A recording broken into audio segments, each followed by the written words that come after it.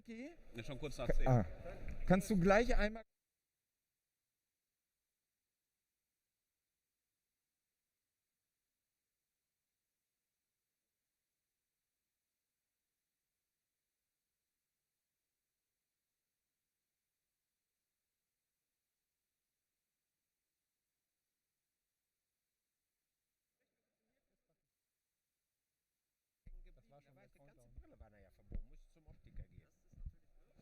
War schon der Countdown, ne? Ja, genau, wir müssen... Gehen wir diesmal etwas entspannter. Ja. Okay. Ich hänge mal meine Maske hier hin. Hallo. Ja, aber ohne Maske. Ja. Und wenn Sie kommen, muss ich gehen. Macht's euch nicht zu gemütlich. Schwachsinn, wenn ich der Einzige bin, der die sieht. Kopf nach links und nach rechts drehen, nach oben und nach unten.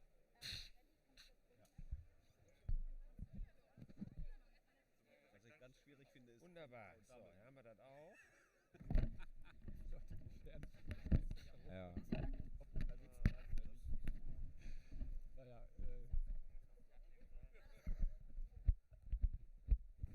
Wir machen das im Stehen mit hin. Ja, Oder machen wir es mit den Herrschern? Weißt du, wenn du dich vorsetzt und da einfach mit keine Laptop Ahnung. und allem sitzt, ist es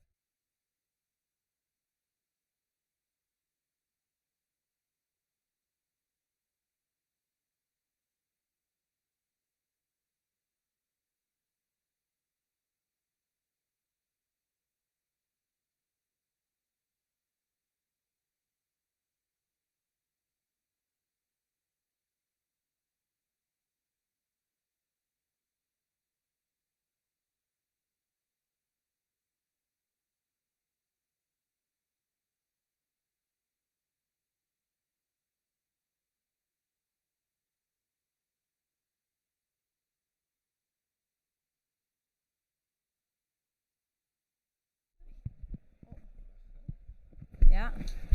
Hello, good morning Düsseldorf. Warte, auf der Seite hängt es nicht mehr. Jetzt. Well, not bad. Maybe there is a little bit Weil more kurz possible. Good morning Düsseldorf. Ja. Okay. Keine Ahnung. 5 Minuten. What a huge and amazing space. So today we have 15,000 square meters. That's big as hell. It was a long and bumpy ride back to AREAL Böhler, and we are more than pleased to see you for real. Everybody, and a very warm welcome to the 5th Ja, das ist edition super. of the Digital Demo Day. Yeah, we originally planned this demo day for February this year, and now exactly 7 months later it takes place today, and you all know that's because of Corona. And we have to say it feels almost like coming home, being back on stage with a real audience. It's so great to have you all physically here, our DigiHub community, our tech enthusiasts, our friends. That's really, really great. I have to say, finally again, after 1.5 years, a DigiHub live event. So, thank you very much for all coming here today.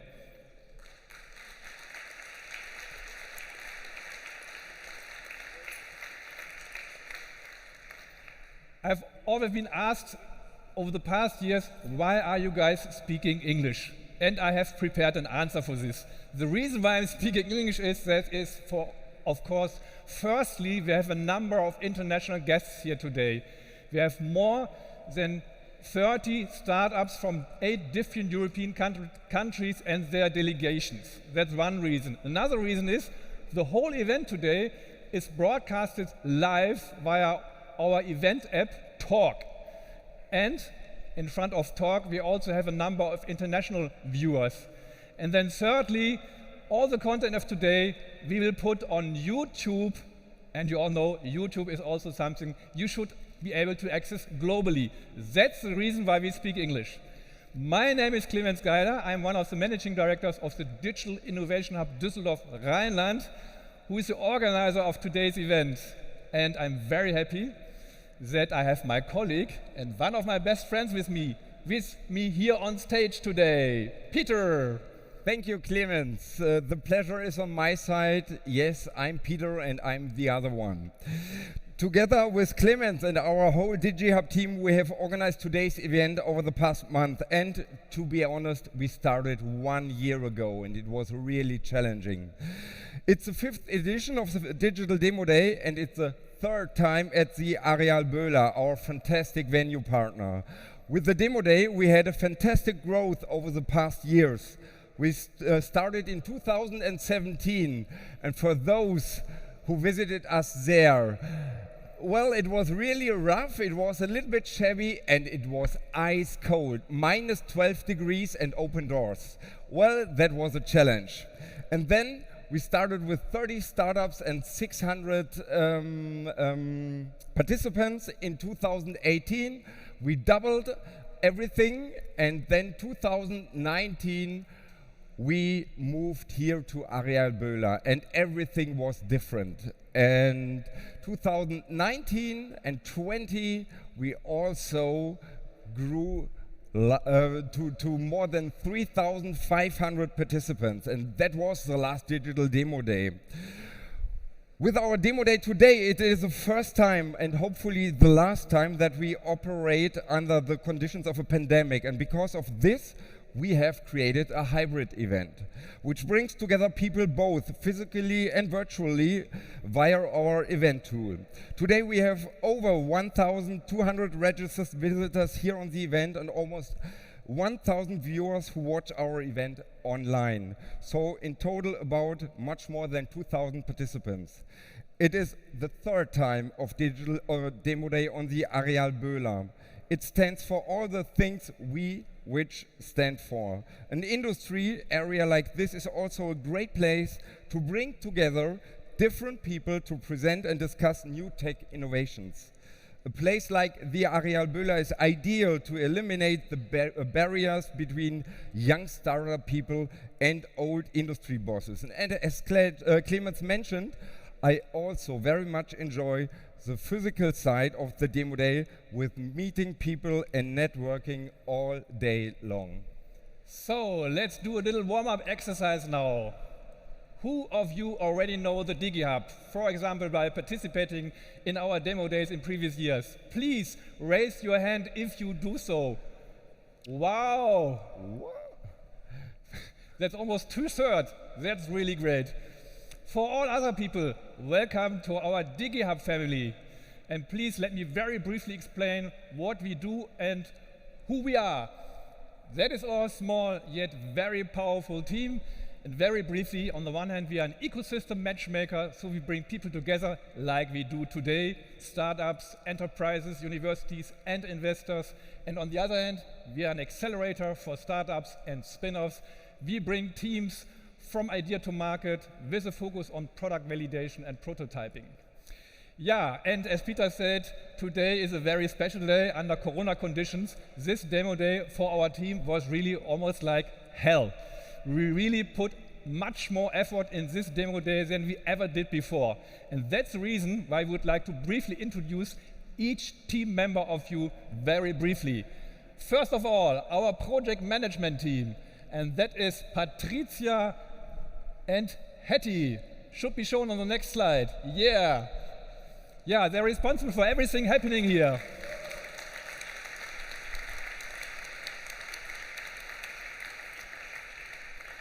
Everything regarding the event location, everything regarding the main stage program, that's Henriette and Patricia. And then we have our marketing team, that is Larissa, Victoria, and Mustafa. They made sure that we really have our more than 2,000 people here today on site and in front of the screens. Should be shown on the next slide. Yeah? Let's push it a little bit. Yes, yes, that this works. Is our marketing team. Then we have our ignition team. As I said, we have our own accelerator program, and of course, our own startups are here today. And I'd like to introduce you to Uljana and Benny. They are running the pitch stage in the other room, and later on with a big final around 5 o'clock in the evening tonight. And then finally, we have our supporting team, that is Elena and Monica. So, from Peter and my side, big thank you to our whole team. That was really tremendous what you have achieved over the past weeks. Thank you very much. Yeah.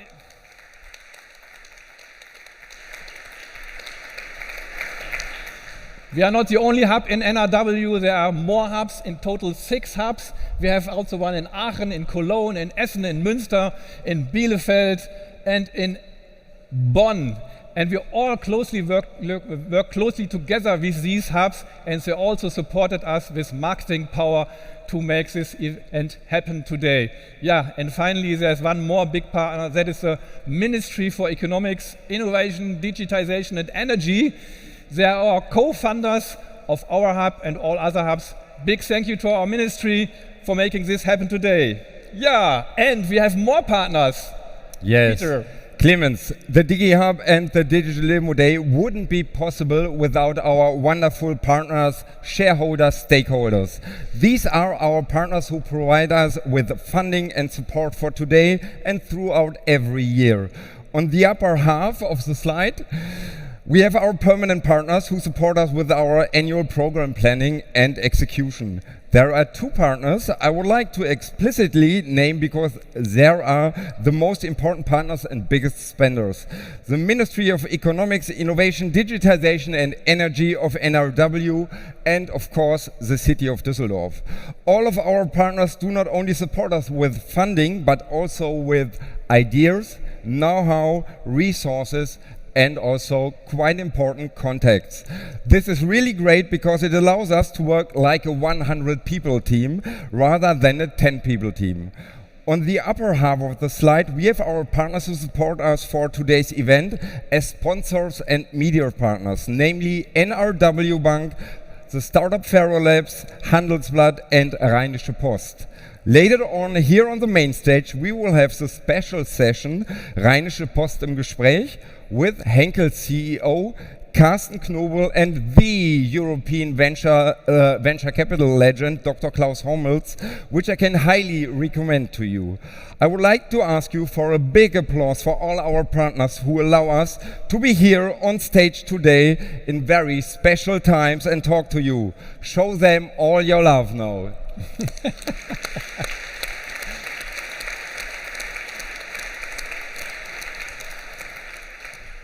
So, also enough words said and it's time to start the show now. It is with great pleasure that we would now like to invite the people behind the DigiHub, namely 2 of the DigiHub's 4 shareholders, and in this role also representatives of the Digital Demo Day venue to join us on stage here at AREAL Böhler. Please join us in welcoming the Dezernent for Economics and Digitization of the State Capital Düsseldorf, Dr. Michael Rauterkus. Welcome on stage. And the County Governor of the Rhine District Neuss, Herr Hans-Jürgen Petrauschke. Welcome to Digital Demo Day 2021. It is rather unusual to welcome 2 political heavyweights on stage at the same time, and yet this is symptomatic of our work, of the DigiHub. More on that in a moment. Welcome on stage. Themen, aber möglicherweise ist bei den VC-Themen noch nicht so völlig auf dem Punkt. Ja. Dr. Rauterkus, what is the significance of the Digital Demo Day for your city and the Rhineland in general? Sie wissen, wie es ist, ne? Yeah, thank you, Peter. Digital Demo Day is the flagship event in the field of industrial IoT with a major impact for NRW, Germany and international markets in Europe and further abroad. Also, D is a great platform for local and regional startups and innovators to showcase their innovation. It is also has achieved national and international significance in the startup ecosystem in North Rhine-Westphalia. Also, D offers access to the Düsseldorf startup ecosystem on site, and D is a platform for matchmaking with corporates, small and medium-sized enterprises and university, as well as institutions and investors. But last but not least, D pushes Düsseldorf as an ideal location for international startups interested in establishing German or European headquarters when entering the German and the European market. Yeah, the digital demo day here on the AREAL Böhler is actually located on both on Düsseldorf territory and on the territory of the Rheinkreis Neuss area, Rhine County of Neuss. And the boundary line actually goes exactly across this stage. And the demo day literally bridges this boundary and brings those cities and counties together. And that is a situation, a very good example for the Rhineland area, for NRW as a whole. We need to overcome our boundaries. We need to work together in order to compete with the mega cities of Paris, London and Berlin. That's the only way to do it. So, Mr. Petrauschke, what does the demo day mean to you in this context? And how do you see our cooperation in the Rhineland area? In 2016, we decided to join forces regionally and set up the Düsseldorf Rhineland DigiHub. As it turns out, that was a very good decision. The startup ecosystem is growing and our economy and we as a region are reaping more and more rewards from this commitment. In the same way as the excellent development of our DigiHub overall, the Digital Demo Day is a particular success story of this development. As the head of the Rhine County of Neuss, I am of course very pleased that this startup and digitalization event, which has now become an annual occurrence, is now also internationally recognized and has established itself here at the AREAL Böhler, site in Meerbusch in our county and on the borders with our state capital. And we can say, alone is alone, together is more. Thank you.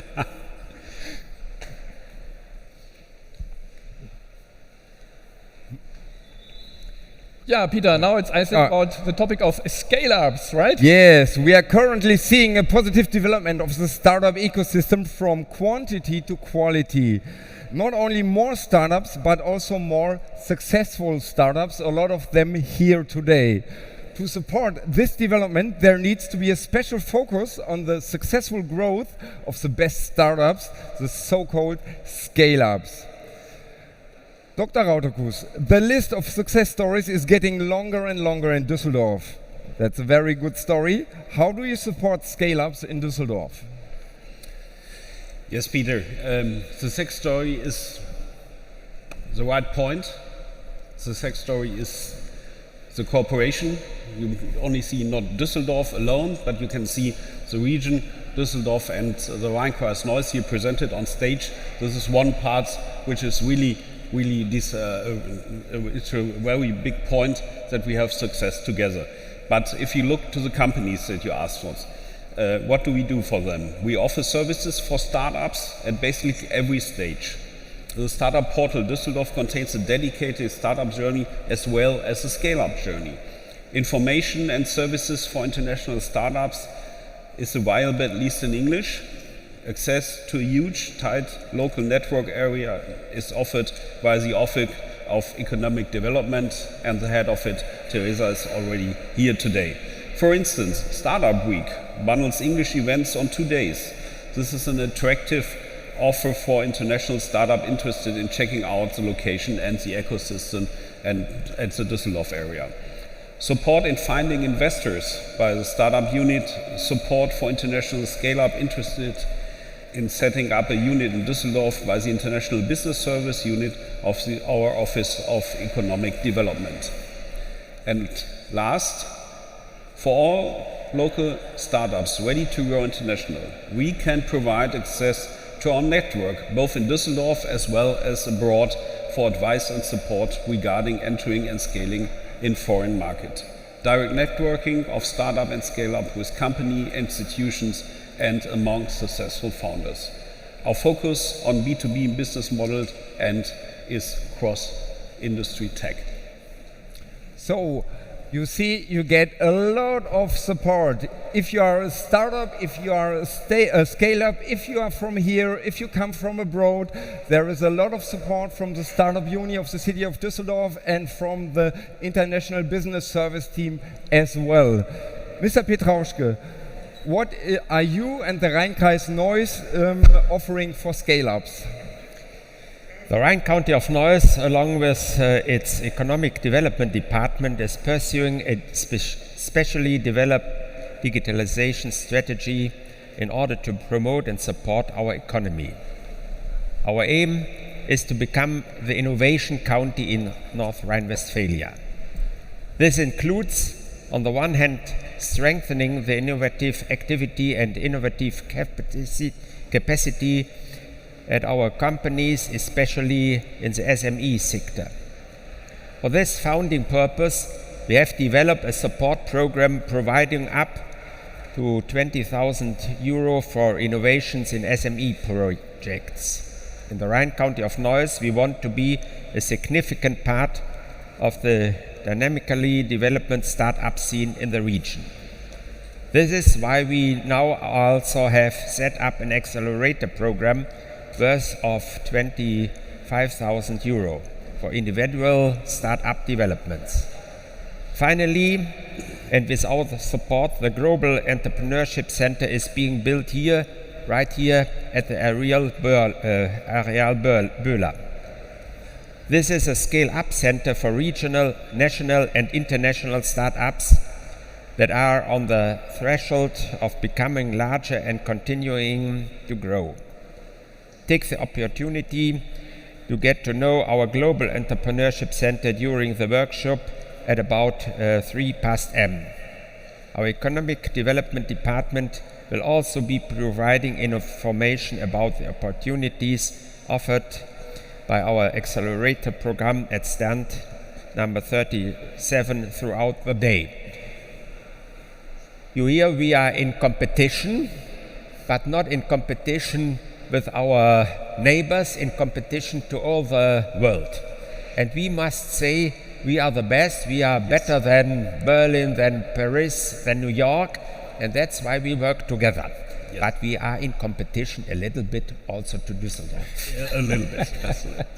But this is a good and healthy competition, and both believe we are stronger together, and that's maybe the message. Yeah, finally we want to talk about the role of digitization beyond single technologies, beyond single projects and beyond the transformation of single companies. Digitization is much more. It is a basis for the structural change of a whole region, and it's the driver for a big change with regards to climate protection and sustainability as a whole.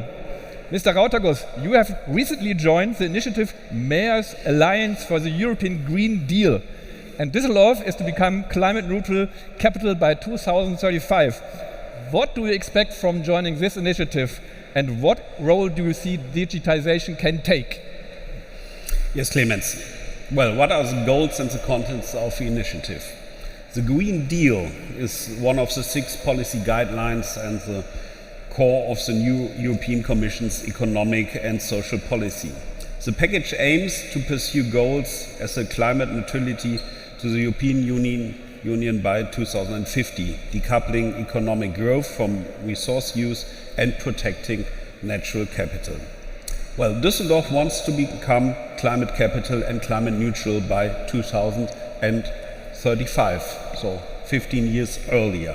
To achieve this ambitious goal, the city has set up a climate protection budget of 60 million euro per year. The aspiration for clean air, sustainable mobility and energy transition are municipal issues and must be solved locally, embedded in regional and national solution concepts and coordinated in Europe and globally.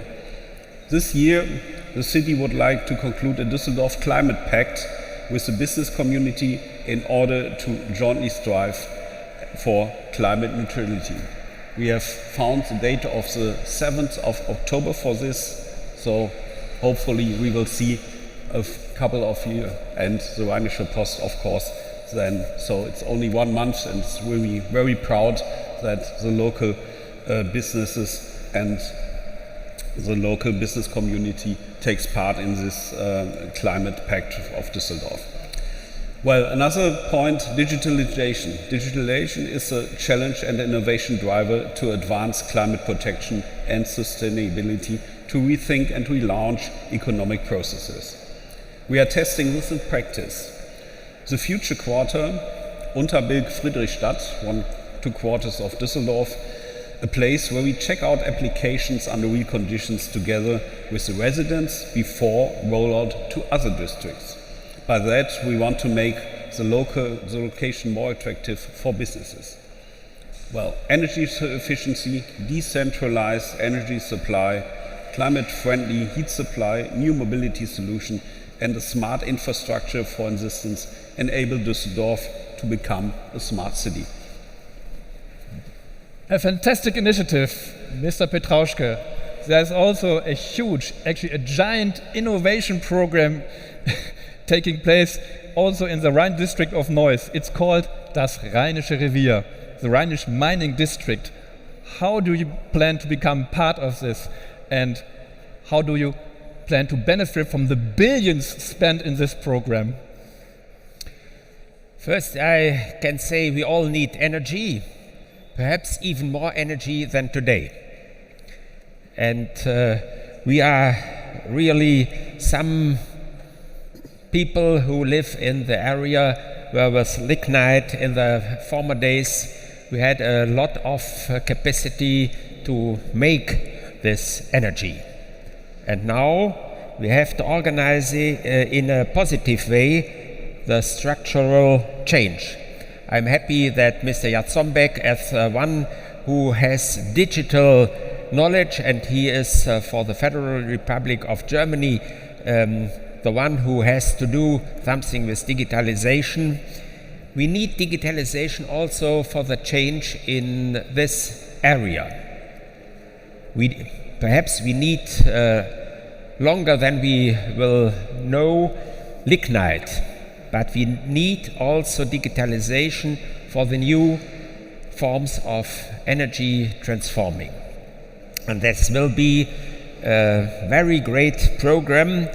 We have to strengthen our industry, and we want to remain an industrial and SME-oriented region. But we need more innovation and we need more startups, and therefore I am happy that the Global Entrepreneurship Center, for example, is here in Böhler AREAL, and we try to do something for the food launch center and the metal industry with our Allo Valley.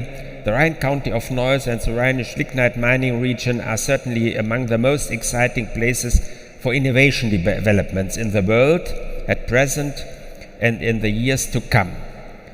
And if it will be successful, we will be the first all over the world to change energizing to a new form.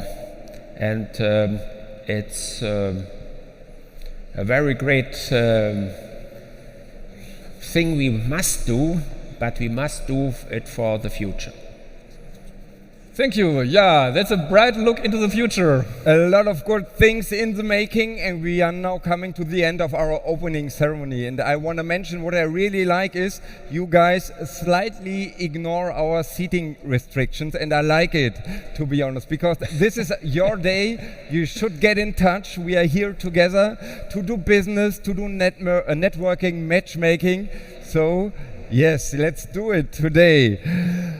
A look into the future. In 5 years, we will, hopefully in a COVID-free time, celebrate the 10th Digital Demo Day together.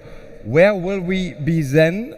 With the event and with the startup ecosystem here in the Rhineland area as a whole. Dr. Rauterkus. Yes. First of all, no pandemic, no COVID, that's first, but actually, I don't hope that the temperature doesn't rise even more. We started 5 years ago at minus 10 degrees. Now it's almost 30 here. It's a little bit hot. So that would be 2 points. But what is the most point for Düsseldorf? Well, we hope and we are sure that we can achieve it, that Digital Demo Day will have become in 5 years a leading and shining international event. The showcase for the region, together with Rhine-Kreis-Neuss and with the federal state of NRW. We hope that initiating innovation products, even in the manner of open innovation, are a standard practice.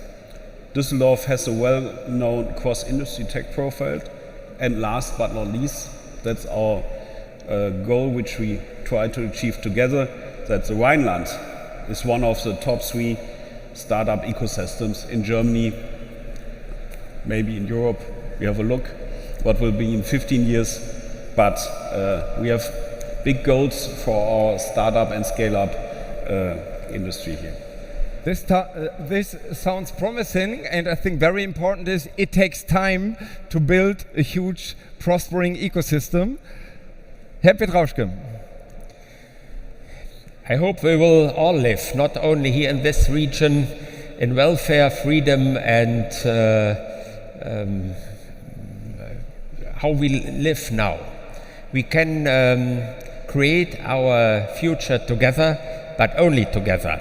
And not only in our county, not only in our region, but we must work strong. We must strong work for the changes in economy, the changes in energy. That will not be something that will come from alone. And I hope the young people will see this and work, and they will have a good future in our region. They will want to live here, and so I'm very content. Yeah, thank you, Mr. Rauterkus. Thank you very much, Mr. Petrauschke, for coming here today, for being part of our opening ceremony. I hope you can stay a bit longer. Enjoy the show. Goodbye for now. Thank you very much. So.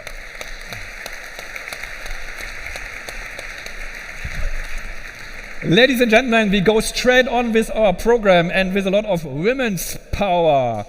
I'd like to welcome now on stage our moderator of the day. She is one of the most well-known business influencers on LinkedIn. She has more than 86,000 followers on LinkedIn with a weekly reach of 250,000 people. And she recently founded her own startup called the People Branding Company. She helps corporates and professionals with brand building and social influencing. She's also speaker for personal branding at many top events across Europe. And today, she is our moderator of the day. Please welcome with me on stage, Celine Flores Villas. Good morning. Hello and welcome everybody. Stage is yours. Thank you very much. Welcome to the Digital Demo Day 2021, and thank you so much for joining us here today. We've got about 700 professionals right here at the venue today, and we've got another 1,000 professionals today watching from home live right now. Isn't that great? Show me your thumbs up right now if you're ready for the day, guys. Thumbs up, come on, a little bit of energy. Thank you very much. Amazing. We've got an amazing lineup for you today. We've got an amazing program, an amazing schedule, and we've got some really good food for the lunch break. But most importantly, we've got you here today joining us. Let me introduce myself quickly. So, as you said, I'm quite active on LinkedIn, and maybe some of you have seen me on LinkedIn. Anyone who's seen one of my postings or videos? Okay, some at least. Thank you very much. Okay, and well, what do I talk about? I talk about innovation. I talk about startups and tech trends. But I don't only want to talk about entrepreneurship. Of course, I also want to live it myself, and this is why I founded my own company called the People Branding Company. And I started 1 year ago, and now we're already 10 people, roughly 10 people, and that's obviously for me also a great journey to prove that I don't only talk about it, but that I also live it. But enough about myself. I want to talk about what's happening here today. In preparation for the day, the DG Hub team sat down and they thought about topics we want to discuss here today, which have not been discussed much before, like AI and blockchain. And they sat down, and what was the outcome? The outcome are 3 main topics for today. Topic 1, startups and space. Topic number 2, B2B platforms and software as a service. And topic number 3, quantum computing. And if you ask me, these topics really are the most exciting topics which are showing disruption today and also in the future. So I'd say let's dive into our first topic, new space and startups. Our first speaker today has seen the potential already a few years ago. In fact, that's how I got to know him. I got to know him about 2.5, 3 years ago at the first Weltraumkongress in Berlin. And Thomas Jatzombeck was actually one of the politicians on stage who already had a clue about what's happening in the new space back then. Thomas Jatzombeck is the Economic Affairs Ministry's Commissioner for the Digital Industry and Startups. Further to this, he is the federal government coordinator of German aerospace policy. So basically, if you ask me, he's in the intersection in between startups and politics. So I'm really looking forward to his keynote right now. Please welcome with me, with a great round of applause, Thomas Jatzombeck.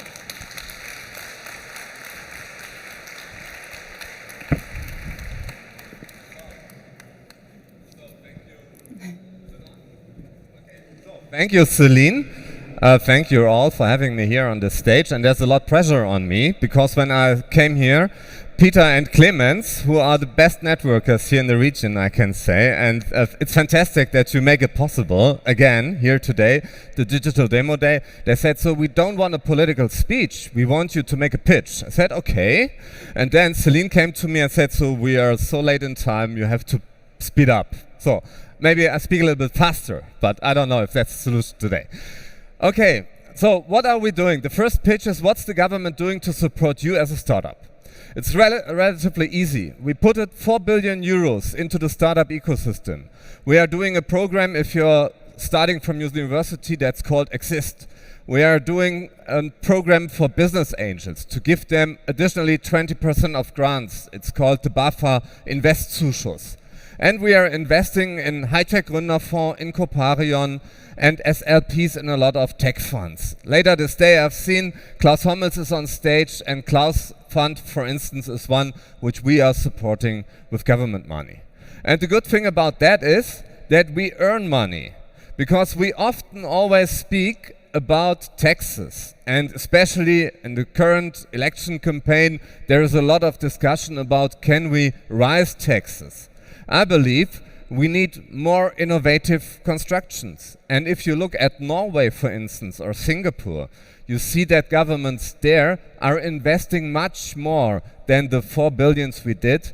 In Norway, they are investing 1,000 billion every year, and they made nearly 200 billions only in the year 2019. So we are earning money. And what's the conclusion out of that?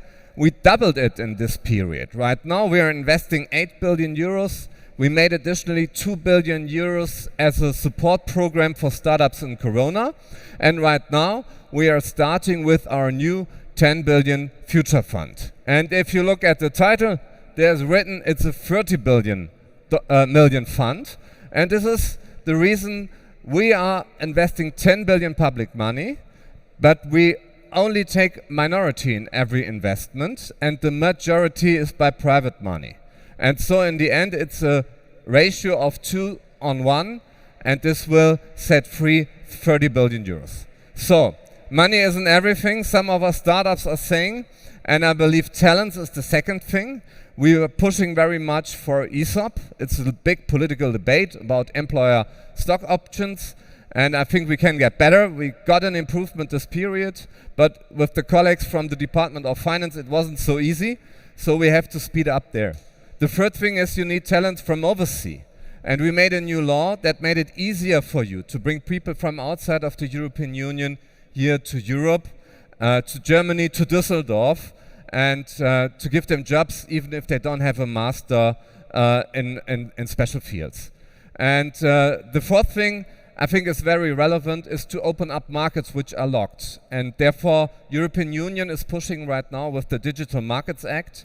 We started our national competition law 1.5 years ago as a digital competition law, and we want to give access for startups or for SMEs to the data of the big platforms. And right now, Bundeskartellamt is starting with that. So this is my pitch for what we are doing to support the startup business.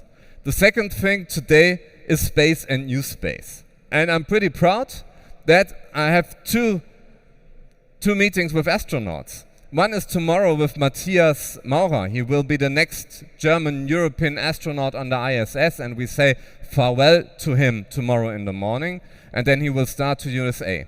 But here in the room also is Susanna Ranelf. She will maybe be the one following, and I believe it's very important to see a female astronaut, and this is something we have in common. And it's a large process inside the European Space Agency to get women to space or to get people to space. And we said to them, we want you bring women to space as the next. And so she gave me this book here, and so I can say this rocket business is pretty easy. You can explain it to kids of 6, 7 years old.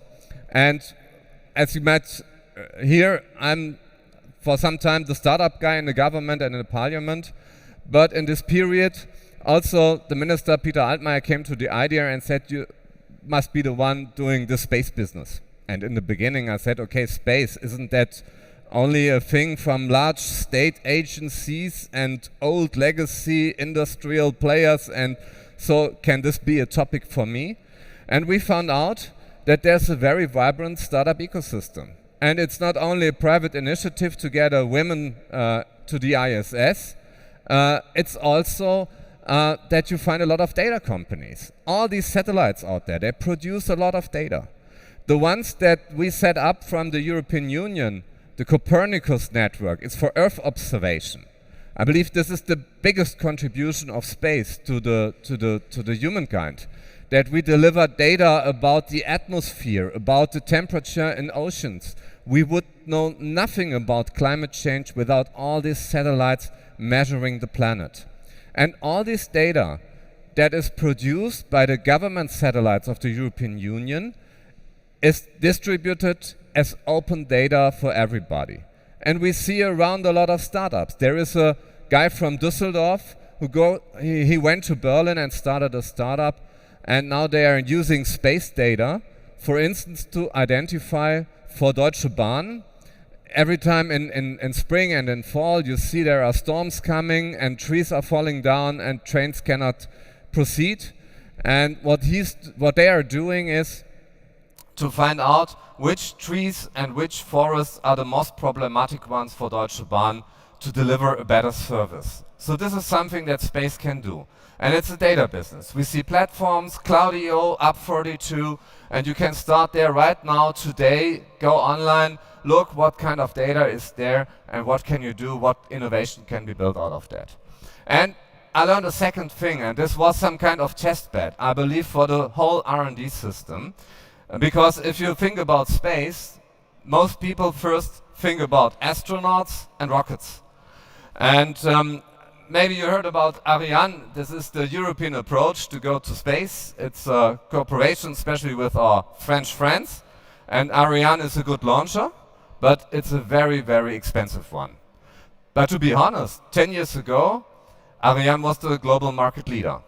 And then something happened in United States. Yeah? NASA had a problem after space shuttle was too expensive, and they said we need a different strategy. Let's start a competition. We don't have to construct a rocket by ourselves. We can make a competition, and we say, so which startup and which corporate can build a new spaceship for us at which price point?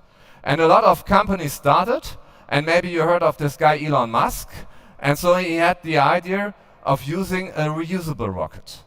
And NASA said, okay, we support several projects. And in the end, he was the one, he was fastest, he was the best, and he gained a lot of tenders from the government. He became procurements from the government of around $10 billion. And with this investment of $10 billion, a small startup, SpaceX, got the global dominating company when it comes to rockets and to launcher technologies. So, and I thought for myself, so what can we do in Europe and in Germany to find an answer to that? Because obviously, Ariane is not the answer because it's so expensive. And then we tried to say, okay, this is best practice what NASA is doing. Let's try the same. And we started with a very tiny amount. In the last period of 3 years in ESA, Germany contributed 500 million euros for Ariane. And we took 500,000 euros for each of 3 startups that wanted to build a startup rocket. And the fascinating thing about that is that these 3 startups, they were so quick and so agile. And because we did a second thing, we said we will provide 500,000 euro, we make a technical qualification. That was very important because the VCs outside, they're interested to invest in deep tech. But rockets, quantum computing, eVTOLs, whatever. I guess nobody of these VCs really has a technical clue if that what the teams are doing can work or not. Is it only paperware or do they have the technology? And so what we did with our DLR, the German NASA, was to make this qualification, and in the end we gave these 3 startups 500,000 euros and the approval that they are really capable of building these rockets. And what happened afterwards was that VCs, like I can again say Klaus Hommels with Lakestar, it's the first time that Lakestar invested in a hardware company. Not only in, before they only invested in software. It's the first hardware investment they made ever. And right now, one of these startups, ESA Aerospace, they gained $150 million, 150 million euros of venture capital. And so there is no risk for taxpayers anymore. If we are going for Ariane, it's all the taxpayers' risk. These new space launchers, the only risk are 500,000 euros. That's all. And we give them procurements for the first 2 starts. That's again then 11 million, but therefore we can't bring satellites, for instance, from universities, students, scientific projects to space. And so I think this is a strategy that's a completely different approach than that what we have made until today when it came to the government research strategy. And I can ask the question to you, do you know a unicorn that came out of Fraunhofer? I couldn't find one until today. And if you look, for instance, when we look at best practice to the Technical University of Munich, they have a construction that's called Unternehmertum. They do something pretty similar to what I explained in the space sector, and ESA Aerospace was really coming from Munich and from Unternehmertum. And they built one unicorn after the other. And I think our job for the government in the next period will be to take the experience from this rocket competition and bring it to the whole R&D strategy. And this is not so easy because not everybody in the government loves the idea that you can also fail. It's a VC strategy. If you invest in rockets, in eVTOLs, in quantum computing, not everything will succeed. And I think we have to communicate in upfront to say, okay, this is completely new ground. We cannot give any kind of guarantee, but it's pretty sure if we don't invest in all these technologies, in the end we will become an industrial problem because nobody knows what will be the next driver, like the automotive industry for a lot of jobs here. So we have to try a lot of different technologies. And in the Ministry of Economic Affairs, we did a second thing afterwards with this success in mind. When it came to quantum computing, the government will spend 2 billion euros. We split it up, 1 billion for the Department of Research. They go the classic way from Fraunhofer to build a completely quantum computer. I have no idea when this thing will be ready, but the market is today as we can see it. IBM is selling already quantum computers. Google is heading to sell quantum computers. And what we did was to say, okay, let's make again a competition. Let's look for startups out there and let's provide them with procurements, with technology transfer and with infrastructure, for instance, time on supercomputers. And that's what we are rolling out right now. We identified a minimum of 6 startups in quantum computing, which we will provide with procurements from the government. And I think this is what we need, a radical shift in terms of the R&D strategy of the public spendings. We have to leave the path to go only with one big consortium, only with the Fraunhofers. We have to go for competitions. And I think our people in the DLR, they are briefing this right now. And every new idea that comes up says, so we need a competition. And in the strategy also from Armin Laschet, there is an X-Prize strategy in it. He says, we want to make X-Prizes in Germany, sponsored by the government. We need competition in the scientific field. And so this is what I am pitching for. And I hope you're on my side. And thanks for having me here and for your time. Thank you so much, Thomas. Great to have you here. Maybe you can answer us one last question. How often do you actually talk to startup founders within the new space sector? To startup founders, I mean, nearly every day, Okay. every week, I don't know, in new space. So it's a scene, sometimes you know everybody. It's not so big, but it's bigger than you might think. And so we meet on several times, and I can only encourage everybody to engage there. It's pretty easy. You don't need rocket science, just start with all this data. And what's, from your point of view, the most promising startup right now in the new space sector? Yes, I think ESA Aerospace is the one the most are looking at. It's the largest one, but also ESA Aerospace? ESA Aerospace, but also, for instance, Claudio and UP42, these platforms for providing the satellite data, I believe also very interesting. And we have further launcher companies, Rocket Factory, for instance, High Impulse. If I read about something like UP42, I always feel like quitting my job and going into the new space sector. Don't you feel the same sometimes? I don't hope that the voters will become this idea in 2 weeks, but maybe I will start a startup in October. Nobody knows.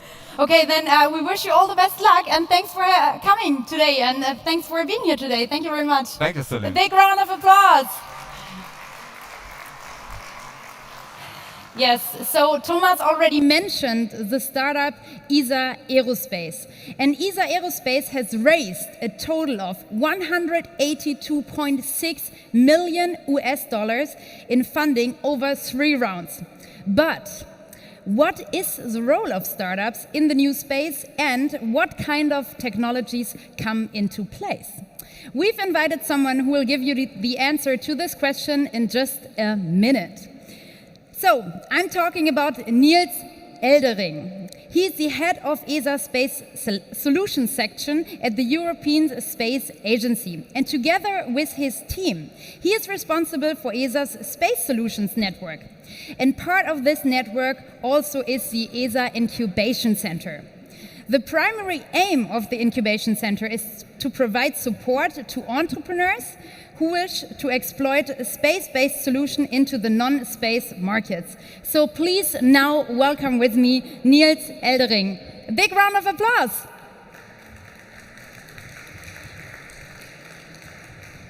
Yes, hello and thank you. Niels speaking here. It's very unfortunate I cannot be there myself in person, although I am amazed in the digital age how much you can actually do in hybrid events and things like that. So, but I hope I can make a return the next time and be there in person. Yeah, I'm going to tell you a little bit about our experiences as the European Space Agency with startups, and how we see also the new space, particularly with startups. I'll explain a little bit about the European Space Agency just to make sure that everybody has a bit of an idea who we are. And then I will get more into indeed the role we see that startup companies play in the new space, with also a final message, a takeaway message for everybody. So starting off, the European Space Agency, very quickly, we're around more than 50 years now, 60 if you count all the space activities in Europe. We're a convention of multiple member states, and the main mission we basically have is to really shape the development of Europe's space capability, and to really ensure that the investments we make, also where Thomas Jazombach is talking about, is really ending up for the benefit of the European citizens and the citizens of the world, right? And then what makes us maybe unique as the European Space Agency is, first of all, we're an international space agency, so we work together with a lot of countries, which is, for instance, different if you look at America, where it's a national space agency, or in Japan. So we're an international space agency, which forces us to really collaborate with other countries as well. And the other thing is that we cover all elements of space. So we're not only focused on, for instance, the science part or the space transportation part, but we're also covering telecommunications, technology, Earth observation, exploration, human spaceflight, and that puts my section in a very specific center field. So you can see in this picture, in the center, we have space solutions in the middle. That means that we can interact with all these different elements, right? And one of the things which we really do is also to recycle technologies which have once been developed for space. You see here a picture of the Hermes spacecraft, the European re-entry vehicle. It actually never flew, but a lot of technology was developed in the making of this technology. And why not use those technologies already down here on Earth? For instance, carbon composites, which have been used as the heat shield for this vehicle, are being used in brakes. So it is a way to already use, and it was very eloquently by our moderator already pointed out, the technology transfer is a very important element of that. But it's not only technology transfer, it's also the applications. The satellite data where Thomas was talking about, how you can use that basically for all kinds of applications here on Earth. And so if you look at the startup community we supported over the last almost 2 decades, it's about 1,100 companies now, both active in technology transfer field as well as in applying data from space in novel businesses. And a way for you to get in contact with us is that we have actually deployed 22 business incubation centers in 66 locations across our member states, where you really can knock the door and see whether you can get support from one of our fantastic business incubation managers. So I'm moving on to really the topic of today, right? You can of course look at our service offer in terms of business incubation on the web, and I would definitely recommend you to do that. But so why does ESA work with startup companies? Why do we believe that startup companies is so important in our mission to shape European space development, and also to ensure that those investments end up into our economy and into our society? So maybe when you think about a space company, indeed, as mentioned before, people immediately think of rockets and astronauts, and this looks like a typical space company. A high-tech CubeSat there with people in clean room suits. Yeah, that's a real space company. But in my world, in my everyday world, a space company looks more like this. Yeah, it's somebody working outside in the field, in this case a farmer.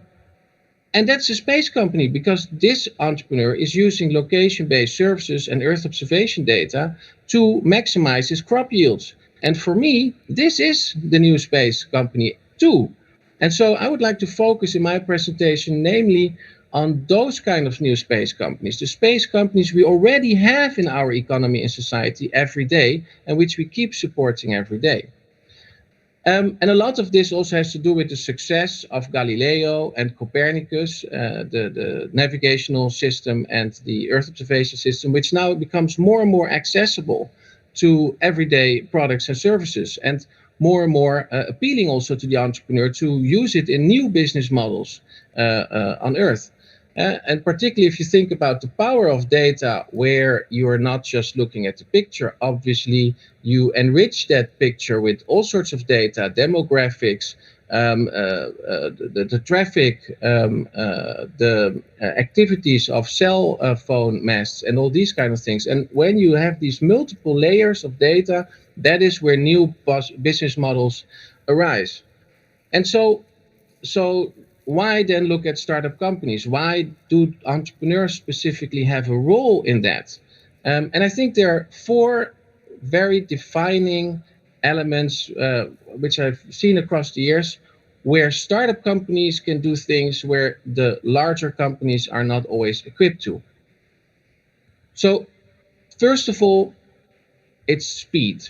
So startup companies, and they can scale fast and they can also fail fast. So they don't have time to have a lengthy discussion about how a strategy as part of a big product line can be implemented. They have to go fast. And this is what we really like, because that means that also the companies take up solutions very fast. They look for the disruptive gap in the market where they can fill a need. For instance, a company called Building Radar is already around some years now, but it grew extremely fast. It's from Munich, where basically they use the location-based services and space data, Earth observation data, to, through an algorithm, find construction sites all over the world. So not just in Germany, but all over the world. And by finding these construction sites, after a while, you have the data coming in. You can even make an estimation when, for instance, a certain project is ready.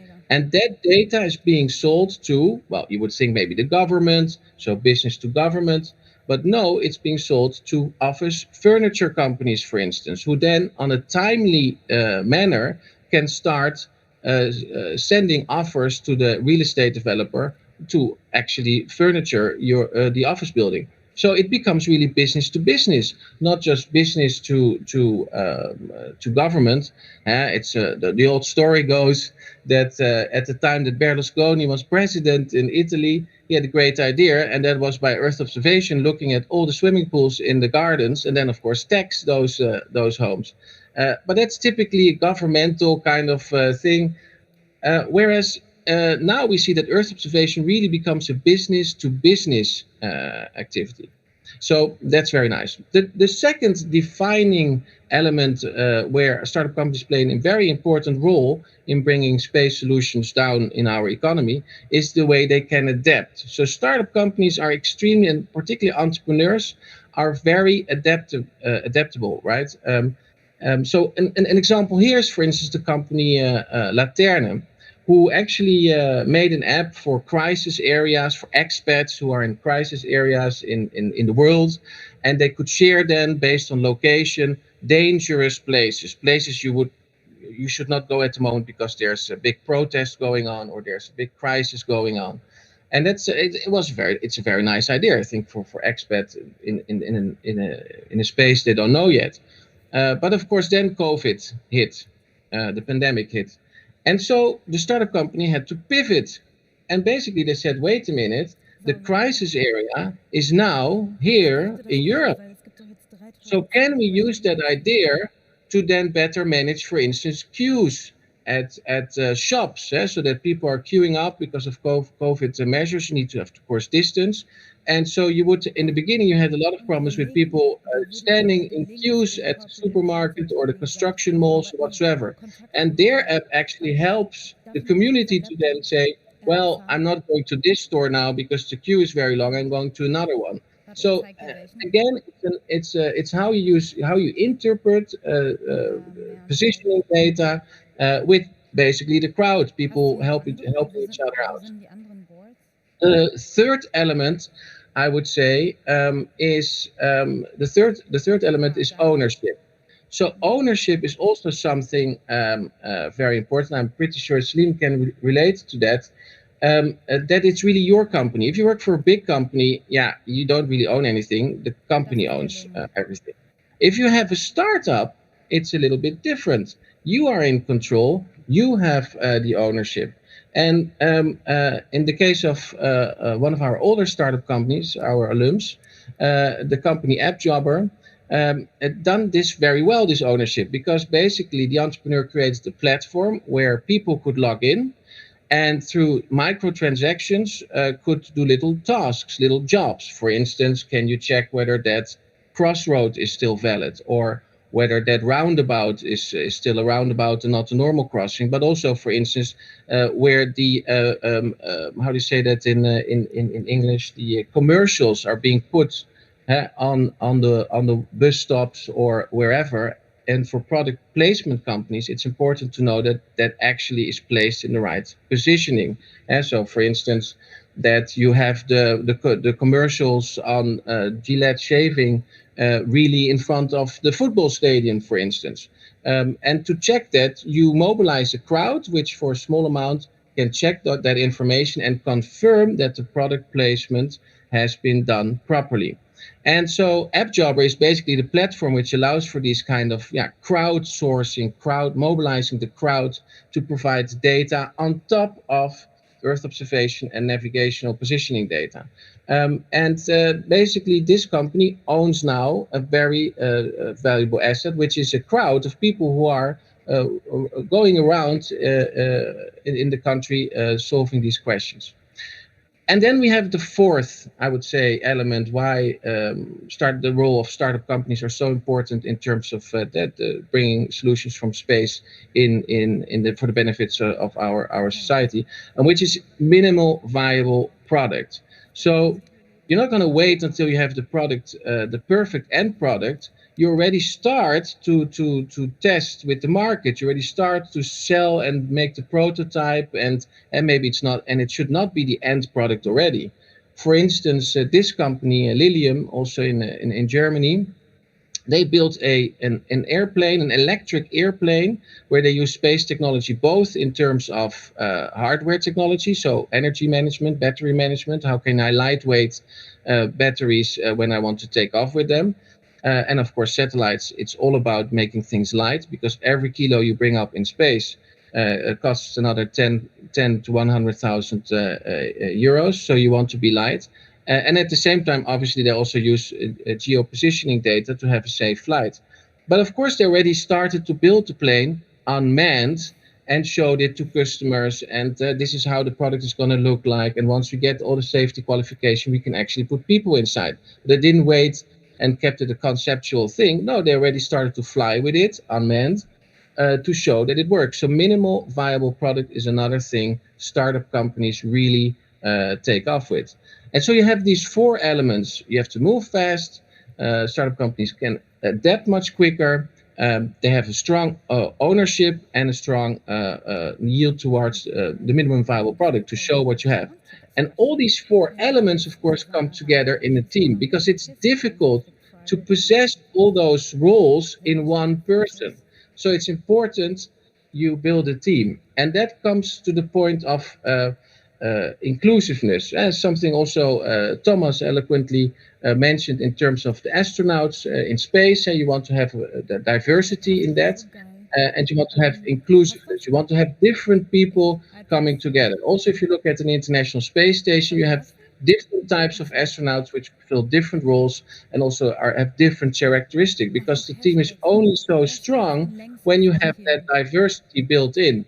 So it's very important what startup companies do is that, and particularly the key entrepreneur, is not that you have all the wisdom in-house. No, you need to find the people around you who can represent it. And together, by being inclusive, you're able to bring a space technology into a product or service.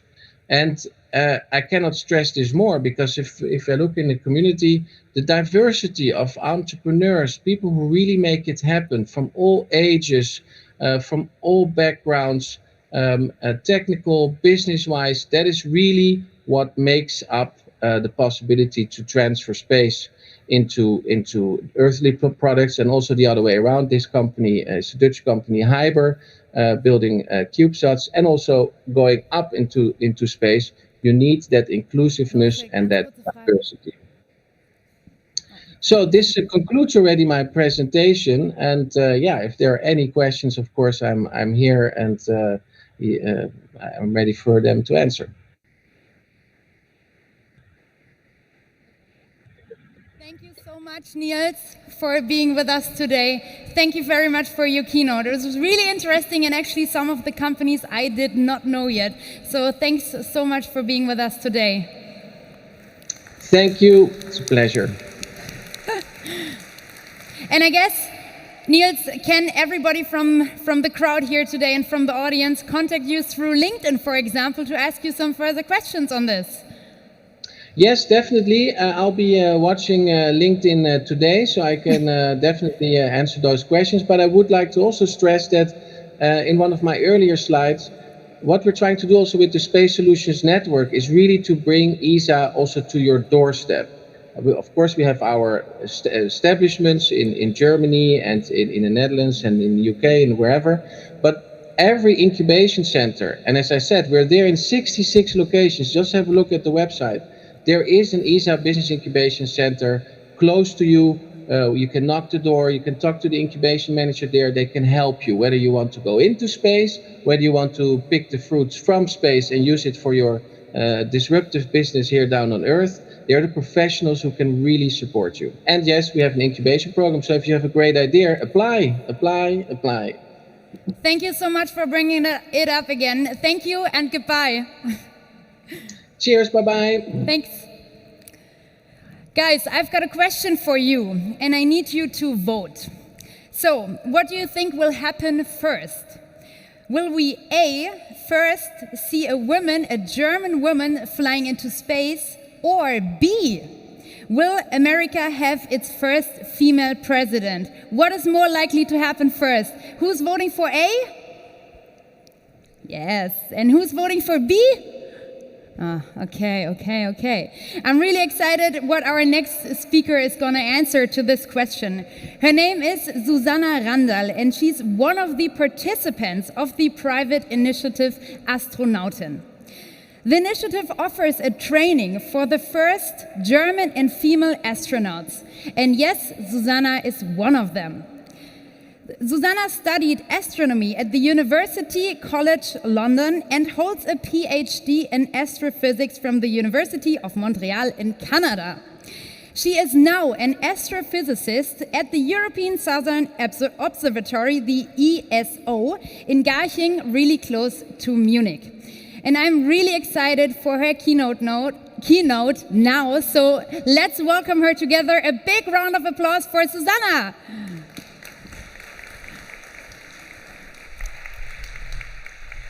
Thank you. Right. So I'm going to talk about new space and launching Germany's first Astronauten. And yes, that is a German word. So for those of you that don't speak German, Astronauten means female astronaut in German. And since we're a German initiative, I decided to keep this word in German here. So when I grew up, I was born in 1979. When I grew up in the 80s, for me, space travel was basically the space shuttle, and it was NASA. That was all I could think about. I wanted to go up in a space shuttle. I wanted to work for NASA. Never mind that I'm not American and would have never had a chance, but that's what I wanted to do. That's what space travel meant to me. And my big hero at the time was Sally Ride. Sally was the first American and the first Western woman in space. She went up in the Space Shuttle Challenger in 1983. And you might ask, why Sally Ride? Why not the first woman in space, Valentina Tereshkova? I think it's just a cultural thing. I grew up speaking English. NASA is very, very good at promoting their space program. So Sally Ride was the woman I'd heard about. And as a little girl, I could identify, of course, with a woman, with Sally Ride, who smiled all the time, who seemed to be having a lot of fun. So she was my big idol. Around the same time, in the early 80s, Interkosmos, which is now Roscosmos, so the former Soviet Union space agency, was sending the second woman into space, Svetlana Savitskaya, and also Germany, or Western Germany at that time, was sending its very first astronaut into space, Ulf Merbold. So basically, the domain of human space travel was firmly in the hands of government agencies. We had NASA, the best known, we had Interkosmos, now Roscosmos, and we had ESA, the European Space Agency. However, things were already in the 90s changing, in particular in collaboration with the Soviets or Russians. So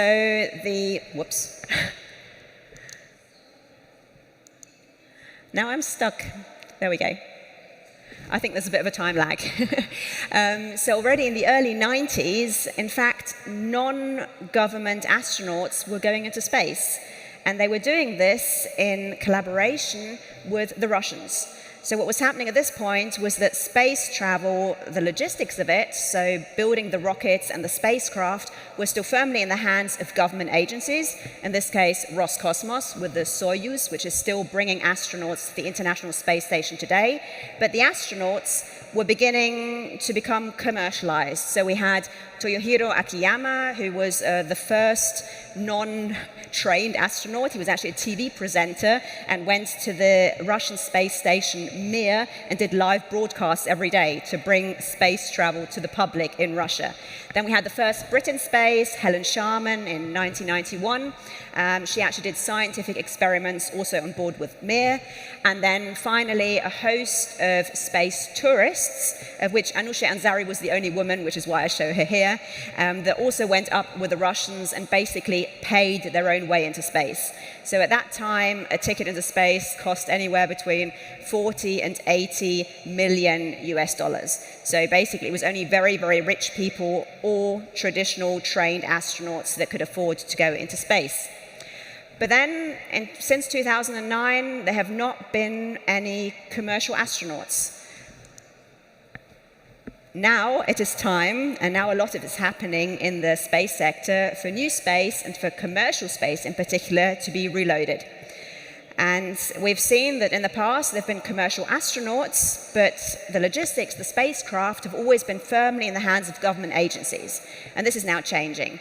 In fact, this started to change in 2010 when NASA launched its Commercial Crew Program.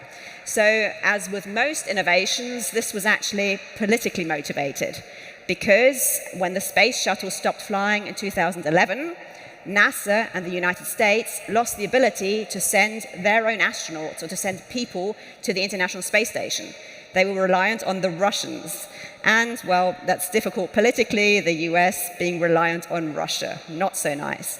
So what NASA did was they had multi-billion-dollar tenders for commercial companies to develop launchers and human-certified spacecraft to bring people into space from US soil again.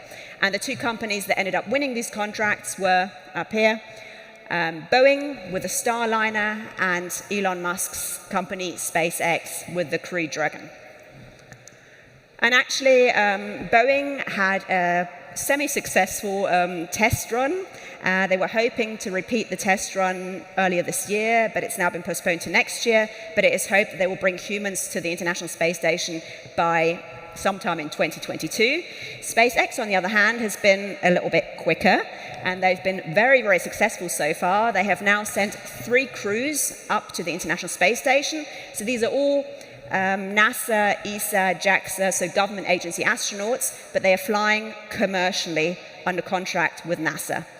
And you can see here the 3 crews that have launched. And in fact, the 12th German man to go to space, Matthias Maurer, will launch on a SpaceX rocket in October, so just a few weeks from now. Also, some of you that are interested in space may have seen the somewhat critically regarded suborbital space flights that are also 100% commercial. So we had in July, within a few days of each other, Jeff Bezos of Amazon fame and Richard Branson of Virgin fame, so 2 entrepreneurs, 2 billionaires, launch up into space with their own rockets that were built by their own companies. However, what's important to note here is that these are suborbital flights. So the difference between what I call space flight and suborbital flights is that here the rocket just is shot up once, the astronauts reach space, so they can call themselves astronauts, but the velocity is not high enough for the spacecraft to reach orbit. So instead of orbiting around the Earth like the International Space Station does, they just fall straight back down. And this whole trip takes about 15 minutes. And you pay a few €100,000 for the pleasure of going up to space for about 15 minutes. But technologically, these are obviously very important advancements because these are commercial companies that have actually developed their own launchers and spacecraft. So it's a very valuable contribution, I think, to the technological side of space travel. But what I'm interested in is orbital spaceflight, and here again, SpaceX is on the forefront. So actually later this year in September, end of September, so in a few weeks, the very first orbital purely commercial space flight is set to launch. And that is SpaceX with a crew of 4 on board. The mission is called Inspiration 4. And the idea is that 4 commercial astronauts will orbit for 3 days around Earth. So these will be not just suborbital astronauts, but proper astronauts that are in space for 3 days. And probably at the beginning of next year, SpaceX, again, in collaboration with Axiom Space, plans to send the first fully commercial missions to the International Space Station, ISS. So a lot is happening in new space in the next few months, and I'm really, really excited about this. And this is actually where I come in as well. So I'm part of an initiative called Astronauten, die erste deutsche Astronautin. This is a startup. We're in startup territory here. So it's a startup funded by Claudia Kessler, who's an aerospace engineer and who noticed a curious thing when looking at German astronauts. So these are the German astronauts to date. And you may notice, there we go, you may notice that they have one thing in common. So they're all men, quite obviously. And Germany indeed has a problem concerning the gender balance in space. Germany is the only country to have sent this many people into space and to not have had a single woman. And in 2021, I think that is a really, really poor show for Germany and for gender equality in Germany.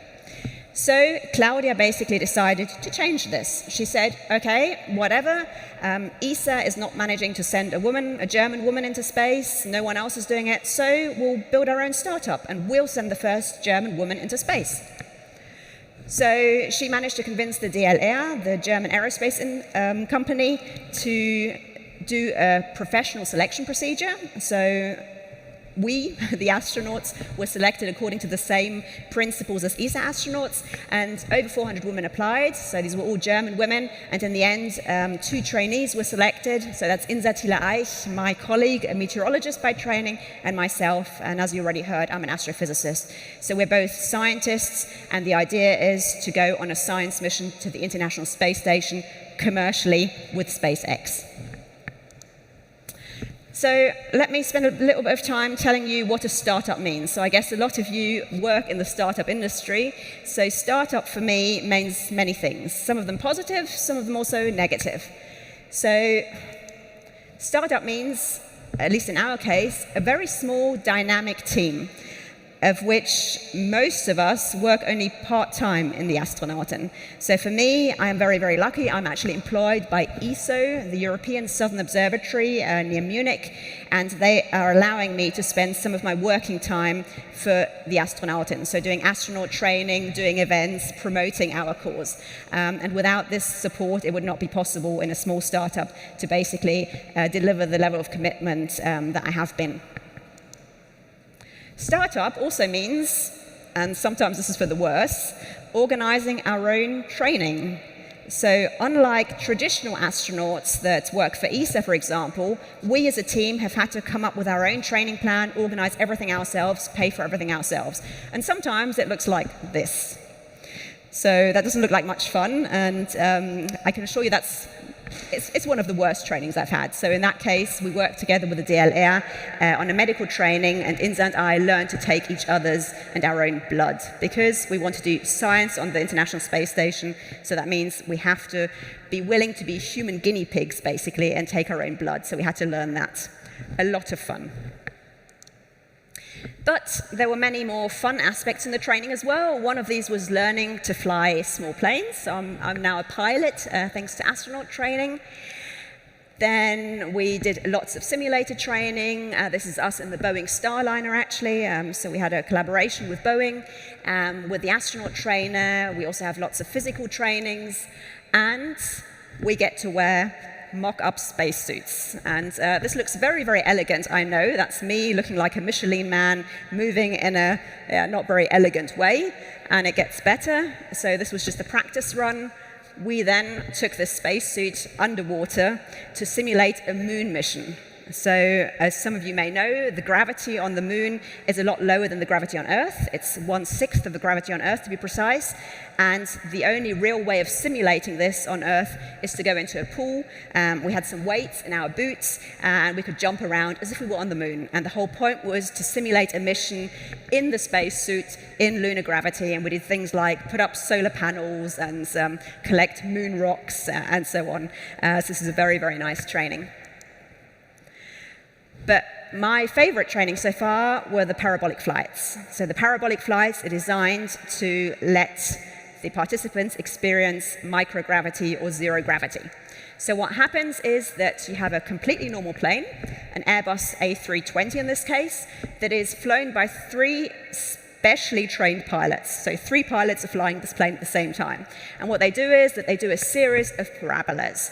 So the plane is brought up very steeply, and then it nosedives down, basically. And what happens is that in the top part of the parabola, you have about 20 seconds of zero gravity. So you float, and you can also do scientific experiments. So on the one hand, it was a training for the International Space Station. On the other hand, we also did science when we were up there. And that's what it looks like when you're having fun in zero gravity.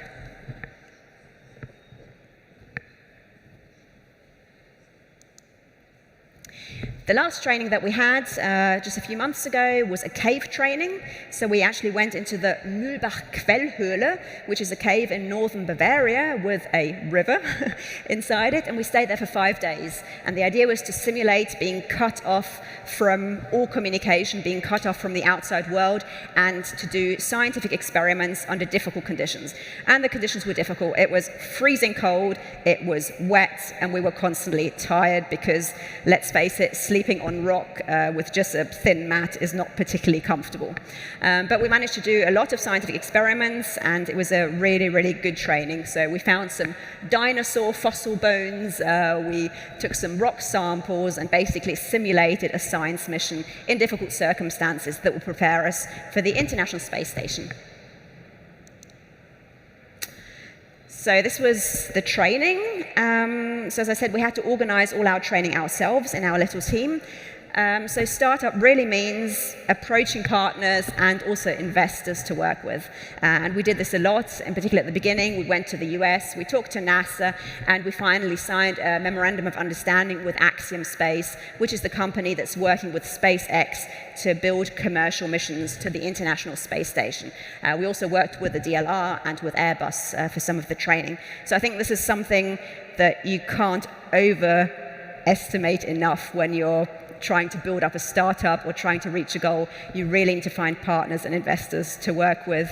And this is something that can be a challenge, but it can also be very, very rewarding because you meet lots of interesting people and get lots of input as well.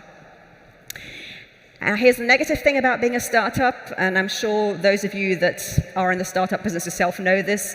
Money is always an issue. So we can't rely on government funding with Astronauten, and this means that basically we're reliant on public events, on investors, people donating money to our cause, and obviously in the COVID times, this was really, really difficult. So I think many of you probably went through difficult times this last year and a half, and it was no different for us. So money is always an issue. Startup also means fighting to be seen all the time. So what we do with Astronauten, Inza, myself, also Claudia, the founder of Astronauten, we do a lot of events. We're in the media a lot. You can see I even did an interview sitting on a toilet. That's how low you're willing to stoop to get the attention in the startup business. I was willing to test the rides at the Bavarian Oktoberfest for the Bayerischer Rundfunk, a local TV channel, and even played the piano on a giant keyboard to the ZDF Fernsehgarten. So these are the kind of things that I think you need to do in the startup business to get attention. But actually, let's be honest, it's also a lot of fun. So I actually enjoy these things a lot. And last but not least, I think being a startup means being idealistic. So the only reason we've come this far with Astronauten is because we all believe in our mission. Our mission is not just to send the first German woman into space, but it's to motivate and inspire, especially girls and young women, to go into the STEM subjects. So in Germany, like in most countries in the world, women are still vastly underrepresented in the technology and science sector, and we really want to change that. So what we've been doing is we participate in Girls' Days, we do tours. This was at the International Astronautical Congress, we did a tour for girls. We had a program called Code for Space, where little girls could learn to program, and Insa and myself also wrote 2 books for kids learning to read. Unser Weg ins Weltall, the first one, and the second one you saw, Thomas Jatzombeck had it, I gave it to him for his little son, Abenteuer Raketenstart. So we're really devoted to inspiring kids to be interested in space, and especially motivating girls and showing girls that, hey, space and science technology is also something for you. And finally, I think having a startup means being patient. I applied in 2016 for this, and I've still not been up to space, and never giving up. But to come back to Sally Ride, my hero, Sally Ride waited 6 years from when she applied to when she actually flew into space. So I applied in 2016, so I think 2022 is going to be the year we see the first German woman in space. Thank you.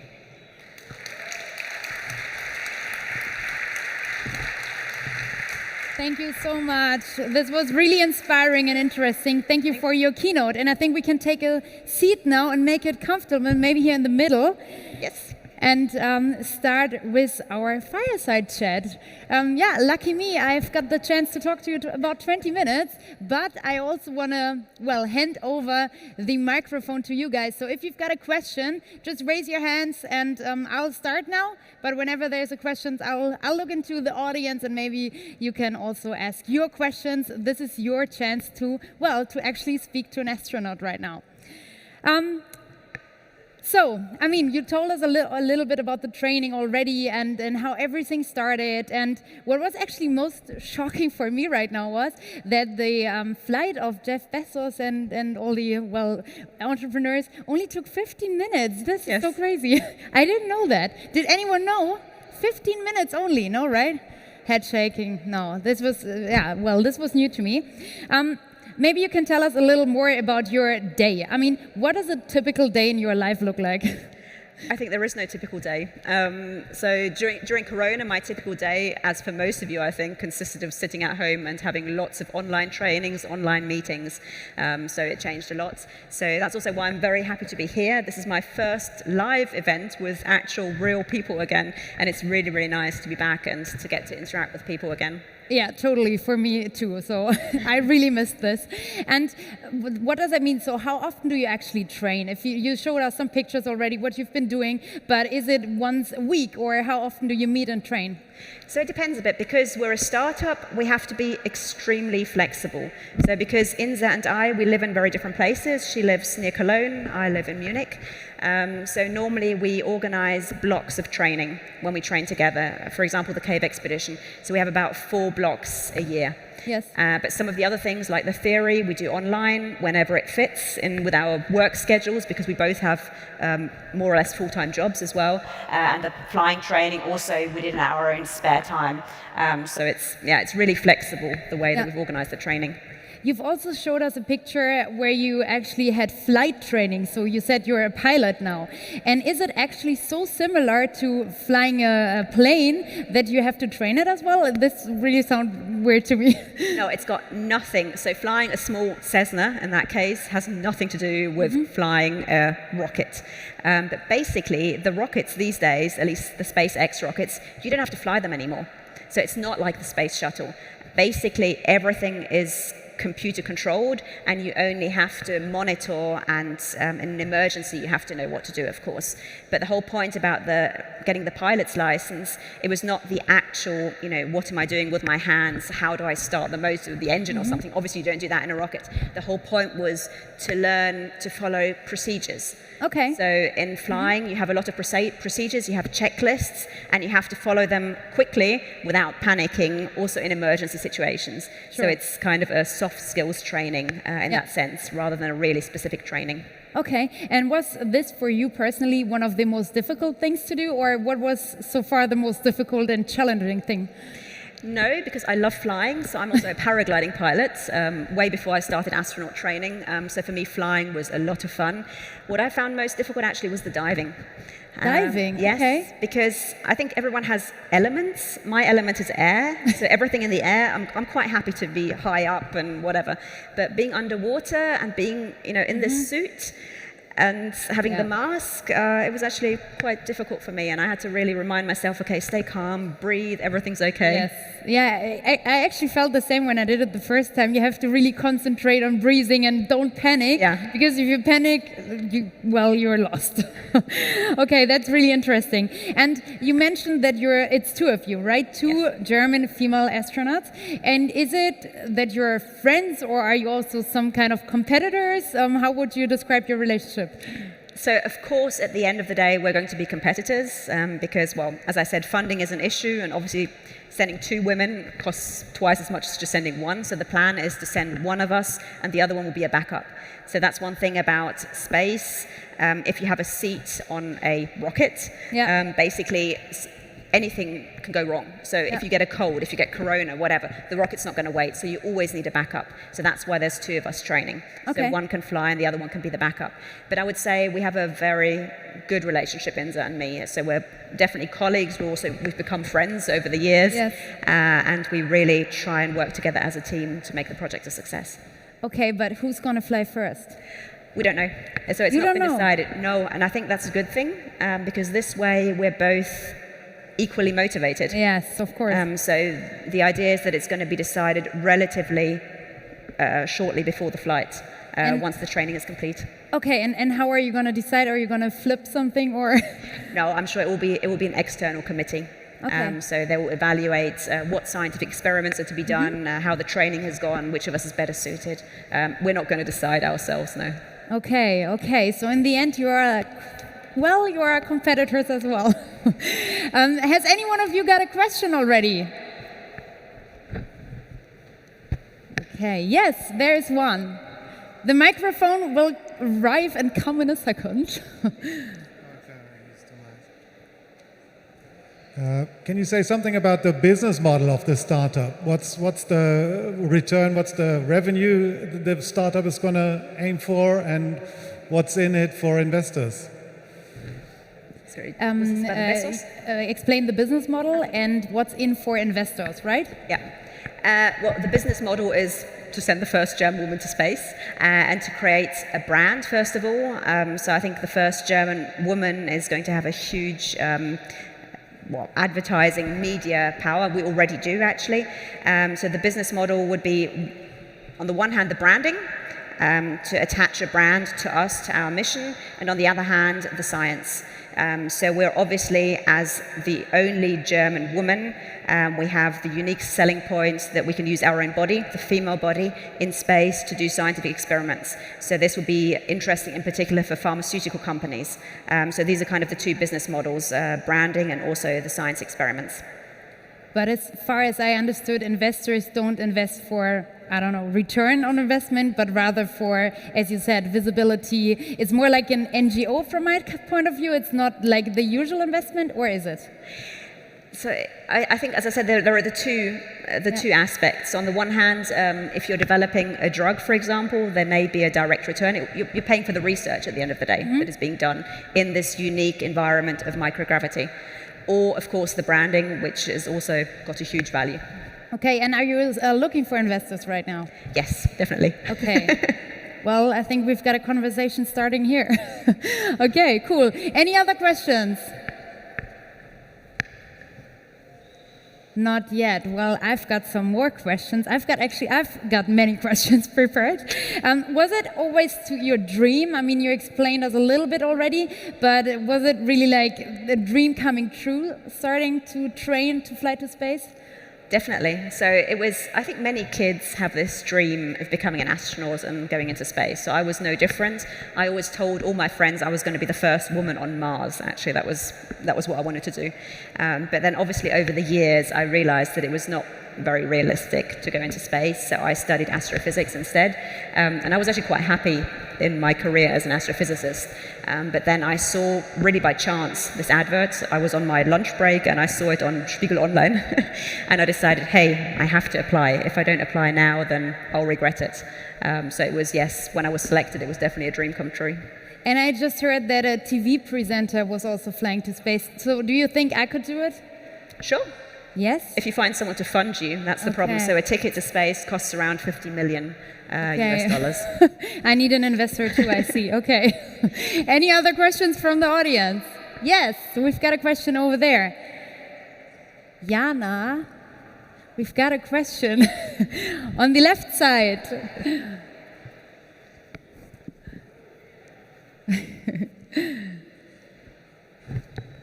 Okay, can you raise your hand once again, please? Yes, perfect. Hi, I'm Ben. Thanks so much so far. So I have two girls, 3 and 6 years old, and I was wondering, I don't want to push them in any direction, but what would you recommend, like, how can I, like, get a bit of that space taste into my girls? Well, you can, and this is unashamed PR, you can buy our book.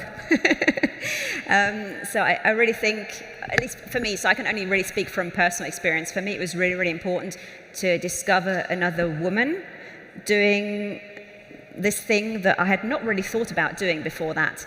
So for me, before I discovered Sally Ride, an astronaut was like, you know, this Playmobil Lego figure that was an adventurer. And for me, it was really discovering Sally Ride and also seeing her. She also wrote children's books, for example, that motivated me to think, okay, maybe that's something I could also do. So I think it's really important to encourage the kids, and especially girls, also from a young age, because I spend a lot of time also talking in schools, talking to girls in particular, and I often get this, oh, but if you're a woman, don't you have a disadvantage? Or isn't space something for boys? And I get really shocked actually when I hear that, because it's 2021 and you would have thought that we would have been further by now. So I think just, showing the girls role models, getting them interested, and also telling them that of course they can do it if they want. Cool. I want to challenge this a little bit because from my point of view, we always need the best people in the job, no matter where they come from or whether they are female or male. So why do you think this initiative is actually good or makes sense? Because don't we just need the best people on the job, no matter what gender they are?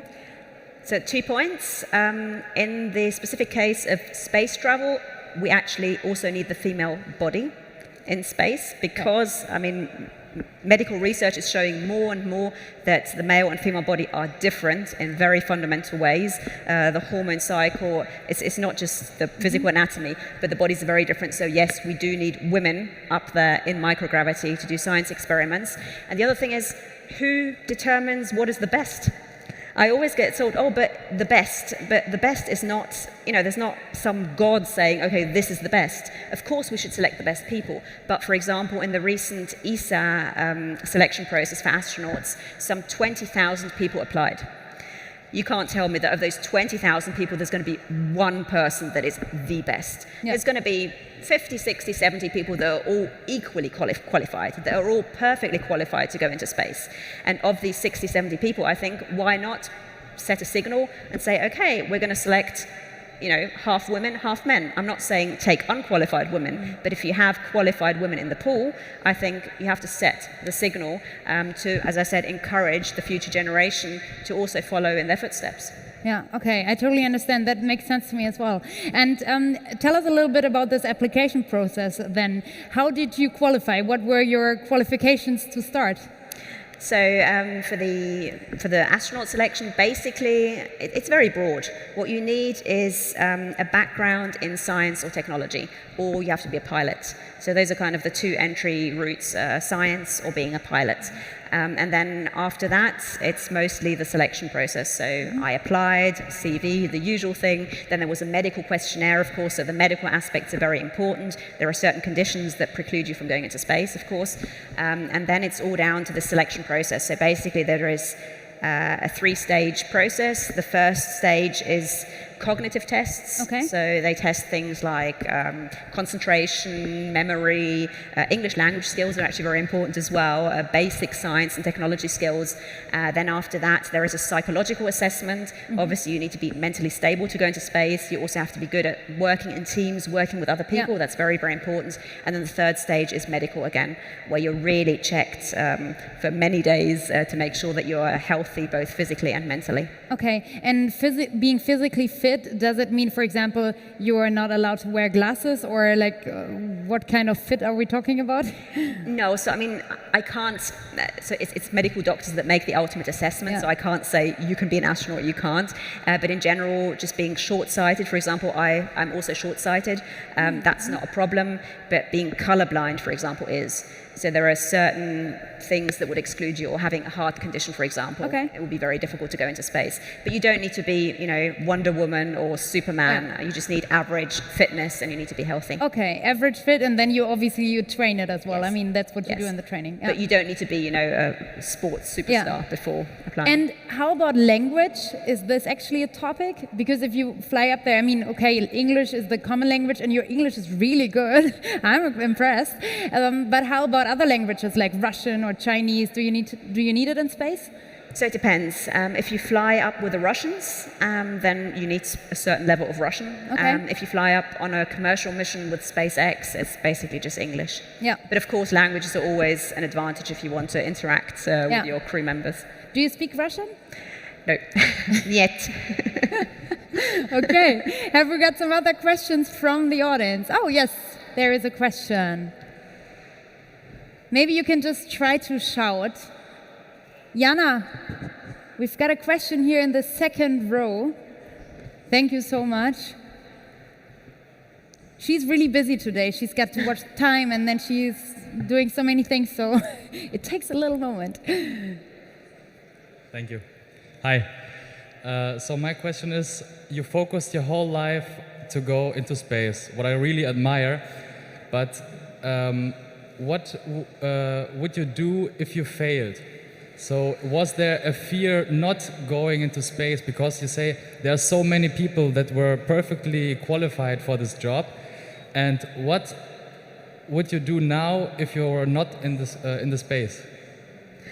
Okay, so I did not focus my life on going into space at all. It was my dream as a kid, but when I became a teenager, I realized, as you say, that it's very, very unlikely, and that there's also a huge element of luck involved in this. So I studied to become an astrophysicist, which is very different to being an astronaut. So I have a permanent job, I have a career in astrophysics, and of course now my goal is to go into space. If it doesn't work out, which it may not because of the funding or because Inza, my colleague, goes instead, then I have a job to go back to. So I still have my career in astrophysics, and I would not consider this wasted time by any means, because I've learned so much, I've met so many people, I've really broadened my horizons. So I think it's win-win for me. Okay, thank you. But I mean, you're going to be disappointed, no?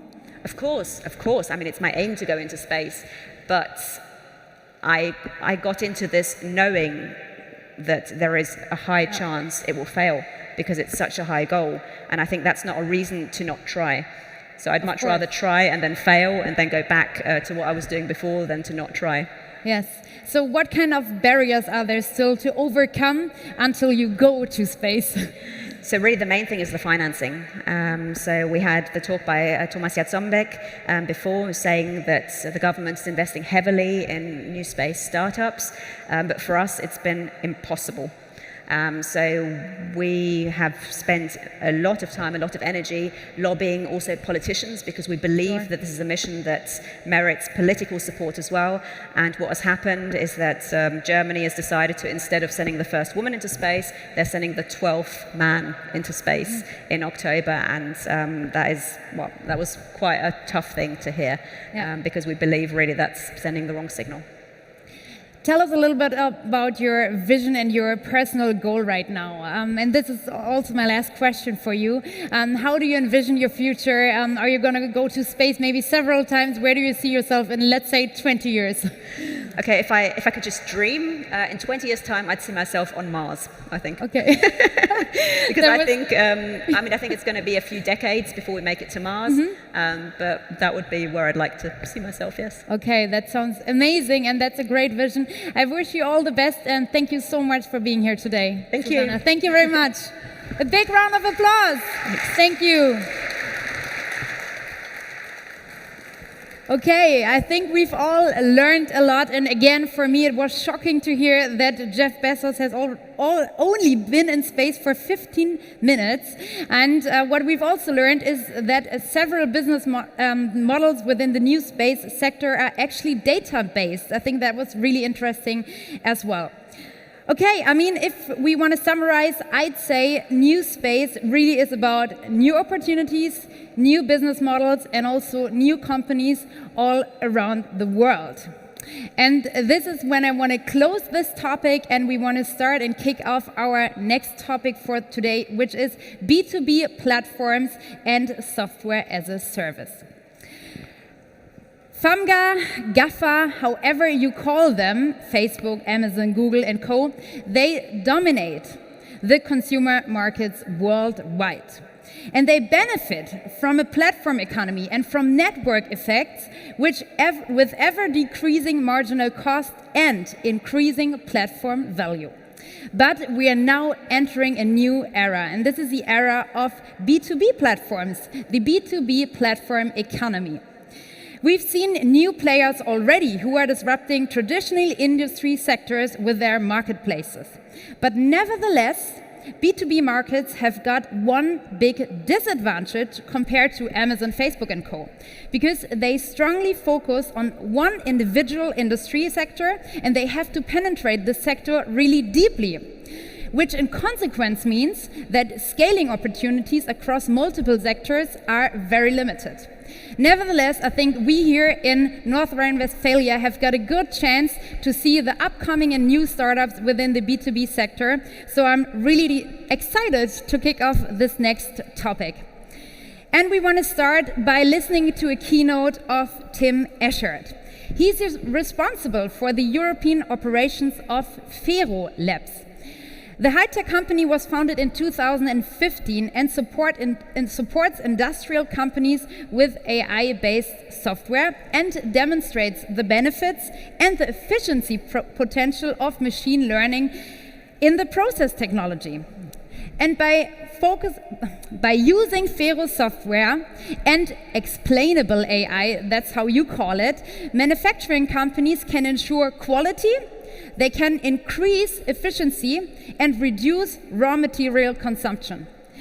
So what did Tim do prior to Fero? He studied in North Rhine-Westphalia at the RWTH in Aachen, and he consulted startups as well as SMEs and Fortune 20 companies during the implementation of IoT projects, smart services, and artificial intelligence. And he's also an author and a keynote speaker, so let's welcome him today on our stage. Welcome, Tim. Give me a big round of applause, guys. Thank you very much. Thank you, Celine. I could not have said it any better. I really liked the introduction you gave because you mentioned a few super relevant keywords for the topic already, and that is consumer. We see a ton of platforms in the consumer space, and the other one was marketplaces. We see a ton of, well, not a ton of, but a couple of platforms coming up as marketplaces in the B2B space. But the real platform that we think of when we think Google, when we think Netflix, when we think Amazon, we don't really have that in the manufacturing space yet. Okay, sorry. Yeah, so we don't really see that in the manufacturing space yet. So This is us, Ferro Labs. We're a young high-tech company doing exactly that. We're a manufacturing AI company. We analyze manufacturing data in big industries, so in heavy processes like the chemicals industry, like the metals industry, lots of heavy processes, and we provide a software solution to these companies so that they can predict and analyze quality, that they can predict emissions, reduce CO2 emissions, for example, get a better understanding of how their factories and processes are running. And I believe that AI and platform are inherently coupled, especially in the B2B sector. And I had a very long title in the program. Actually, one of the things that you have to deal with when growing from like a very small startup to a young high-tech company is corporate design. And unfortunately, it didn't fit on the corporate design slide any longer. But I promise you, you're in the right presentation today. So how do we build a scaling platform in manufacturing industry? And I will, of course, use Ferro Labs as an example. So 2 things we need to understand. Number 1, what is machine learning, what is AI, and what does it mean for the industrial sector? And 2, what really is a platform, and what is different in platforms in industry compared to consumer? This is something that we see all the time when we're talking to kind of industrial executives. Industrial executives, 65% of them say that they're not realizing value from AI. And when we ask ourselves why this is, we often see that the assumption we see in industry is that we just take a bunch of data, we throw some machine learning, we sprinkle some machine learning over our factories, and then we generate a lot of profit. This is the assumption that all enterprise innovation teams operate under. And when we look at the ML that we see in this equation, and I promise this is the only equation that you will see, the last equation you will see in my presentation, when we look at what they think when they think ML, it's that factories, consultants, they write some fancy code, they fit some programs over a certain database, and then that works forever. But it doesn't really work in the industry. We don't see any platforms that have taken over the manufacturing industry yet. And the problem with adopting machine learning and AI in industry is not really this code, but it's something else. And that has to do with how we think platforms. This is the short advertising block, Ferro Labs. We have a software suite that we provide to factories to do exactly this, a scaling software platform to optimize efficiency, to optimize cost and quality on the one side, on a process level, but also on an asset level to get metrics around efficiency, to predict asset degradation, to get a better understanding of assets. Just the short advertising block.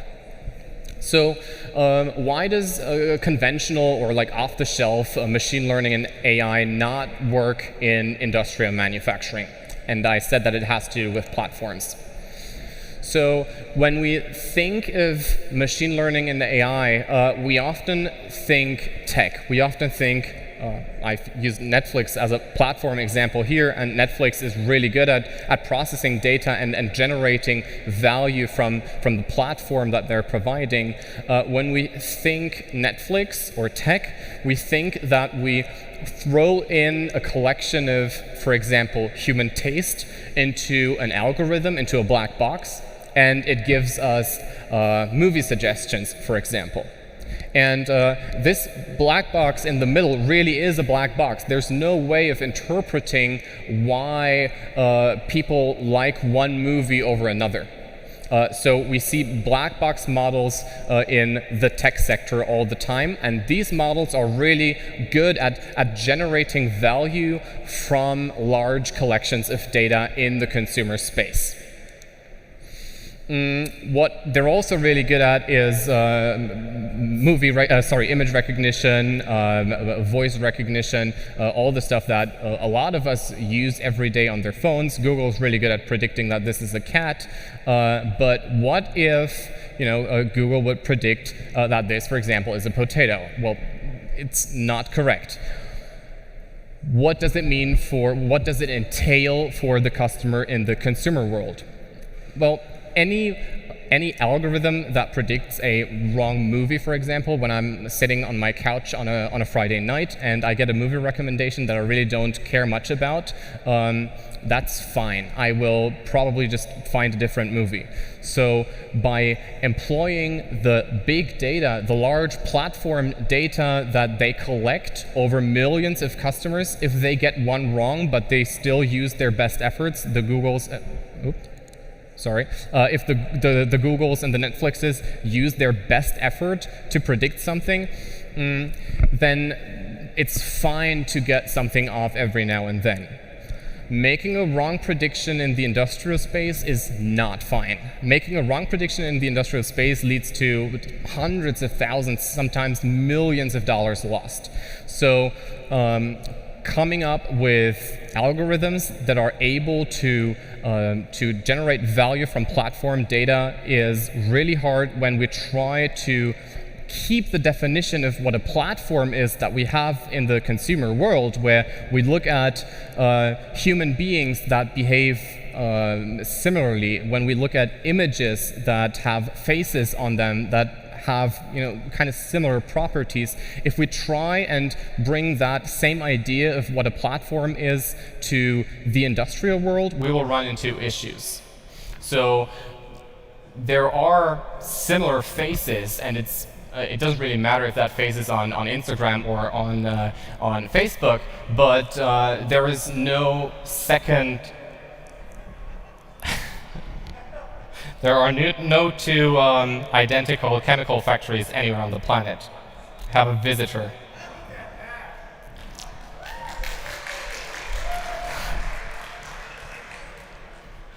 Anyhow, maybe I can get rid of this guy over here. Yeah. Anyhow, when there's something off in the algorithms, though, and we don't have a complete view of what things look like, for example, if we don't really know what a face looks like and try and interpret faces from inconsistent data, that becomes problematic, especially in the manufacturing space. And in consumer tech, not so much. That was basically what I was trying to say. It's a bit distracting, I'm sorry.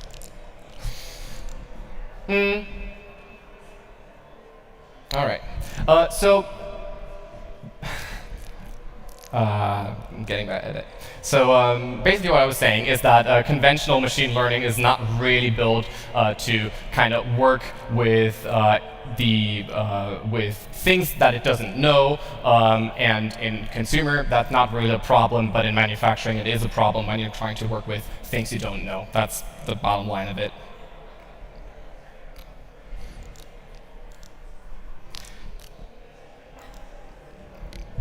Let me skip that because I'm getting a bit distracted here. Bottom line, data issues in consumer tech aren't that problematic. Data issues in the industry are really problematic, and that's why we can't work with the same assumption of what a platform is in consumer and in industry. Platforms in B2B are also not inherently scalable. So in the consumer world, when we have a platform, we can kind of add infinite numbers of users to that platform. So we can just have the same Netflix and expand that same Netflix also to a new country, for example, because human behavior is basically the same across consumer industries. What we cannot do, though, is kind of look like one industrial process anywhere on the planet and try and copy that same, learn from that process and copy it to a different place elsewhere. So the way that platforms scale is very, very different between the consumer world and the B2B world again.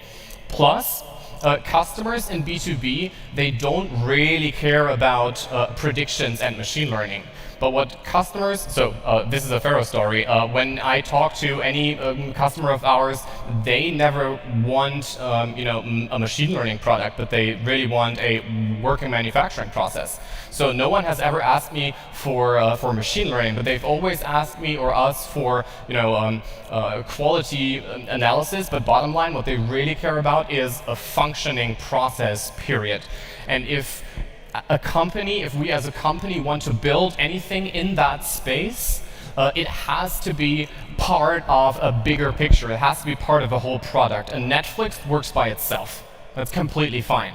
And an Amazon also works completely fine. And those are the parallels that we can draw. We can easily also have a marketplace in the B2B sector. But when we talk data platforms, we can't just learn from somewhere and implement those models elsewhere.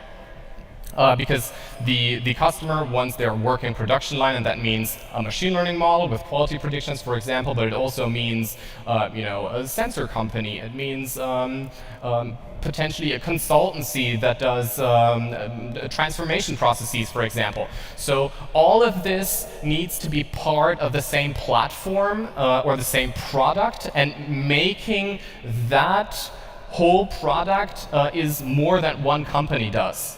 And platforms in the B2B, and especially in the kind of B2 enterprise as a subset of B2B that we cater to as a company, these customers don't. They're not actively looking for one individual thing of that whole product.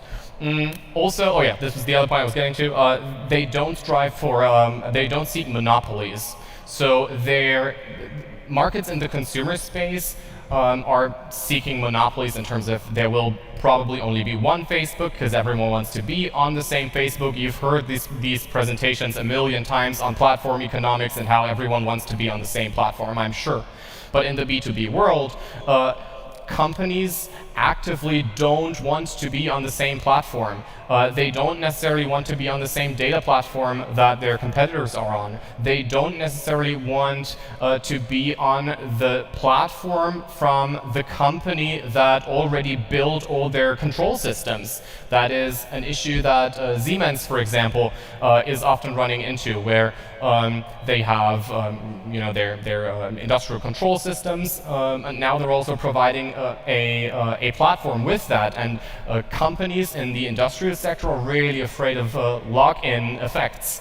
So a lot of things in the customer definition of what a platform looks like don't really apply to how we think of platforms in the B2B space.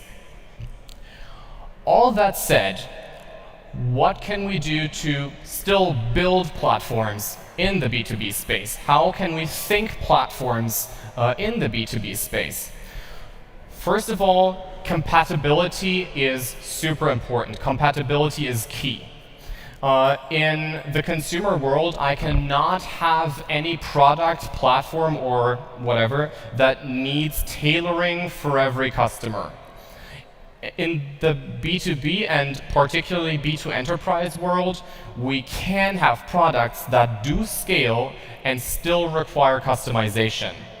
We see this all the time with existing business models that don't necessarily call themselves platforms, like the SAPs of the world, like the OZPIs of the world, that are not platforms, that scale really, really well because they go for the 80-20 approach. They have maybe 20% customization, but an 80% standard product. Building that is fine, is probably necessary in the enterprise world. If I want a scaling product, I need compatibility with as many people as I can get compatibility for, and that does require customization to a degree. So customization is a really, really important factor to build anything scalable in the enterprise world. The second really important factor in the enterprise world is cost, actually. Cost needs to be justified differently in the enterprise world compared to how we justify cost in the consumer world. And especially when it comes to platforms, this is really an issue that companies care deeply about. If I'm charging an enterprise customer on the wrong parameter, they will misuse my product. Ferrolabs, we're building a machine learning platform. If we were charging customers by gigabytes of data they put in our platform, that wouldn't work, because they would try and save money by not giving us data that is really necessary for them to probably work to correctly work with the software we're providing. So the right incentive and incentivizing the customer correctly is really, really important on the enterprise side of things, and much more important on the enterprise than on the consumer, where I can have the value-based pricing idea. I try and estimate how much do people think my service is worth, and then charge them based on that. This is a case study that I very briefly want to get to that we're doing with Volvo Trucks. Volvo Trucks is the first customer of ours where we actually are allowed to write back into their database systems. What we're doing here in this case study is we're optimizing paint that is applied to the trucks, and they try and optimize the amount, and thus just cut costs on truck painting. And the incentive here is, of course, to not only cut cost, but also do something good for the environment, because paint is really problematic when being with recycling. Why does this make the application they're using a platform? There is a certain degree of customization. We need direct access to Volvo Trucks databases, for example. But then there's an 80% standard software that scales across factories within Volvo Trucks. So even though we have the APIs, we have the interaction with Volvo Trucks' databases, for example, the software that they use internally does scale really well internally. They have internal train-the-trainer programs where they onboard their new users of the software by themselves. It comes with all the properties that we think of when we think software platforms, but it is just very different from, for example, installing Netflix in a company. What's interesting here is that Volvo, by the way, was the first customer, as I said, that allowed us to also write back into their systems, and this is also really critical when thinking platforms the conventional way of just taking in data, because writing back, especially when pooling data from different companies on the same database system, for example, it gets really problematic. So what does all of this mean for building a B2B platform? What can we learn from this when we want to build B2B, or I prefer to say a B2 enterprise platforms in the real world? What does this mean for us? First of all, trust is the foremost reasons for, or lack of trust, I should have put it the other way around, but lack of trust is the foremost reason for platforms to fail in the enterprise world, and trust is the main and only currency that really counts. This is why a lot of not so great products from a purely nerd technical perspective make it into the real world, because people trust them on the enterprise side. So building trust with customers is the most important thing, the most important currency when it comes to building enterprise softwares. That means that any product needs to come with a few inherent parameters. in my personal definition, and this is, I think, my kind of to-go message when you want to either build your own platforms or when you're looking for platform vendors in the enterprise space. Look for trust. That means interpretability. It means understanding what a vendor does with my data and how it's being interpreted, and also how these interpretations come together. Adoption is very important. There's a very famous graph by author Geoffrey Moore. It's called Crossing the Chasm. A good book recommendation, by the way. That is particularly true in the enterprise sector, where you will reach the point of having a couple of implementations and having first customers, but then getting across that gap to actual bigger customers and bigger accounts. That is really, really important, especially in the enterprise world. And then ultimately, providing ROI is the only thing that at the end of the page an enterprise customer cares about. So if you can really explain well why and how you're providing ROI with software platforms in the enterprise world, that I think is kind of the key to be successful in building an enterprise scaling software platforms. I think, or I hope that I was able to provide a little bit of insight into not just how Ferro Labs and AI works, but how to come up with a software platform for industrial manufacturing as an example, but this of course also works with other industries as well. This is a B2B trade show, so absolutely do check out all the enterprise software platforms that are here. The Ferro Labs booth is booth number 5. You can find us in the hall, in the other hall directly on the right at the corner. So if you have Ferro-specific questions, please come visit. We will also have a panel discussion after this. And Celine, I think, well, thank you for having me. Hand it back to you. Thank you so much for joining us today, and please give me a big round of applause for him. Thank you, and we'll actually see you in a minute, right, in the panel. So yeah, we'll have you back in a few moments. Thank you. Thank you very much. If the biggest industrial players from different industries actually come from Germany, why don't we fight for more B2B platforms and marketplaces which also come from Germany? I mean, from my point of view, we've got a great opportunity to play an important role within this B2B platform economy ecosystem, and actually a pioneering role. And this is exactly what our next keynote is about. The title is B2B Platforms in North Rhine-Westphalia, the New German Hidden Champions. And we invited someone who will give you the answer to this question in just a minute. He is the director of the Düsseldorf Institute for Competition Economics at the University of Düsseldorf.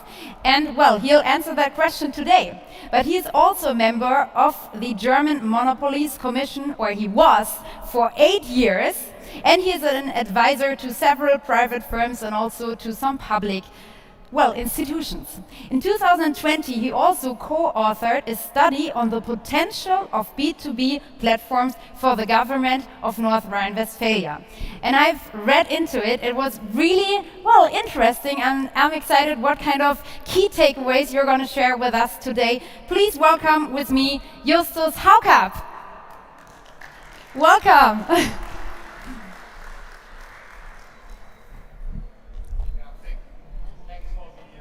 Diese Bedarfe, dass wir sagen, naja, alles klar, also das ist reicht. Läuft bei uns.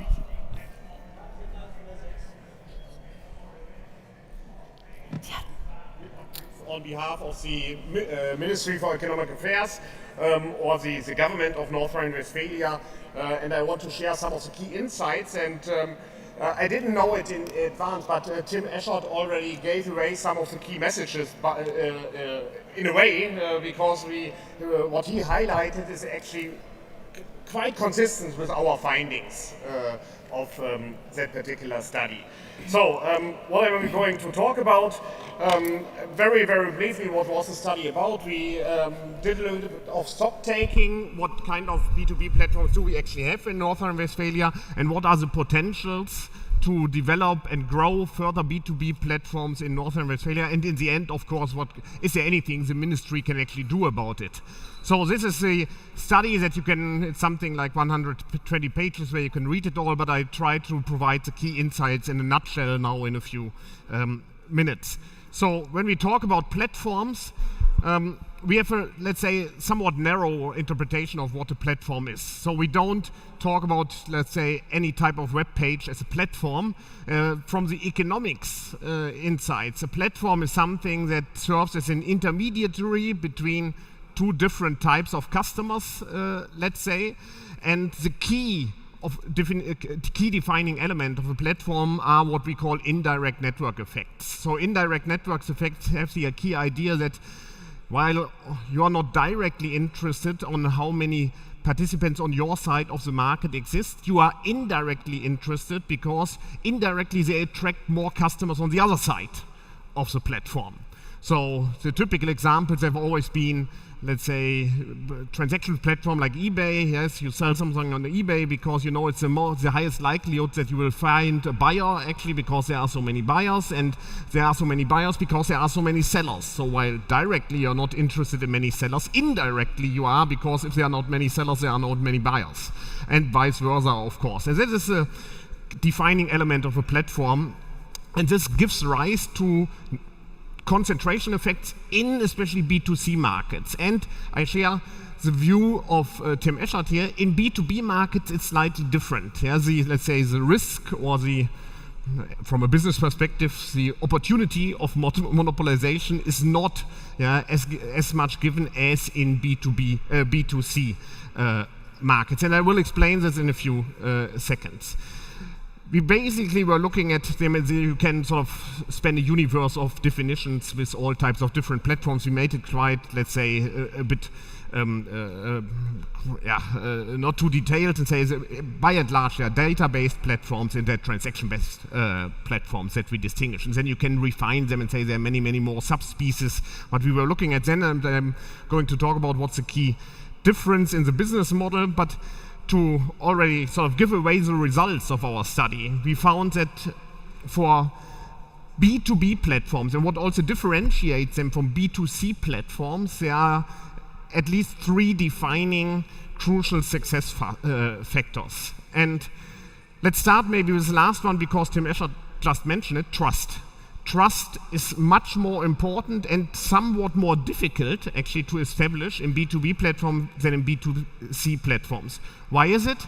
Well, on B2C platforms, of course, trust also plays a role. Yes, if you want to purchase something, you want to be sure that it is actually being delivered, but you can work a way around it with reputation systems, with evaluations and so on. And by and large, customers, private customers, are willing to try something, and if it doesn't work, they give it up. Yeah, in B2B markets, it's more complicated. Firms are not so willing to just try something and give it up again, because often it also involves rearranging processes, investing on their side of the business.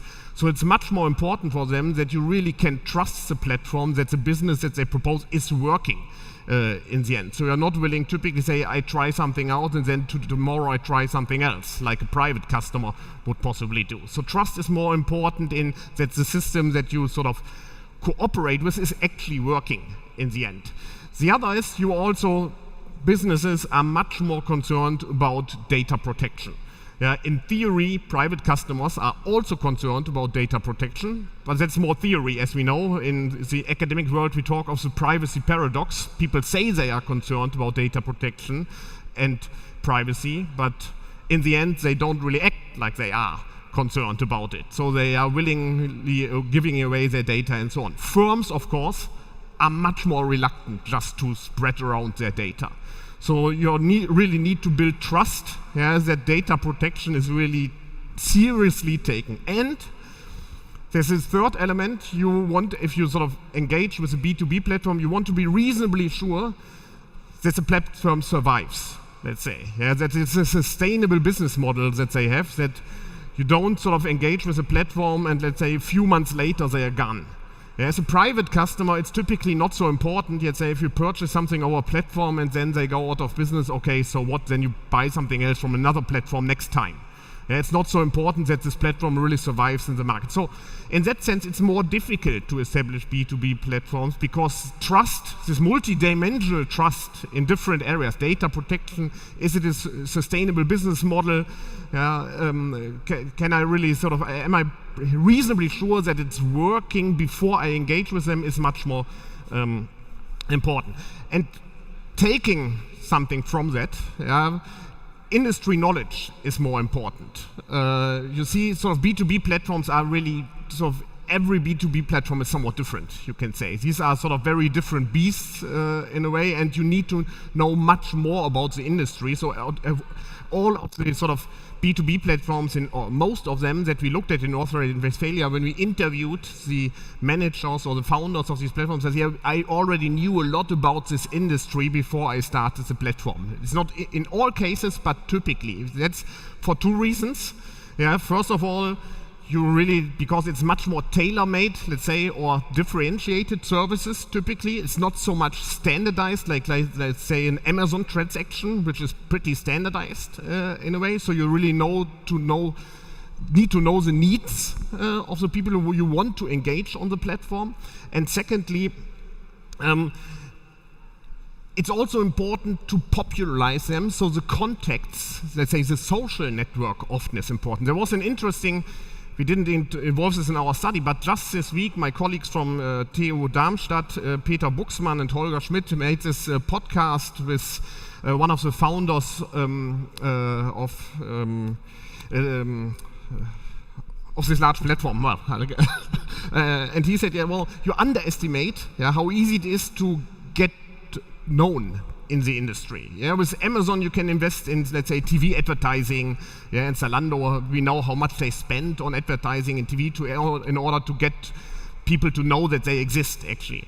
Yeah, in B2B platform, often contacts are important. You need to tell people, yeah, I have been in the business, look what we are doing now, and so on. It's much more difficult to advertise in the classical sense. So all this is a bit different in B2B markets than in B2C, in the B2C world.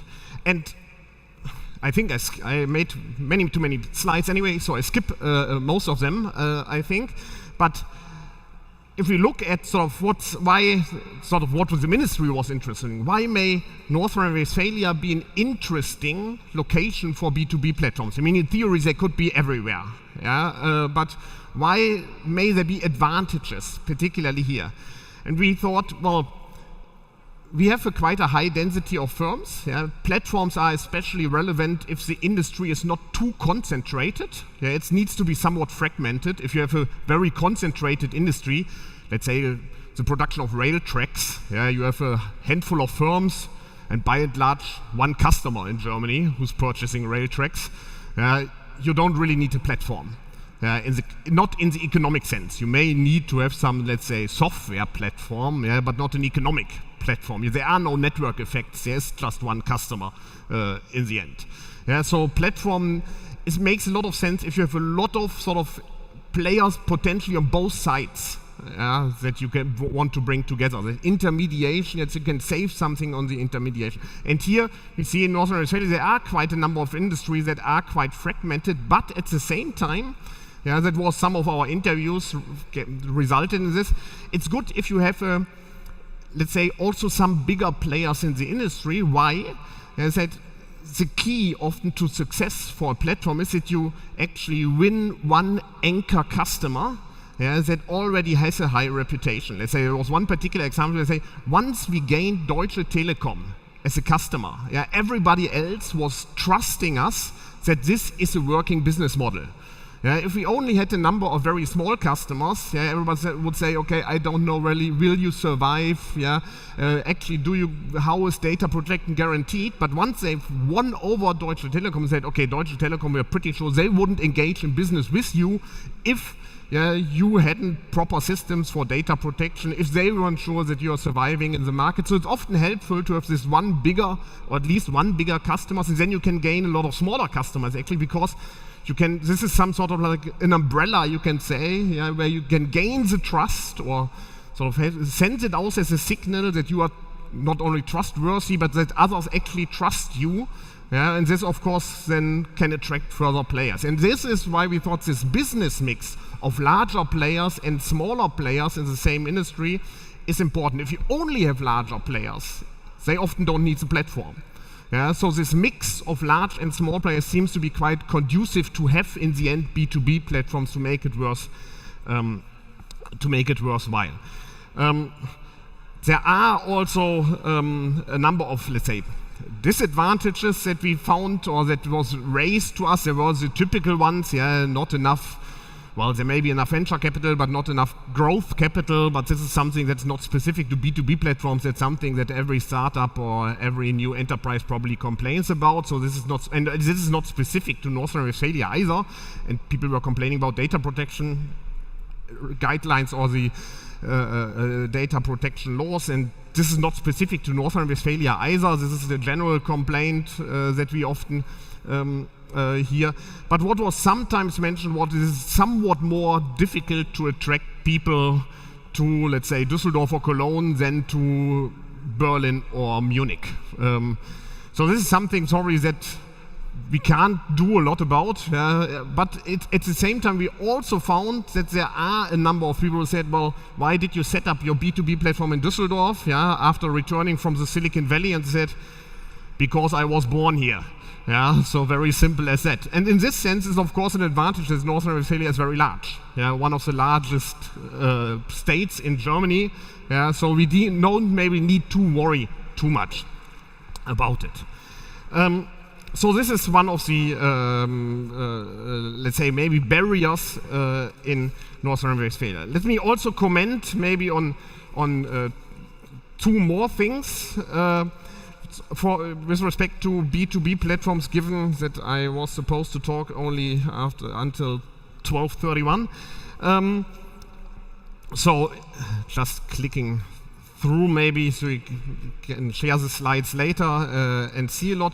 What are also, let's say, two more points that are relevant to North Rhine-Westphalia, NRW in particular. What was mentioned in quite a number of comments, that especially for the transactions platforms, not so much for the database platforms, that we have actually an advantage already here, because we have really two major trade fairs, the trade fair or the trade fair organization in Cologne and in Düsseldorf. Trade fairs are nothing else but B2B platforms in the end. People want to go to the trade fair where most other people want to go. So we have this is in the sense nothing new.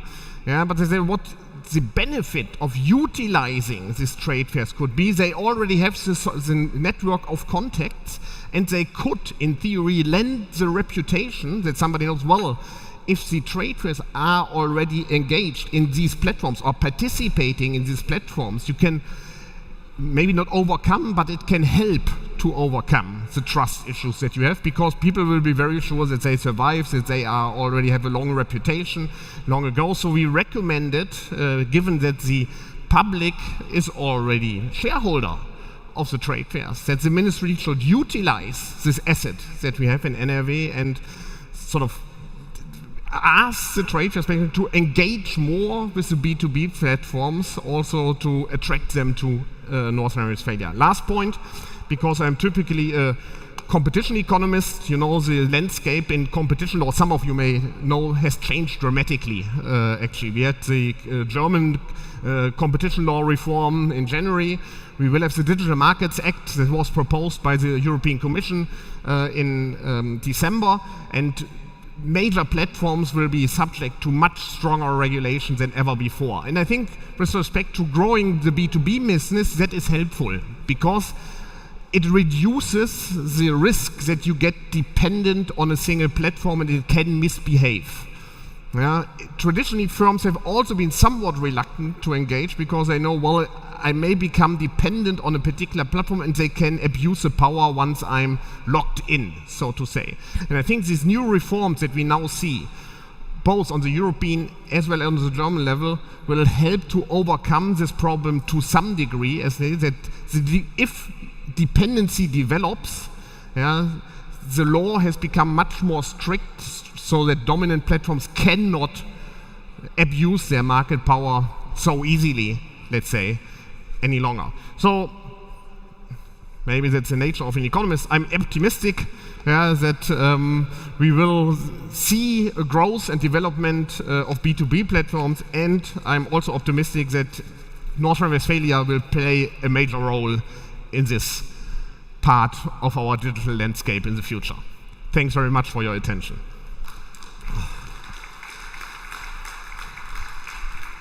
Much for your presentation. Thanks for being here today. I think we'll have you here on stage just now as well, right? Du bleibst hier, ne? Yeah. Okay. You can take a seat already. Anywhere, where you want. You've got the choice now. Yes.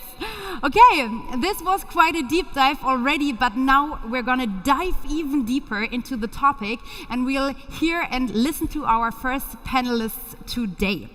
And that's why I want to welcome now the host of this panel, Dr. Clemens Geider. You've seen him already. Please give him a big round of applause. Hey, it's you again. Thank you very much. How was your day so far? What can I say? Just great. I mean, meeting people here and there and saying hello and what do you do, what new job do you have, what project you're working on. That's how it should be. I mean, yes. I learned so many things, all the stuff I missed the past 1.5 years, so it's just great. I'm feeling a bit exhausted already, but new energy now for our panel discussion. Yes, exactly, and that's when we want to welcome our panelists for today. I'm just going to call their names and you're going to introduce them in a minute, okay? So, we've got Marina Billinger, Tim Eschert, Felix Fiege, Bernd Groß, and Professor Dr. Justus Haukapp. You're here already. Please give them a big round of applause. Thank you.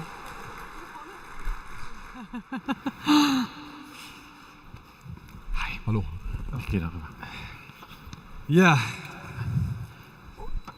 The audience, imagine you are an industry company or a craft company and you see all these platforms rising. Justus just showed already 66 platforms in NRW, a couple of 100 platforms in Germany, thousands platforms worldwide. It looks like you can't see the wood for the trees. I think that's a saying. Du kannst den Wald vor lauter Bäumen nicht sehen. And then you see the B2C market with the big players, Amazon, Facebook, Google, Microsoft, Apple. They dominate the B2C platform market. They really dictate the rules. You really have to be scared as a company if you use their platforms. Will I be treated fairly? Will maybe my margins be squeezed? So a lot of concerns from the B2C world when you look at the B2B world and as a company ask yourself, what should I do? The same is true with software as a services. It's not an open platform like the marketplaces Justus just introduced to us, but all the software as a service platforms, cloud services you can use to transform each single step of your business process you have in your company. Purchase, administration, production, accounting, every single step can be digitized with a new platform. And as a company, you ask yourself, I have my business up and running. Okay, maybe it's with email, maybe it's with telephone. I have my Microsoft Office package, I have my website, but it works. Why the hell should I switch onto these new software platforms? In the end, I might risk to blow up my business. And these are the two questions I'd like to discuss now with my panelists. The first question is, why should I deal with platforms as a company? And the second question is, how should I deal with it? How should I proceed to go into my digital transformation? Yeah, before we enter into our discussion, let me briefly introduce our panelists to you. First of all, of course, the lady here. Hello. Marina Bilfinger. Hello. Marina is an international management graduate, and has been self-employed since you were 17, right? Yes. Now she is for 10 years in the market of food processing, and in December 2019 she founded Leroma. Actually, she was part of our own accelerator program. Very proud to have you here. Leroma is a B2B platform for the food ingredients market. And Marina's passion is to really bring transparency to this market and to improve sustainability by reducing food waste. And the way how she does it, she has a spot market on her platform. Yeah, hello, that is Marina. Very warm welcome. Thank you. Then we have Tim. You know already Tim. For those of you who have just switched on your laptops or your mobiles, Tim is responsible for EU operations of Ferrolabs. He studied economics and mechanical engineering in Aachen. He also was at Columbia University and in a lab in Rio de Janeiro to do research. And prior to Ferrolabs, he was also a consultant to several companies on the topics of AI, Industry 4.0. So he's also an author of several papers, and he is a speaker in the Leadership Network, and he also supports startups on a voluntary basis. So all the startups being here today, he does it for free for you. Tim, thanks for being here. Thank you. Yeah, then we have Justus. I mean, you were also introduced already. He's the director of the Düsseldorf Institute for Competition Economics, DICE. You were the member of the German Monopoly Commission. You are an advisor too to companies, institutions, and you conducted this study you just presented to us. Yeah, Justus, very warm welcome. Next one in our round is Felix Fiege.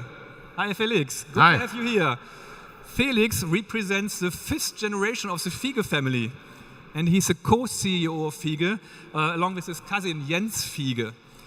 After his MBA at the European Business School, you had stays in Argentina and in France, and you started your business life at Unilever, not directly in your company, but at Unilever in the areas of supply chain management, marketing, and then you also joined Haniel as the head of executive office in 2007, and then eventually you became the co-CEO of Fiege.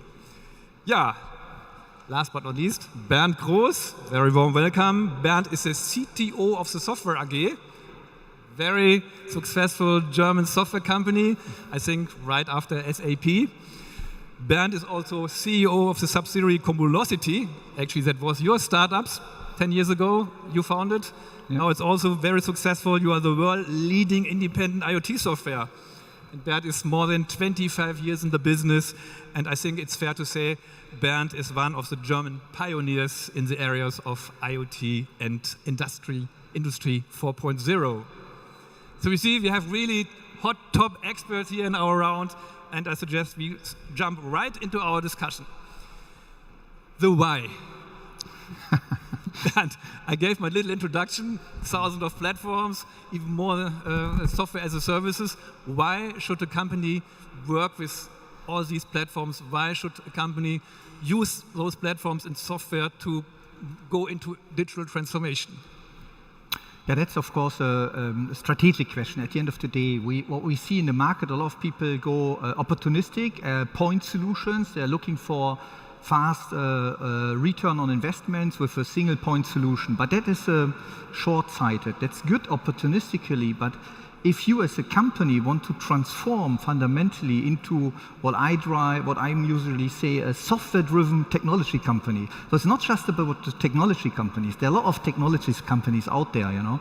For example, an elevator manufacturer is a technology company, yeah? But they're not a software-driven technology company with a software business model in mind. So if you want to drive a software-driven innovation in your organization, you have to transform yourself. And a platform is your tool to transform your organization. A platform helps you, you know, a platform captures you in a centralized way, best practices, methodologies, capabilities, which you need to transform your organization, including the people transformation. So that's the why for me. So if you are serious about transforming your company into a software-driven technology innovator, then you should better start and deploy a platform approach. your mantra is every company has to become a tech company? Well, my mantra is really that I believe the ultimate value driver of the future is software. Yeah, that's what I really think and what I believe. And I do also have that, it's not a new topic, obviously. I mean, this is an old topic, but what is happening in the industries, that's at the moment a lot of companies, a lot of CEOs actually exactly have that strategy. So we talk a lot about, in Germany, but also globally, with a lot of CEOs who tell me, listen, I have now decided it's a topic of the board, it's my personal responsibility to transform our company into a software-driven technology company. And that's what I hear a lot, and that's the kind of the new, I would say, spirit of I think probably Corona helped in that sense, and it's a new spirit I see and hear a lot in management boards or globally. Felix, when you listen to Bernd, how excited or even maybe scared do you get? I mean, your company is, I don't know, more than 100 years old. You've been through how many transformations? Is this digital transformation just another transformation, or is it really something you have never seen before? And how did you do it over the past decades in your company, all this transformation? And what role does technology and software play? Yeah, to your first question, I think more excited definitely than scared. I think it's a huge opportunity. If we look back into our history as our family company, I think it's just another transformation that we are undergoing. Yeah? Not in my generation, but in the generations before. I think this is part of our DNA. Yeah? If you want to sustain as a family company, you have to keep adapting, you have to keep changing and keeping up with new technology. So it's a must, it's a big chance. And we take this very seriously. Yeah? So we want to use the opportunities which are there. We want to work with new technologies, and we came up a couple of years ago with a new tech or IT strategy, and slowly, step by step, are let's say exchanging systems, updating systems, and there it's always an important question to decide if you want to use some SaaS model which is on the market, or if you develop something on your own. That depends a bit on what it is for, but the most important thing is that you take the step, yeah, that you move forward, and that you're not afraid. And this is what we do. We have since 2 or 3 years a project which we call data-driven company. So we want to become a more data-driven company, and I think that's the nice thing about logistics, is that we naturally produce so much data, especially in operations, in e-commerce, in order fulfillment, delivery, and we want to make this data available, yeah, for us to optimize all the processes end to end, but also to, in the end, to generate new business models out of the data which we have. So that is our goal, and yeah, it's a lot of fun to work with these new systems and also startups as well. Do you have a kind of a counter in your company? I mean, the rate of digital transformation, is it 10%, 30%, 50%, or are you almost done, or is it an ongoing process? So you mean how far we are until? Yeah. Well, I think it's a never-ending story. Yeah, it will never be finished. Yeah, but we do see progress, and it helps us in the operational business, in managing the business, in talking to our customers, in basically every aspect. The good thing is that in the beginning it's a small team. It's within, let's say, the tech expert team or the IT department in the beginning. But then slowly, once you're developing new systems and new tools, yeah, the whole organization sees what benefits are coming out of these new tools and technologies. And then slowly it turns around. Before it was a push principle, you push new systems, technologies into the company, and then now it has turned and people are asking for new things, and that's a good thing. Yeah? And now we have to prioritize the projects because we cannot do them all at once. Tim, when you listen to Felix, is Figo already a customer of your company? Not yet, or maybe, or soon?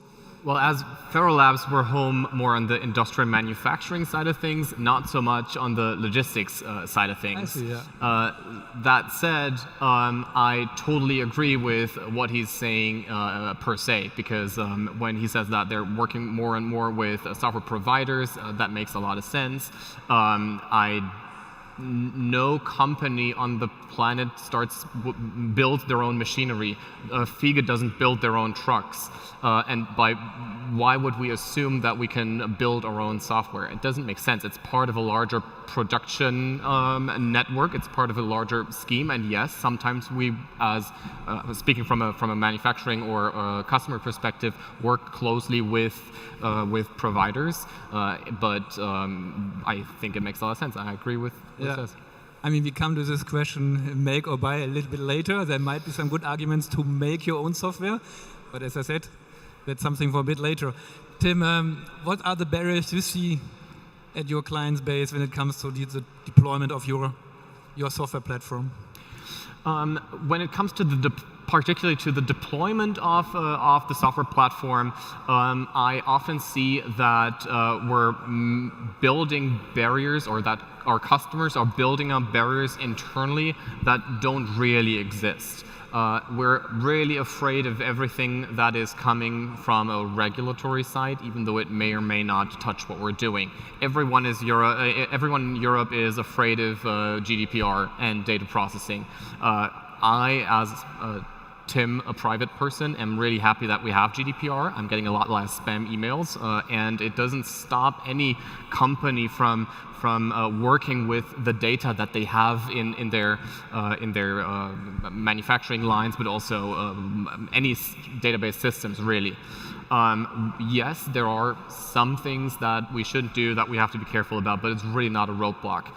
So the main reason of why things don't work is like made-up roadblocks that people think exist, but they don't really exist. That's number one. And number two is and that again, speaking from the European perspective, are dealing with a lot of internal homemade bureaucracy within our customers. Yes, they all are digitizing, they're all on their road to Industry 4.0, but they have so many internal bureaucratic hurdles that are kind of who's responsible for what, how do we deal with innovation internally. Yes, we now have this innovation group, but they're not really connected to the manufacturing side of things or operational side of things on a higher level, and kind of these internal made-up roadblocks, and also the internal hurdles are something that is really a challenge. And what we often see, especially in a panel discussion and keynote presentations from more the consulting side of things, is we need to do more to digitize. From my perspective, that's really not an issue too much. Most of the companies are at a point where they can start with applications, where they can actually build software applications and implement them, and don't need more, preparational steps for digitization. Marina, you are running an open market platform, so not a software platform you need to integrate in the business. Nevertheless, I think it's also not difficult to convince your customers to jump on your platform right away and to do business. As explained in the very beginning, they might be scared that this is as risky as we see it in the B2C markets. What are the barriers you see, and what are your arguments to your clients to come on your platform and to do business and to exchange food ingredients? Yes, we are coming from a very traditional industry. The food processing industry is in various areas not digitalized. So we have the procurement, we have the sales and marketing channels. There is a huge lack of digital processes. This is one of the biggest obstacles that the companies are not aware about. More simplified steps that they can introduce in their daily business. And this is one of the obstacles. From the other part, we have as well the big players in the food processing industry. We have huge suppliers which are monopolists of some food ingredients, and that say we don't want to have a transparency in the market. So for us, it's no-go to enter a marketplace and to be listed on a marketplace. Yes, of course, we deal with a digital transformation where we say we motivate the companies by bringing them the opportunities to enter new niche markets. It doesn't matter if you're a huge supplier, there are still a lot of components and niche markets which you still can win for you. And yeah, the pandemic is also a huge step towards the digital transformation in our field, because a lot of typical companies, they couldn't go to visit their customers. And another big point is, of course, data-driven analytics, where buyers leave a lot of data on the platforms, which a supplier can use as a competitive advantage and use the data to improve its pricing model. And for us, it's important right now to use this data of buyers. Why? Because we have a lack of commodities, of ingredients in various industries. There's a huge gap right now. The pricing is rising for all commodities, and the supplier, if he doesn't use marketplaces, he's losing competitiveness. Yeah, you can see, dear audience, there are a lot of advantages to be part of those open market platforms. And on top of this, the platform business itself is quite attractive. Leroma is very successful. They have their first investors. Maybe you become one of the new hidden champions. Justus, there might be other companies getting the appetite also to build their own marketplaces. You are the master of economics competition.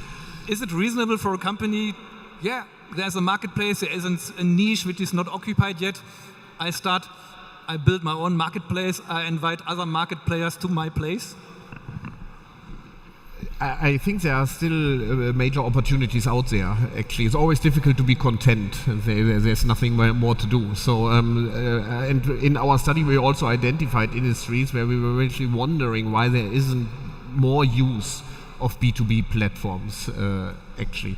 And there's often various reasons. Of course, there's seldom one single reason why we are not there where we want to be, maybe. But one reason may be also that we had, well, let's say 10 years of very good economic performance, and people tend to become a bit content in these times. Yeah, a crisis is a time to change. Boom is a time to keep things as they are.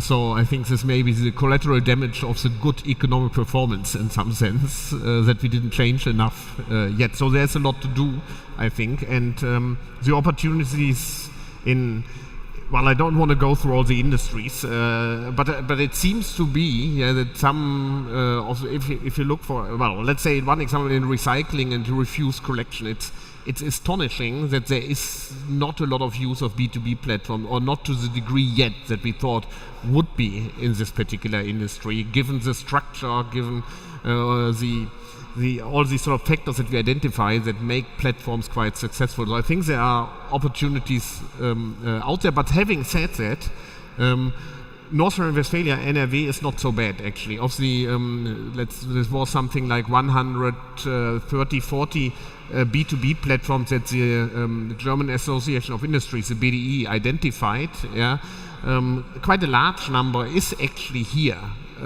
We identified, there's no yellow pages of B2B platforms, but we identified 66 B2B platforms here, which is, compared to the rest of Germany, quite a significant number. So that shouldn't make us content, but yeah, we shouldn't be too pessimistic either.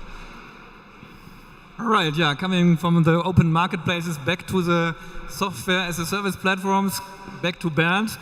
Tim briefly touched upon the question make or buy.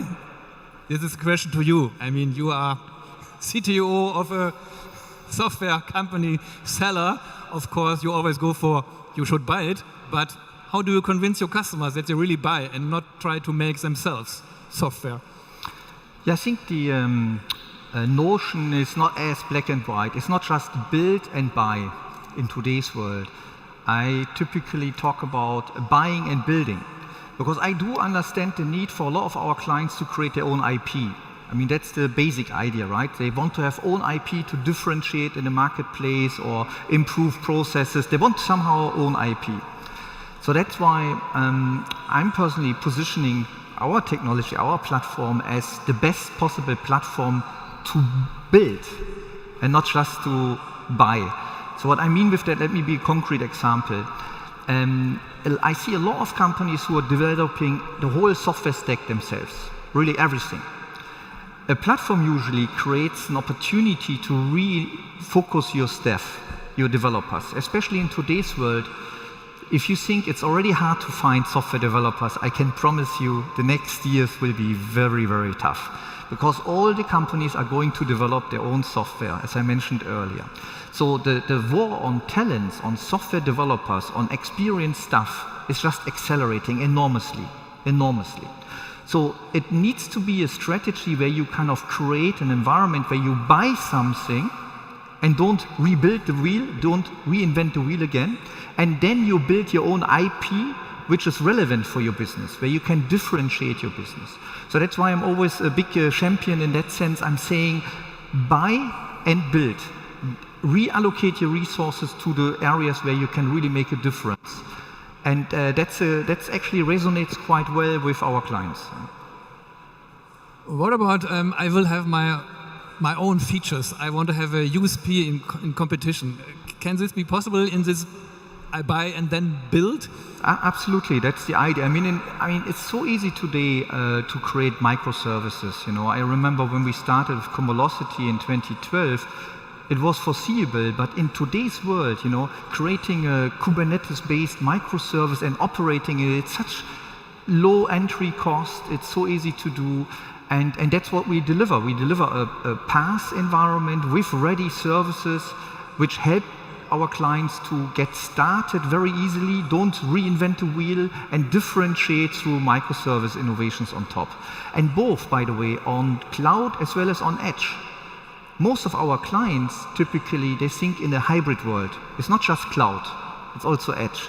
So you need to enable both. You need to have very competitive edge platform where you can put your microservice on top, and then the same in the cloud. And then, one more component, you need to be multi-cloud. You know, it's not just AWS or Microsoft.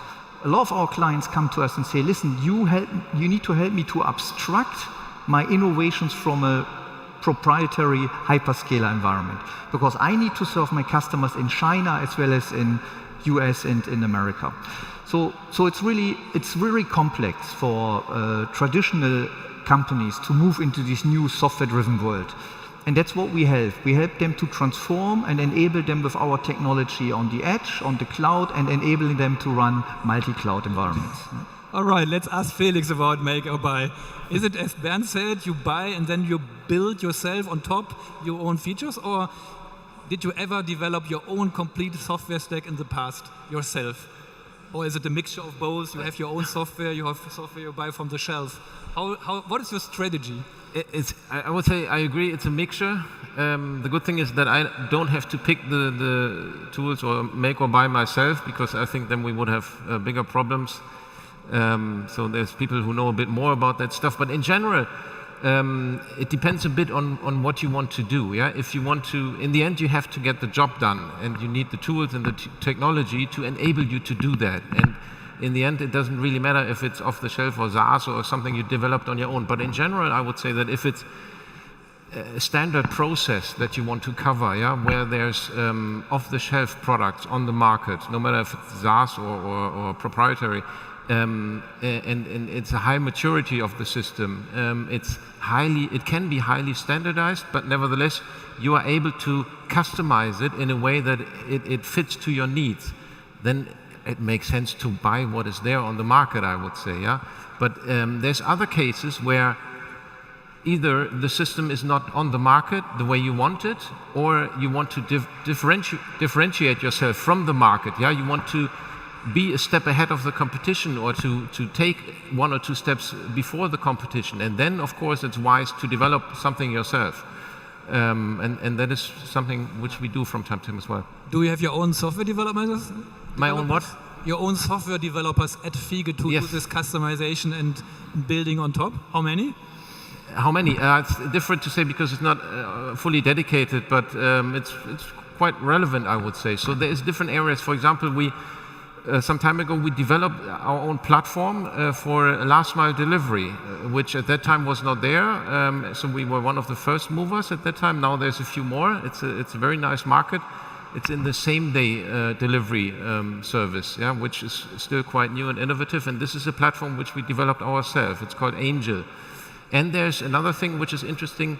It's a mixture, like Bernd said, where there's standard software, especially in the operational part, so warehouse management, transport management systems, where we can add on certain modules which we develop on our own, yeah, which is then of course good to offer our customers some kind of extra service which others don't have. And so this is a mixture which also works. Tim, when you win your first, your next client and you go the very first steps, how do you start a project with a new client? What is the very first thing you do? How do we start a new project with a new client, a new customer? The very first thing we do is try and understand why they're talking to us. It does not make sense to work with a customer if the collaboration on their end is purely for the sake of doing AI. Of working with a platform that it happens, and kind of technology discovery is definitely a valid use case, especially if you're a large company, a corporation. But the only projects that end up working at the very end of kind of the process that we go through with new customers are those that generate value. That's the only way to actually get into any new customer. So the first questions we ask all aim for that. Why are you talking to us? What is your goal? What are you trying to do? Are you measuring what we will be doing, and what is your goal? Like, where is this leading to? That is step number one. And then we have a couple of technical things to clarify. Those usually are not a big issue. All the companies that we work with have data. They have automated processes to a degree, and those inherently have data. They have sensors. It doesn't mean that they're storing the data or that it's even remotely in order whatsoever, but data exists. And so there's a couple of technical challenges, and then we start building our platform, our product, and on top of the existing systems that they have in-house, we start dealing with APIs and, again, technical challenges. But yeah, number one, value creation is the only way that actually sells into enterprise. Cost is the only thing they care about, end of the day. Justus, when we listen to Jen, to Felix, and hear how far developed Fiege is, that sounds very promising. How is the situation like with NRW companies as a whole? What is a degree of digital transformation in NRW in the company landscape? Have you ever conducted research on this? Well, we didn't do a systematic comparison, let's say, of NRW with other states of Germany. We just sort of, with respect to the B2B platforms, we found that there's a sort of, let's say, more than proportional number of B2B platforms actually here compared to other states. So this is, let's say, quite a good indicator.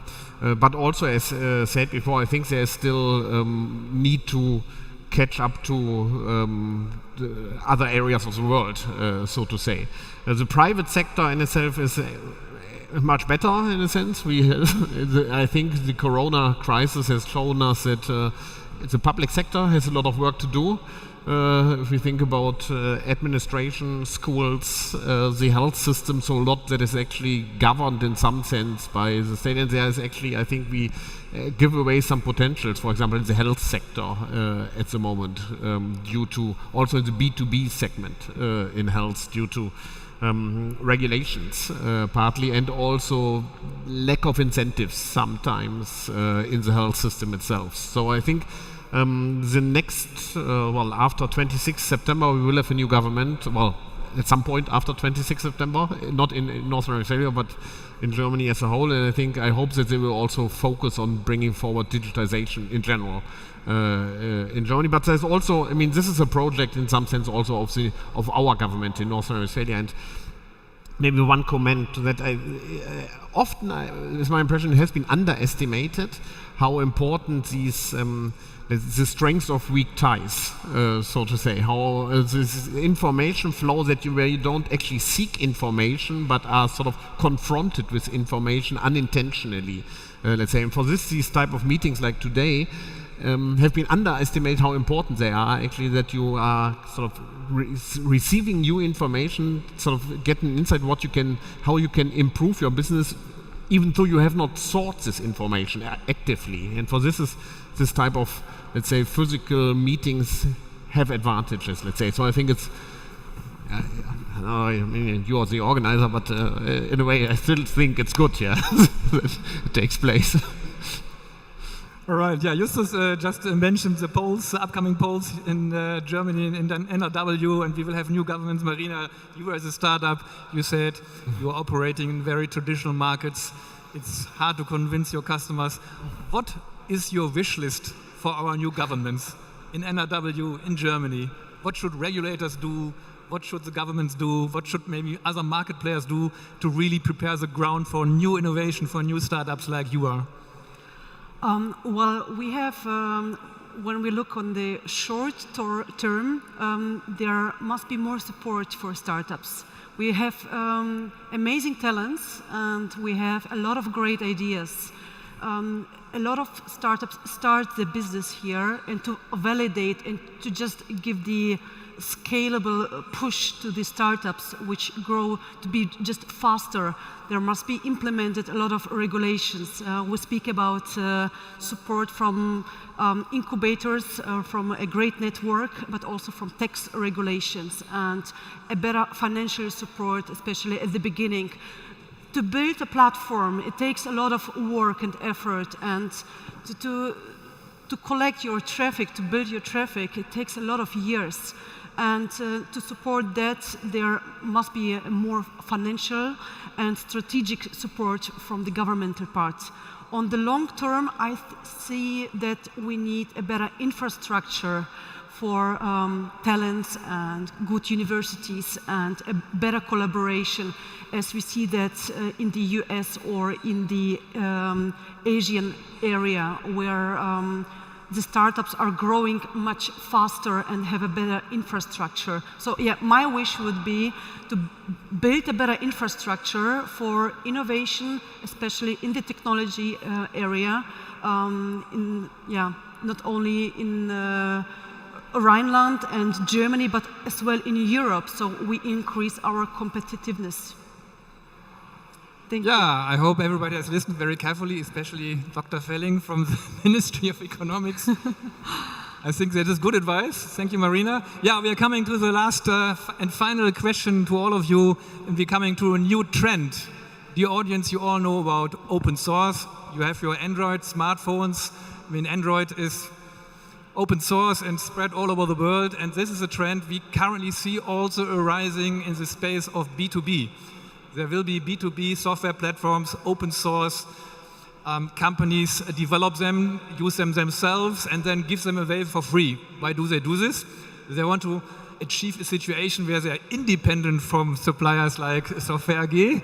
They want to create their own features, and they want to create a market where all others use the same platform and allow new kind of business models, peer-to-peer sharing business models. So this new trend is upcoming, and the big question is, will it stay? Will it go? Will it become big? Bernd, you are the pioneer in the industry. What is your answer to this open source challenge you are facing with the Software AG? No, I think I would recommend definitely to use as much open source as possible in your projects. I mean, otherwise, as I mentioned earlier, it doesn't make sense to reinvent the wheel. If you have an open source capability there and an active community contributing to it, I think you should embrace that and take it, because you will face anyhow challenges to acquire software engineers. No? So it doesn't really make sense to reinvent something. And actually, in fact, we do the same as Software AG. Now, when you look into our products, you see massive open source, as much as possible. Of course, we then integrate it, we commercialize it, we maintain it, we document it, we support it, we operate it. That's our value add on top. But as a product company, we use as much as possible open source. All right, you embrace it, and you're not scared that another Android industry B2B platforms will push you away. Marina, what is your assessment? Yes, I think it's going to be a huge trend in the future. We see it in a lot of various industries, open source as a huge trend. The way to this point is, of course, first to build platform boosters. So it's easy to build a platform as it is today, for example, to build an e-commerce marketplace. The idea is to give away some features and, like we heard also today, to create custom-based features where we can earn money. But open source will be more, I don't know, I cannot say in years, but to build open source and to give it away will improve the technology in overall. And I think a company who is doing that will be in a huge plus and have a competitive advantage. Yeah. All right, yeah, a statement similar to Bern's. Yeah. Tim, are you afraid at all by open software maybe swiping you away? We also use a ton of open source software internally, and it's a very, very important trend that we really benefit from, actually. Just as Ben said earlier, software companies collaborating on open source software is really benefiting everyone in that kind of supply chain. We also actively open source parts of the software. For example, the interfaces to the Faro software, we open source those so we and our customers can work together on improving these software interfaces. When a customer has an issue and a similar customer using the same interface has a similar issue, they can work together on this. So we're actively open sourcing parts of the software. There is a difference between an open source platform and an open platform. Ferrolabs is an open platform. We work together with other, data warehouse systems from all over the place. So we're open to working with any data provider, really. The platform itself, the Faro software, is not open source, but is built on tons of open source software. So yes, we definitely do see a trend.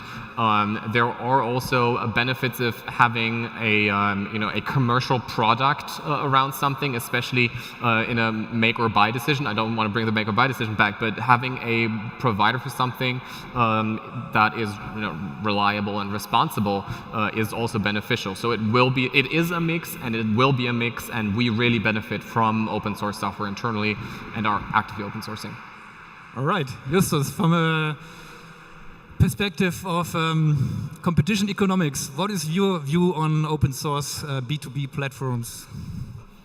Here's probably the old saying that I can't remember which American president it was, that he said, I want to have a one-handed economist because I always say on the one hand and on the other hand.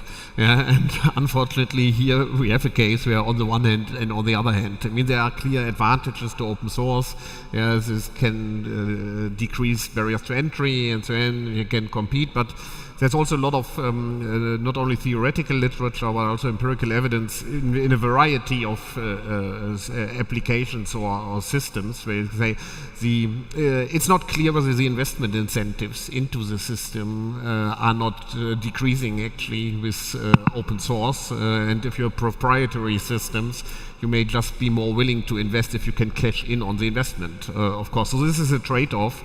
I think it's interesting that in many areas, be it software or now also with the 5G, Open RAN versus vRAN, we have these competing, let's say, systems of open source systems compete versus proprietary systems, and that may actually be, these mixed systems may not be so bad in the end. Thank you. Felix? Fiege, very special case. Do you use open software, or are you afraid to use it, or to what extent are you already using it? In logistics, it's not yet. There's not many yet, I would say, or better said, they're not so relevant yet.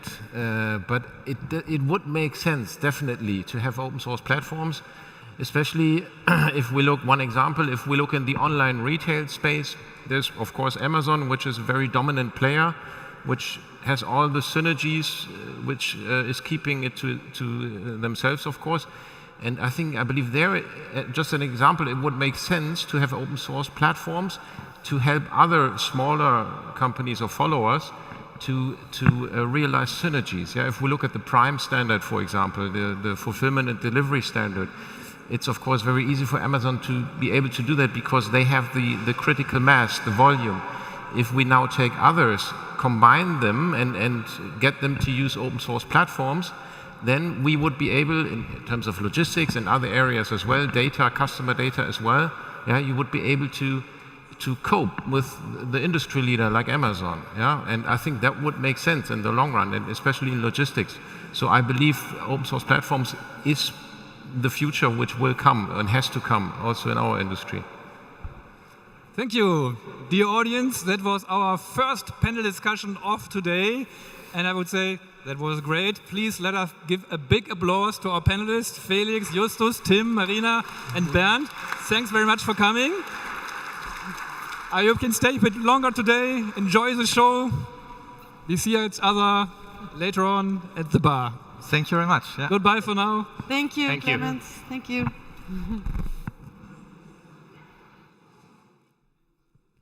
Okay. Thank you very much. And Clemens, I need you for a moment here on stage. How would you summarize this panel? What were your main key takeaways?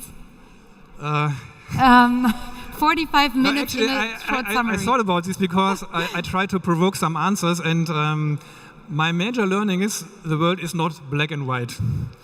There is no answer like make or buy, and there's nothing in between. Obviously, as Bernd and all the others explained, it is you buy something and you further develop it, you customize it. So it's a mixture of make and buy.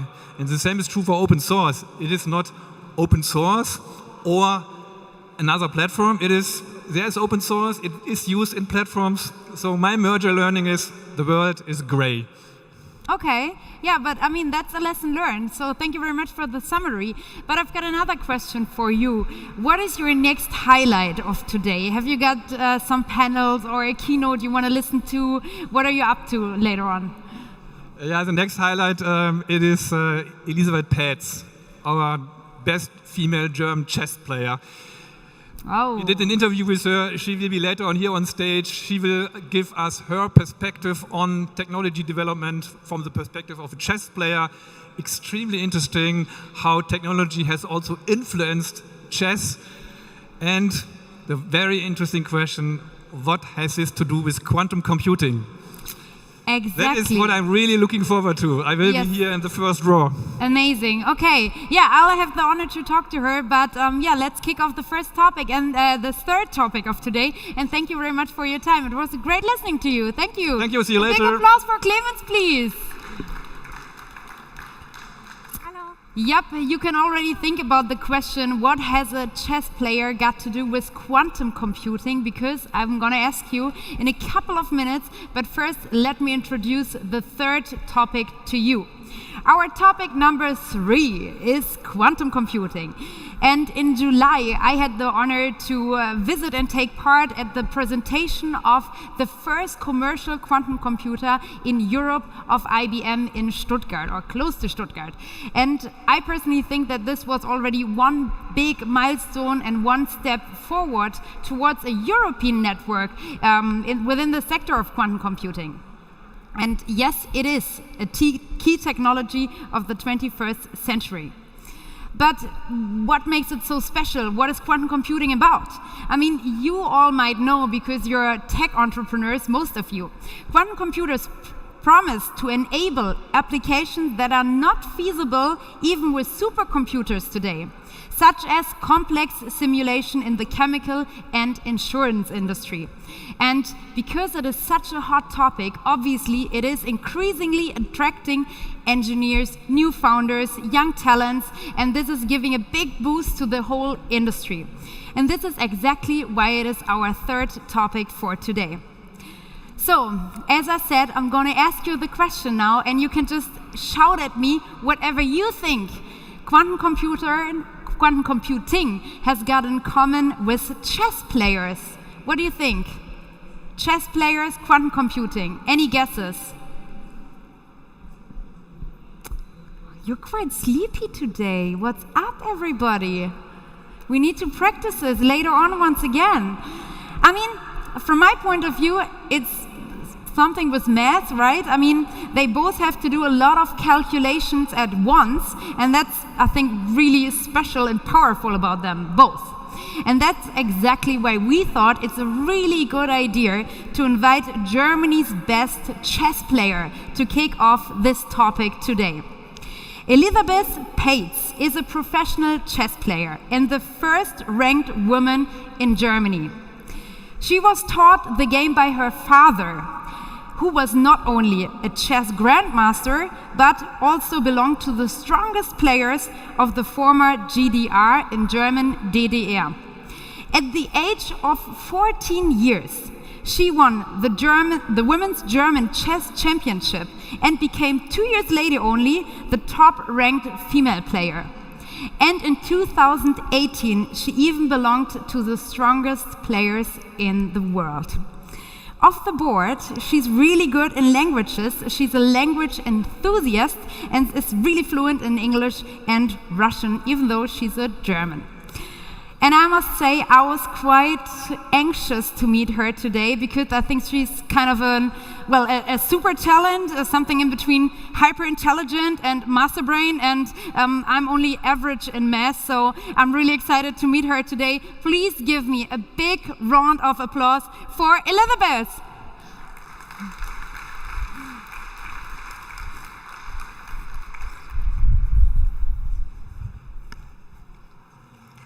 Good afternoon, everybody. My name is Elisabeth. I'm German's top female chess player. And honestly, today I'm talking to you about a topic which a couple of months ago I had single ideas or anything about. So I had to read myself a lot about this topic and to connect it somehow with chess. Now in the first picture you see nothing else than a small introduction. We see the human's brain, and on the other hand we see a kind of different wire cable slope. This is symbolizing the artificial intelligence. And before I get into the topic, here we have a picture of Kasparov and Vishwanathan Anand.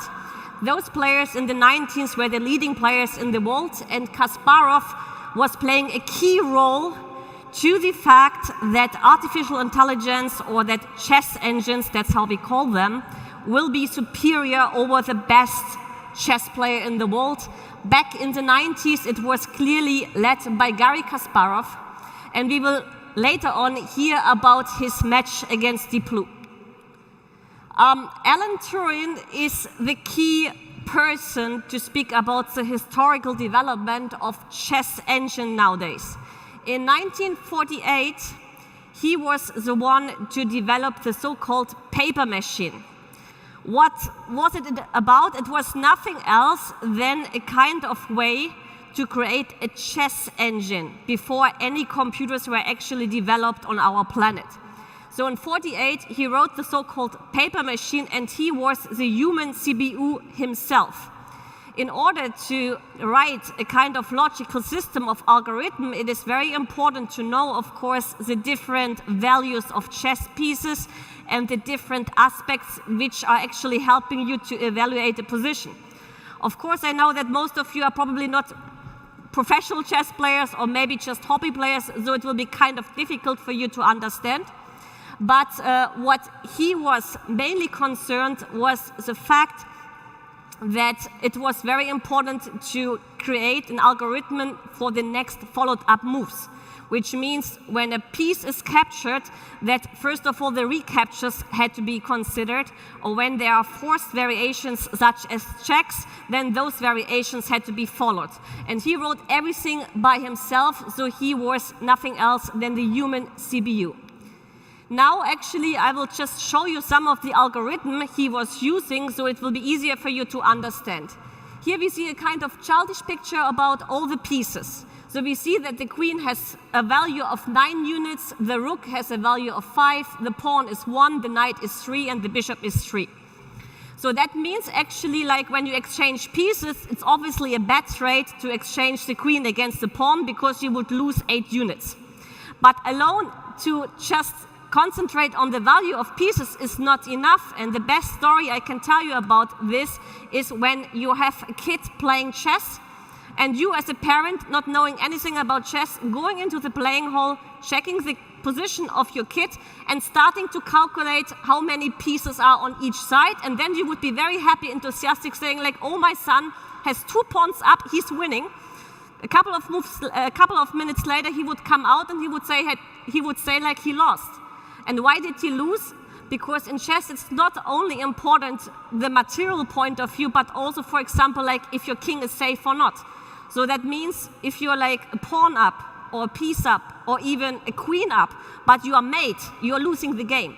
So that's why it's important to have different kind of algorithm, not only based on the value of pieces, but also on king safety, on the mobility of your pieces, on space advantage, on pawn structures, on open files, a lot of different kind of algorithms you need to evaluate a position correctly. Now I show you 2 positions, and please don't even try to understand them. I'm not requesting this from you. But I want to show you the evaluation of both engines. So what's the first thing you need to know is, you see on the first picture the evaluation of 7.63, which is basically like an advantage of almost 8 pawns units. But if you count the pieces on the first position, you see that the pieces are actually equal. The knight and the bishop are both 3 units. The pawns like on both sides are 4 pawns each side. And okay, king and rook and queen, so it's totally equal by material. So why the advantage is almost 8 units? And that's very easy to explain, at least for chess players, but it will also be able for you to understand when we look at the king of black. Let me just try to point it out. So we see the king. Now it doesn't work as I want to see it.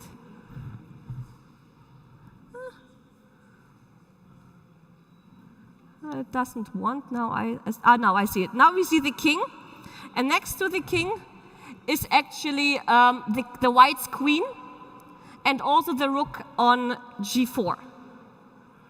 And basically, like by the queen and the rook, you see that the king is pretty much under attack. Also, the black's queen is protecting the knight. But the problem is that there's a white's bishop, which is also pointing on the pawn on d5. Okay, the laser doesn't work the way I want to, but the fact is like that the evaluation of the engine is so huge because basically black's king is close to mate. So this example will show you that material advantage is nothing worse, and that all the parents who are like trying to count the pieces on each side should better not do it, because they might be highly disappointed when the material advantage is not the outcome of the result they're expecting. The second position is a lot more difficult to understand, because the evaluation of the second position is 0.72. But here, if you look at this position, we see that both white rooks have open files. So they are controlling already the D file and the H file. Besides that, we have a white pawn which is in the territory of black's position. When we speak about territories, it means that the white position usually is owning the 1st to the 4th rank. That is the white territory, and the black's territory is the 8th to the 5th rank. Now we have a pawn in the black's territory, which is a pawn on e5. Let me try if it works now with the laser better, but somehow it doesn't the way I want. In any case, that pawn stands for some space advantage. Besides, the two rooks controlling the open files would then give an evaluation of almost 1 point units, like 0.72. So you see with these two examples, what actually I want to speak about is that the evaluation of the engine, it's always in value of pieces, is not depending on the material, but on all the other kind of aspects, like open files, mobility of pieces, but mainly the safety of the king. That's why in the first position we see that the evaluation is very high. And now to understand how to make the engines, or even Alan Turing was already indirectly doing it, and humans are doing it all the time, more efficient, what we do is basically like we don't calculate everything. So in the first picture, you see that all the kind of things are calculated. Now, of course, it's difficult because this laser is not doing what I want it to do. Somehow it doesn't work the way I want, but let me explain it to you a little bit more easy. So we see a mini kind of board with one white bishop, and black has the knight, the bishop, and the rook. So if you count the units, we have 5 units. Sorry, we have 3 units. The bishop is 3 units against 6 units of both knight and bishop, and 5 units of the rook. So for the moment now, actually, like black's advantage is 8 units. If the white bishop captures now one of the pieces, he can capture the knight and the bishop. Then, of course, you see in both pictures now that the evaluation changes. And you see on the right side that the evaluation is going down with only -50, and on the other side you see it's going up to -80. This is just because of the fact that if you capture the knight, you can be recaptured, and if you capture the bishop, nobody can recapture, so this is a better variation. And now on the lower picture, you see that already like the second variation where you capture the knight, which is actually a bad move because you can be recaptured, is not included in the calculation of the engine as well as a human being, because it's no use to calculate something when the other move is just a lot better. And that is called alpha-beta pruning, and this improves the ability of the engine as well as the humans, because we only calculate this way, but this improves the ability of the engine to calculate better and more efficient. Now, actually, like Garry Kasparov, former world champion, best player in the world in the 90s, was the first one to face the engine deep blue back in 1996. Here it's his second match in 1997. In 1996, he won the match with 3.5 to 2.5. 1 year later, he lost already 4-2. And actually, like you may say that this was the beginning of the end. This was the beginning of why actually, like we all know that we don't have a chance against artificial intelligence. Back this time, he played against the brute force engine.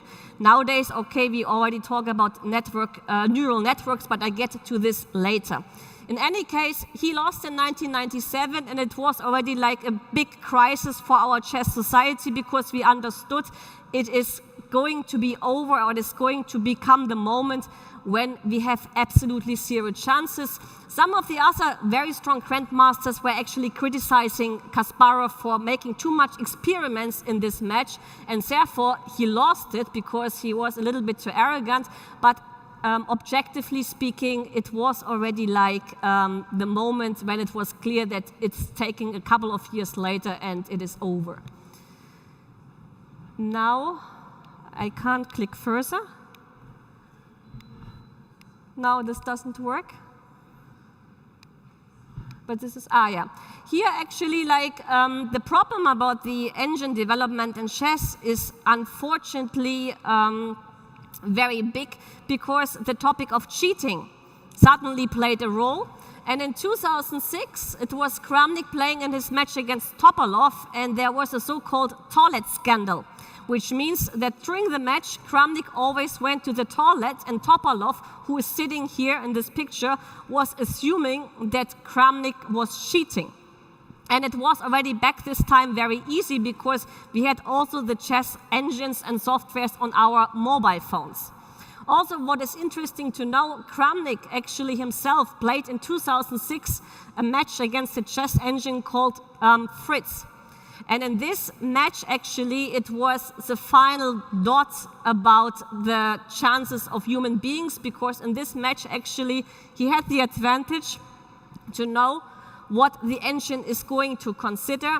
He had the advantage of getting all the material he need about the most modern theory, but yet he lost with all these kind of advantages, and that actually, like in 2006, officially we speak about the moment when we don't stand a chance against chess engines anymore.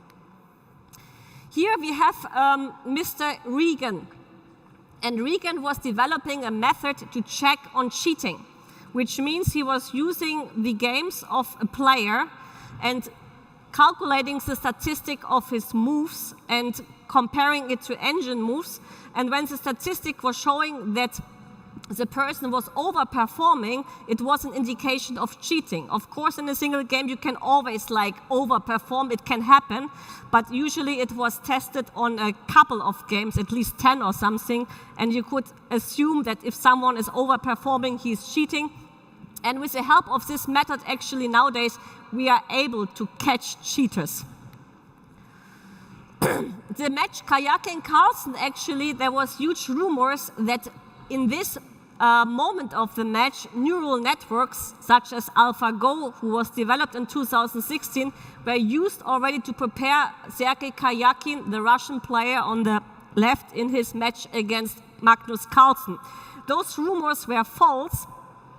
However, still in this particular match, since Sergei Karyakin is from the Crimea, so he was a very important figure for Vladimir Putin, he had the greatest support ever, facing the strongest player in the world, Magnus Carlsen. He lost by a very small margin at the end, but this was a moment when actually neural networks entered our planet. So here we have AlphaGo and AlphaZero. And the difference is very similar to explain. In 2016, AlphaGo was developed, and compared to chess, this was the first neural network which was able to beat the Go world champion. Chess was already like beaten by brute force engines, but as for Go, it was 2016 the moment when actually it was over. 1 year later, AlphaZero was developed. And AlphaZero is also a neural network. And now, of course, the main question is, what is the difference between brute force and neural network? For us in chess, this question is not relevant because we already don't stand a chance against brute force engines. But for the general public, it's quite interesting how differently they work. So the brute force engines are handcrafted by humans, which means a lot of very strong chess players are feeding the program with all knowledge you need to know, what you already heard, like value of pieces, mobility of pieces, king safety, and so on. So it was fed by at least 4,000 different information, the brute force engine. The AlphaZero, the neural networks, was not fed or handcrafted by humans at all. What this neural network does is nothing else than to play millions over millions games against each other and taking its own conclusion. So by playing each other in like millions and billions of games, he requires all the knowledge he needs to know about chess to become unbeatable. The fun fact is actually that the brute force engines are at least 1,000 times faster in calculation over the neural network. But here comes the huge difference. But the neural network, they have 25 million of different information, whereas the brute force has only an information source of 4,000. So we speak of 10,000 times more information for the neural network devices. And that actually means that the information they are collecting by playing against himself for like billions of games is something a human being, no matter how many strong grandmasters you put together, are able to perform. And that is what Alpha Zero makes so incredibly strong. And it's impossible to understand how they are doing it, because they are doing it by themselves. They are taking their own conclusions by playing billion over billion games against himself. So, and the last question is, it's probably the most disappointing answer you will actually hear. Solving chess by quantum computing. Actually, a couple of days ago, I was asking this question to one of the biggest chess programmers of our biggest company in Hamburg, ChessBase. And he said it's absolutely irrelevant if quantum computing can solve chess or not, because we speak of a game with 32 pieces on the board, and you have to understand that after each move done by white or black, you have at least 30 legal moves. So we speak about 10 to the power of 40 different kind of positions. So this number, 10 to the power of 40, is galactically big, which is not imaginable. So basically it means if quantum computing is able to solve chess, it's not important to answer this, because the biggest problem is we are not able to save this information, because we have to save 10 to the power of 40 different positions. And this is a number which is not securable or like savable on our planet. And that's why the question of quantum computing and chess solving is for us not irrelevant. Because the problem is the data saving. And yes, that was basically already it. Thank you so much. Please give us a big round of applause. Thank you very much, Elizabeth. You can take a seat already. I'm actually going to sit down with you. Has anyone from the audience already got a question? Now you've got the chance. I can only say it again. I don't hand over the microphone quite often to the audience, but now you've got the chance to ask your personal questions. If anyone wants to just stretch your hand. If not, I'm actually going to start, and you can think about it a minute longer. Okay, so Elizabeth, when I was told that you're coming today, I was straight away thinking about a series on Netflix. You might already know what I'm thinking about. Yes, The Queen's Gambit. Yes, The Queen's Gambit, Damen Gambit. I don't know who of you has seen it on Netflix. Yes, few of you. Yeah, I mean, I was a huge fan of it. I thought it's really cool. But is your life actually like the ones of? She's also called Elizabeth, by the way. Yes, that's really funny. You've got the same name at least. But is your life similar to hers in the series? Actually, like, well, I will put it in a mild way. The Queen's Gambit is actually not about chess. Okay. It is about a woman in the society of inequality between man and the woman, and it's covered by the topic of chess, because chess stands for intelligence. Chess is a very rich historical cultural game, but objectively this series is not about chess. And what we are facing in this series are a lot of moments when she's playing in tournaments, but these moments they are showing on TV, they have to be shown in a dramatic way to keep it interesting for the audience to watch it. But if we would cover chess as it is in tournaments on the TV, I can tell you that everybody latest after 5 minutes will click away, because for 20 minutes you are sitting next to each other and you don't do nothing but thinking. Yes. So for 20 minutes, nothing will happen. And then, of course, you cannot cover like a chess match on TV, where 20 minutes, nothing happens. And it's not like that you're looking at each other and doing some comments. We are not allowed to talk during the game. In the series, actually, like there were not only like different kind of views or different kind of comments, it was more like a drama. And of course, it's the only chance to make it interesting. Yeah. But it's not nothing to do with reality. It sounds like you're not a big fan of the... No, the series was very good for chess. I mean, it was really good for chess, but I mean, nobody can actually tell us it has something to do with chess, but it was the best advertisement we could actually have, because after the Queen's Gambit got on the market, it was booming, and we got a lot of requests from TV shows, from reporters, and we got a lot of interview requests because they wanted to understand more about it. But for example, like, I don't know how much deep into details you were looking when you are watching this series. Do you remember actually the moment when she was playing a simultaneous in New York in a fast motion against 3 of her friends? Yes, in the basement, right? Exactly. In this moment, actually, she wasn't playing herself. She was played like a hand double played for her. Okay. Because like a non-chess player, like an actor, is not able to play 3 simultaneous games in such a speed, and all the positions they were using and all the games were from the historical database, which means it was nothing invented. But they are not able to do that. So for this kind of scenarios where she had to play quick and a lot of games, they used hand doubles. Okay. But when she was playing against the world champion, she was making the move in such a kind of funny way, where we understood, okay, I mean, no chess player would move like a piece and hit it on the field and push the clock like she did, because this is not authentic. Okay. And this actually like was probably, for me at least, and for many chess players, the most funniest parts. But that's really cool to listen to your perspective now, isn't it? Have you got any questions, guys? Still not cool. They're so impressed. They are speechless, I feel like. We've got the microphone here, so if anyone's got a question, just reach out to us and Jana.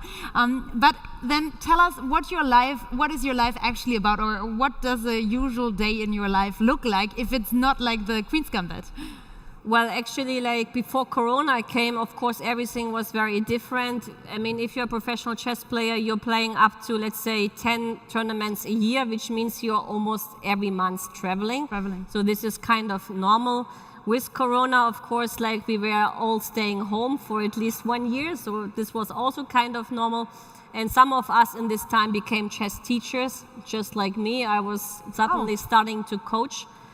But usually, like, you go to tournaments. Before the tournament, you have a training camp. If it's a very important event, you're preparing with a professional coach for this event. You prepare against your opponents. Then you go to the tournament, you play it.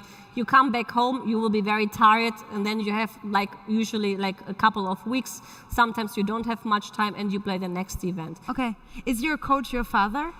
He used to be my coach like up till the age of 16, and then actually I changed to different kind of coaches, and I also like went to a different school in a different city. That's why I had less contact to him.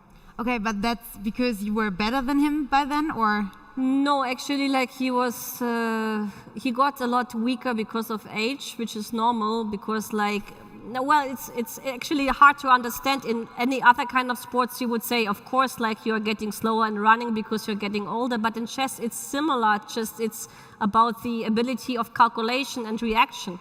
So chess players have a very, very strong reaction ability, which means like if you see a picture and there is something hidden, you immediately recognize it, because we have to be very strong in reaction, because sometimes we're playing very quick games.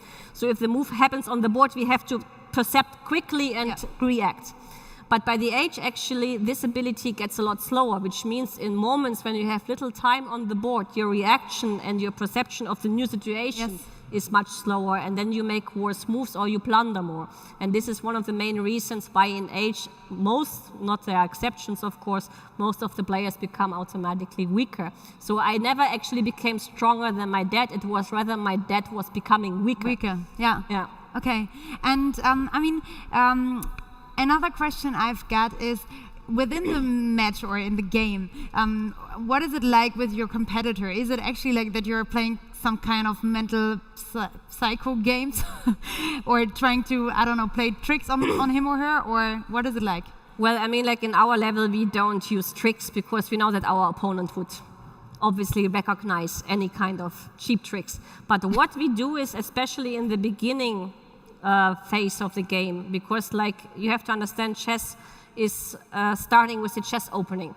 And we can get from our opponents all kind of information. What opening is he playing? Is he playing Sicilian or the French defense or the Caracan? So we get all this information, and what we do before the game is we prepare against the different variations he's playing. Sometimes we try to even find novelties or new moves or surprising moves. And in the moment you're playing the surprising move, you try to see something in your opponent.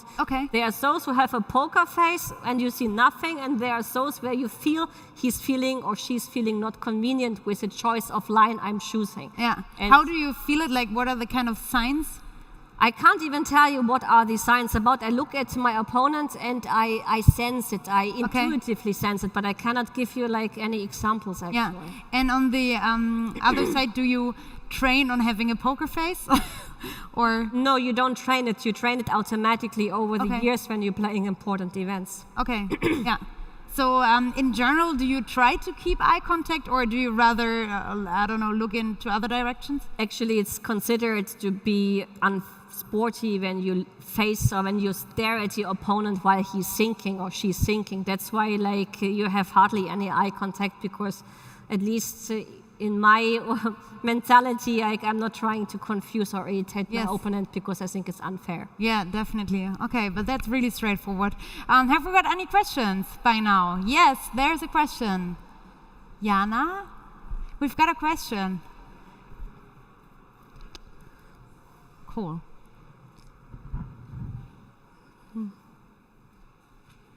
Hello, nice to meet you. I just wanted to know, there is a situation in the series, and I've already asked this myself before.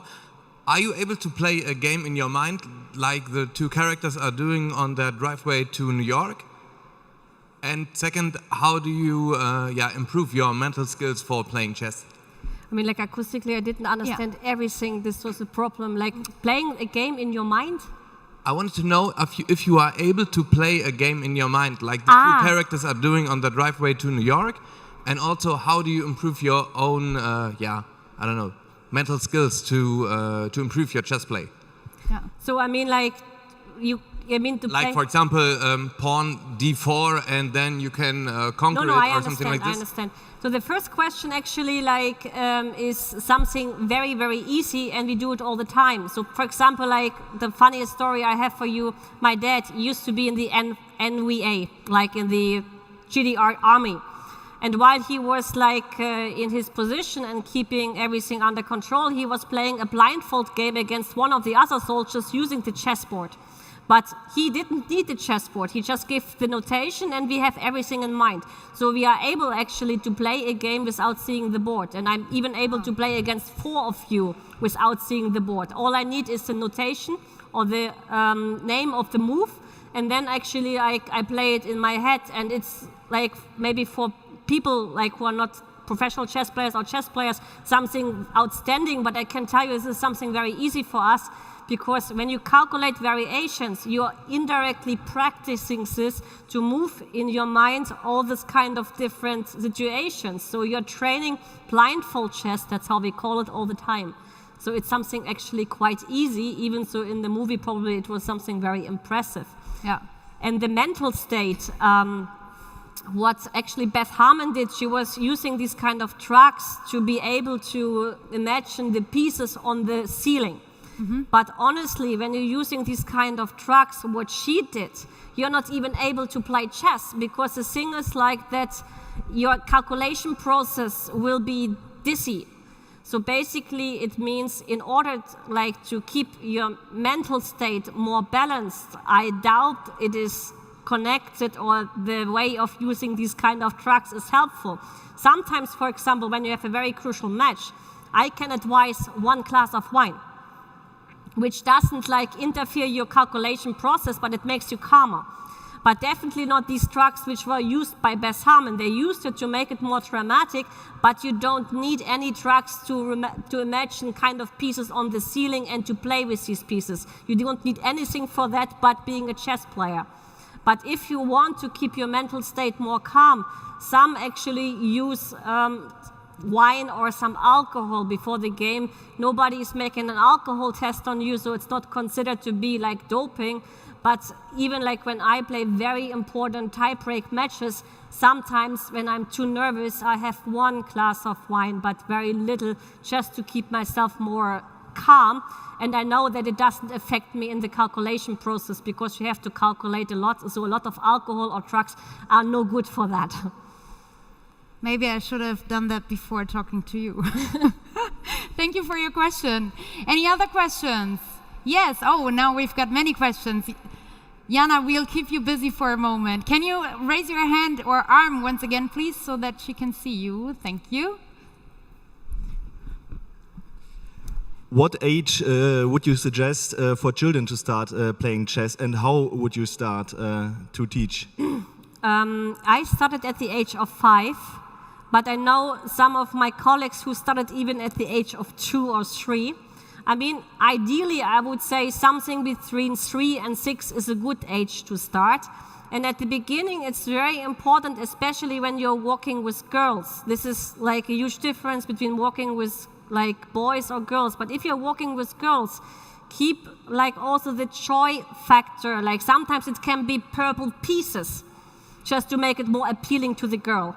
But it's very important, especially when you work with young girls, to keep the joy and the aesthetic factor in mind, to keep them basically interested in chess. Also, you should understand that the behavior of boys and girls is very different. With a girl, you are probably not able to work very, very long.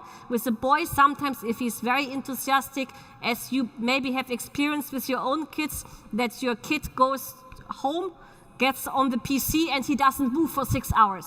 You would never see this with a girl, or like in a very seldom case it can happen, but I have never experienced any girl at the age of 7, 8 going home and sitting on the PC for 6 hours. And this is similar to chess in a way. If you're enthusiastic about chess, then with boys it's probably possible, at least in the majority of cases, to work longer by concentration than with girls. But objectively speaking, the first 20 minutes they are there with you. After 20 minutes they want to play.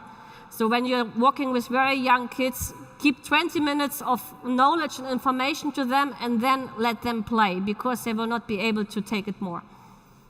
Okay, that was really interesting. Cool. We've got another question here.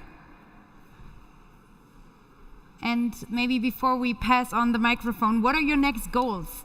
What is the next step for you in your chess career? Actually, like since we had a huge break of Corona in the first half a year, now everything is put into the autumn and winter. So next week I play the European Club Cup. From there I go to the World Team Championship. From there I go to the Spanish League, and from there I go to the Grand Swiss, and from there I go to the European Team Championship. So I have like 5 tournaments in a row, which are supposed to be over the whole year, and which are now in the last 4 months of the year because of Corona. And this is going to be very tough. And since like we have all contracts with the national team, because most of it are team events, you don't have a choice but to really bite through and try to survive. Okay, and 5 tournaments you said, how many of them are you going to win? Well, actually, since they are team events mostly, it's not in my power to say that. It's like also my team members, but the German national team actually is in the world ranking among women, maybe number 11, 12. Okay. So the statistically chances to win anything is very, very low. Okay, but you're still motivated to go? No, I'm motivated to go because I'm motivated to, first of all, like present the first sport for my country, and second of all, also like to individually like perform well. Of course, cool. Okay. Now. Thank you. You said drinking alcohol is no kind of doping in chess. Is there other things which will be doping or other ways to cheat? Actually, like we have got a list from the NADA about tablets we are not allowed to take. For example, like if you're a person who suffers allergies, then you cannot cross a certain number of cortisone in your system. Also, like some years ago, you couldn't drink more than 3 cups of coffee because a too high caffeine percentage was also considered as doping. But in any case, whatever we would take, we will not become better chess players. We are not running faster like in other sports, but we might be able to improve the ability of our brain staying fit and the concentration ability over a long period. But still, this doping is nothing compared to an athletics who takes something and is running faster, because in our case, we don't get better. Maybe we get a longer concentration ability, but objectively, nobody is even taking any of these tablets, because you know that it's not like a guarantee to win the games, and because we lose or we win the game because we are the better players, but definitely not because we take the better trucks. Yeah, okay. Question answered? Okay. I think we're slowly running out of time, but Elizabeth, thank you so much for being here. It was really interesting and definitely one of my personal highlights. Thank you very much. Thank you. Big round of applause. Oh, yes, there was something like a little and small prize we want to hand over to, wait, let me see. We've got a really proud winner here, and his name is Adrian Killisch, right? Come on. Cool, okay. Hi. Yes, I mean, they could have also put it in a small envelope, but we're handing over this huge thing. I think it's a colibri, right? Yeah. And what you won actually is an online game, an online match with her. So. Thanks. Okay, we need to motivate him a little bit. I think we should give him a little applause to give him some motivation for the match, right? Adrian, thank you so much for being here. Do you think you've got any chance, or? No, not really. But you're going to try. So I'll hand this over to you. Maybe you can, or you can maybe carry it together, or I don't know. Yeah, well, cool. Okay. Nice. Thank you very much to the both of you. Thank you. Big round of applause. Maybe you can just take it with you. Yeah, amazing. Thank you very much. All right. That was quite interesting to listen to one of the most successful chess players. But we're now going to move on to our next keynote. And oh, Elizabeth, your microphone is still on, your speakers. No worries. Take your time. Okay. We're going to wait a little moment. And meanwhile we're waiting, you can all stand up, please. Stand up, everybody. We're going to do a small exercise right now. I feel like we need a little bit of energy. Who doesn't stand up needs to leave, so better stand up. Okay. Everybody stood up nearly. We've got some people who don't want to do it, but still. Okay, I want you all to close your eyes right now. Close your eyes, relax for a moment, and think about what you're grateful for and what you're thankful for. Maybe something that happened this week or last weekend, any situation, maybe something really small, a small conversation. What are you grateful for?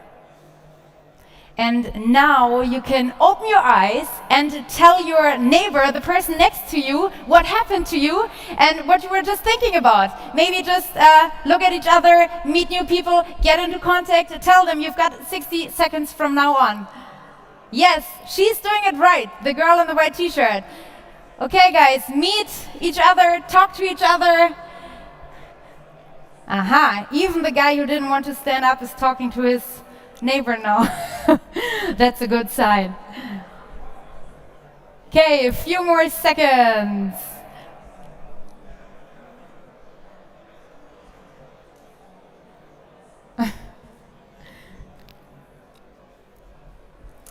Everybody at home, you can also do the exercise and tell your families, your friends, and your partners tonight what you thought about. And I think we're going to now move on to the next keynote. Thank you everybody for taking part in this small exercise, and I hope this maybe helped you to get in touch with others today. And I think we all understood after this keynote and fireside chat what quantum computing is about, that it's about a lot of, well, brain or, power, computing power, and that it definitely is a cutting-edge topic. Nevertheless, what's the status quo in the industry, and what are actual use cases, and which direction are trends moving into? Professor Dr. Frank Wilhelm Mauch is a theoretical physicist, and after his PhD at the KIT and stays at the TU Delft, LMU Munich, and a professorship even at Waterloo in Canada, he then moved to the Saarland University in 2011 and is seconded in Jülich since 2020. His research is on theory, modeling and applications of quantum computers. He's the coordinator of the EU flagship project Open Source Q, and he also is a frequent educator on this field, whether it is among tech entrepreneurs, but also to the general public. And he's gonna answer all these questions about use cases and trends right now for all of us. So please, everybody, give him a big round of applause. Thank you. Thank you very much for the introduction. That is a much more flamboyant intro than at your typical physics conference. It's wonderful to be here. And I want to tell you a little bit about quantum computing, where the field is, and what you can do with it. Hope the acoustics is okay. The room is quite alive, but let's look there. So this is my title slide. This is a view in Jülich on a nice day. So I want to briefly tell you what makes the difference of using a quantum computer versus a regular computer, which we call a classical computer. Where does it come from and what are the challenges? Why is it so hard to build a quantum computer? And why do we, when we talk about quantum computers, look at this somewhat steampunky device on this table, which I'm going to show you a little bit next. And then we are going to look at where does the field stand, and if you are looking at commercialization, what can it do for you, and what are we specifically doing around here, where we are right now.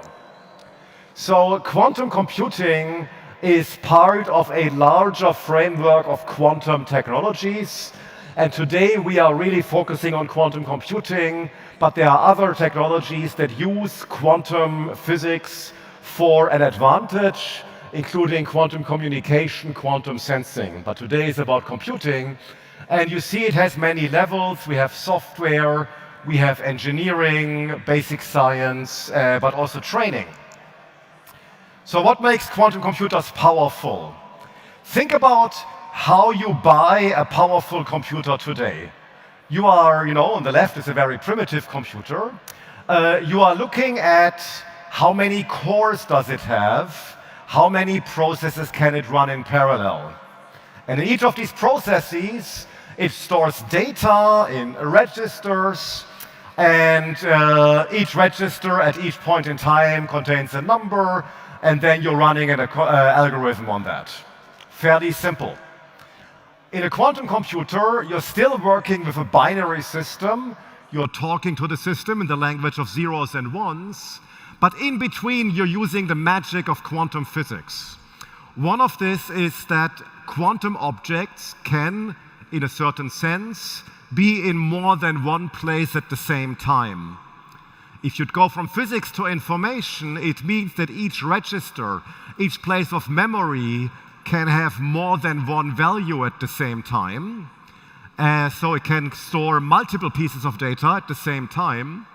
So if you work on it, you are building a version of an extreme parallel computer. You need one quantum register, and you can process on it as parallel as you want, where classically you need to have a lot of cores. So this is behind quantum speedup. So let's be kind of very clear here what quantum speedup means. Quantum speedup does not mean that we are getting you a processor with a higher clock speed or anything like this. Quantum speedup is about, this is a fairly mathematical statement, how much does it become harder if your problem becomes bigger? That sounds like a pretty academic question, but for example, your information security relies on it. Your information security with HTTPS relies on the fact that if anybody ever gets near cracking that, you can make your code a bit bigger and then it will be unsolvable again. So you're always winning the arms race against the decryptor. So this hardness, how fast something grows, is really important. So quantum computers change the hardness. When you have a problem where, in terms of the problem size you can solve, you're suddenly hitting a hard wall and making it slightly bigger blows up your computer, quantum computers can be there to help. So here is a kind of a cartoon of this. So I don't quite know how the laser pointer works, but here is a cartoon of this, how this could look like. On the horizontal, you have how big is your problem. On the vertical axis, how long does it take? And the black line is the quantum computer, which grows slowly. And the green line could be the classical computer, which is completely optimized. So initially, it's faster.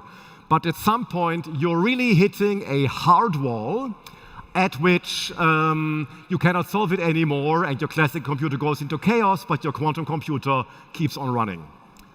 So there's a caveat, because being in the same place at the same time, if you want to observe this, there's a random result. So that is kind of a mind-boggling piece of quantum physics. This is obviously not, a school lesson, but what this means essentially is that if you program it parallel, you need to make sure that in the end you get a meaningful result. And so which means that quantum computers are hard to code. To use the quantum parallelism requires the right algorithms. But fortunately, those have been discovered. And here are all algorithms that have very, very abstract names that are typically in the machine hall of IT. Combinatorial optimization is such a problem. It turns out many things that keep our supercomputers busy today end up being very difficult optimization problems, but you are calling them finding a route. You are calling them managing a map. You are calling them optimizing an airport. But what takes time is optimization. There's machine learning, artificial intelligence, and other problems. So if you want to use quantum computers, a good way to approach this is to see whether the problem, the use case you have, actually, in the end, is related to one of these use cases. This is a typical way to approach it. Don't try to discover new algorithms. That is very difficult. So this is what quantum computers can do. Now, where do they stand? Well, quantum physics is the physics of the smallest pieces of the world, of our microscopic universe. And we now want to build a computer. We just don't want to observe it, we want to build something. And there's two ways to do this. One is we take small particles like atoms, ionized atoms, we are trapping them in a big machine as seen on the left, and you try to manipulate them. The other approach, and kind of my favorite approach, is you are taking a computer chip like the one shown on the bottom right, and you try to make it so small and so well protected that it becomes quantum.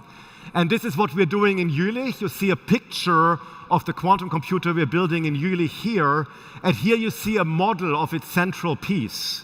And you see this kind of steampunky setup with these gold-colored plates. So you're seeing this because we need to isolate the quantum computer from external disturbances really well. And this is sitting in a cooled pot that gets colder as you get lower. So the lowest part here is the coldest part. These plates are made out of copper because then they have all the same temperature. You know, if you have fancy cookware, that copper is conducting heat really well. It's gold colored, so it reflects thermal radiation. The quantum chip is sitting at the bottom, and then around this you see the input and output system, and you see the wiring system, and we have a booth close to the entrance where you can see this even better. So you still see that this is a somewhat experimental device. It's going from the lab towards production. And we have two platforms, and that sounds bad, right? We think that we know how computers look. But actually, it's not so bad. Just look back at computers of 50 years ago. People made computers out of relays, out of vacuum tubes, out of discrete transistors, where instead of a chip, they needed to solder everything. And just because the physical shape of the computer changed doesn't mean it's a good computer. And in fact, keep in mind that Alan Turing, the Albert Einstein of computer science, worked with a primitive mechanical computer like the one on the top on the middle. And so we are in good company. So these are the types of qubits that you are seeing inside this model here. On the right, you again see our cooling setup. This is sitting next to a lot of electronics. And on bottom, you have your chip, which is sitting on a chip holder. And what you have on the left is a zoom up on a single quantum element. This is made out of a superconducting material. It's actually a very simple material. It's aluminum, something we know. It is cooled to very low temperatures. And on the upper left, you see a crossing between two wires.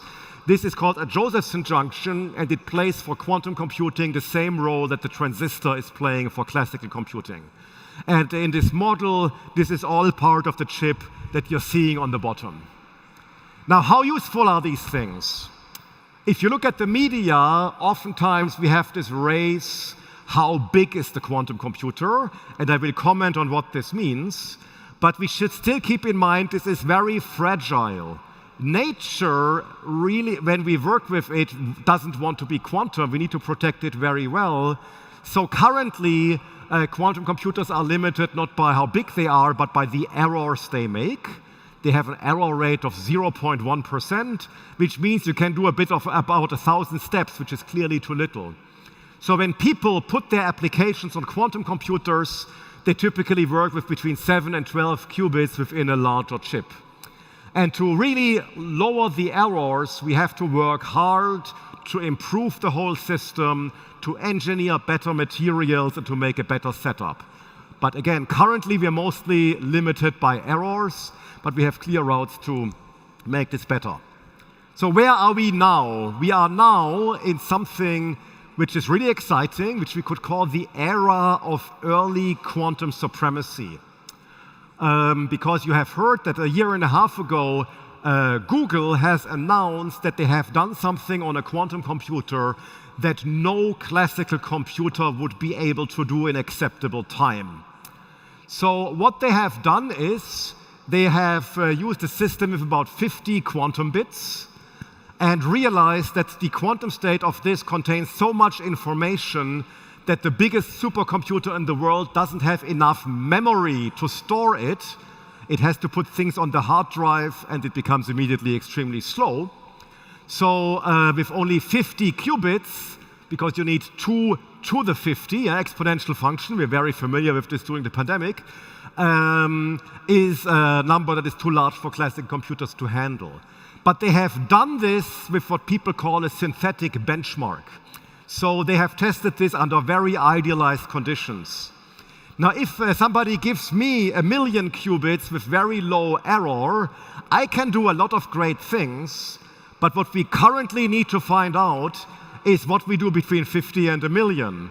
Make applications a lot less demanding and make quantum computers better. So what does this mean for users? If you want to play with quantum computers, what can you do with these machines? First of all, you always need to connect them to a great classical supercomputer. So everything where you don't need the quantum computer, you're not running on the quantum computer, you're making it a co-processor. This way, the error rate is not killing you. And secondly, you look for the right applications. One of them is better chemicals. For example, it turns out that plants do something very easily for which human beings need large factories that create a lot of carbon dioxide. And all it would take for human beings to imitate this would be to understand this molecule, which is actually quite small but is completely out of reach of classical computers. So if we can solve these with quantum computers, we are in good shape. And this is probably the first useful application we will have. Another problem is managing airports. where you need to optimize which planes you use for which route and where you put them, and you want to get the solution quick. You want to be able to update this in the middle of the day. You don't want to step Düsseldorf airport for an hour to wait for your computer until we have figured out the gates, which is why this is currently still done by hand. Or you want to make mechanical engineering. There's a technique called finite elements, which is a nice method, but it's takes way too long to be practical. And I have heard 2 hours ago that we have won a project to bring this to quantum computers. I'm a bit time aware, so I'm going a bit too fast, but you can ask me more about this. Because in the last minutes, because I believe I have about 2 minutes left, I'm looking at the host and she is friendly and nodding. Let me point out what we are doing close to here, about an hour away. So we have our project Open SuperQ that was already mentioned. We have been extended until beginning of next year.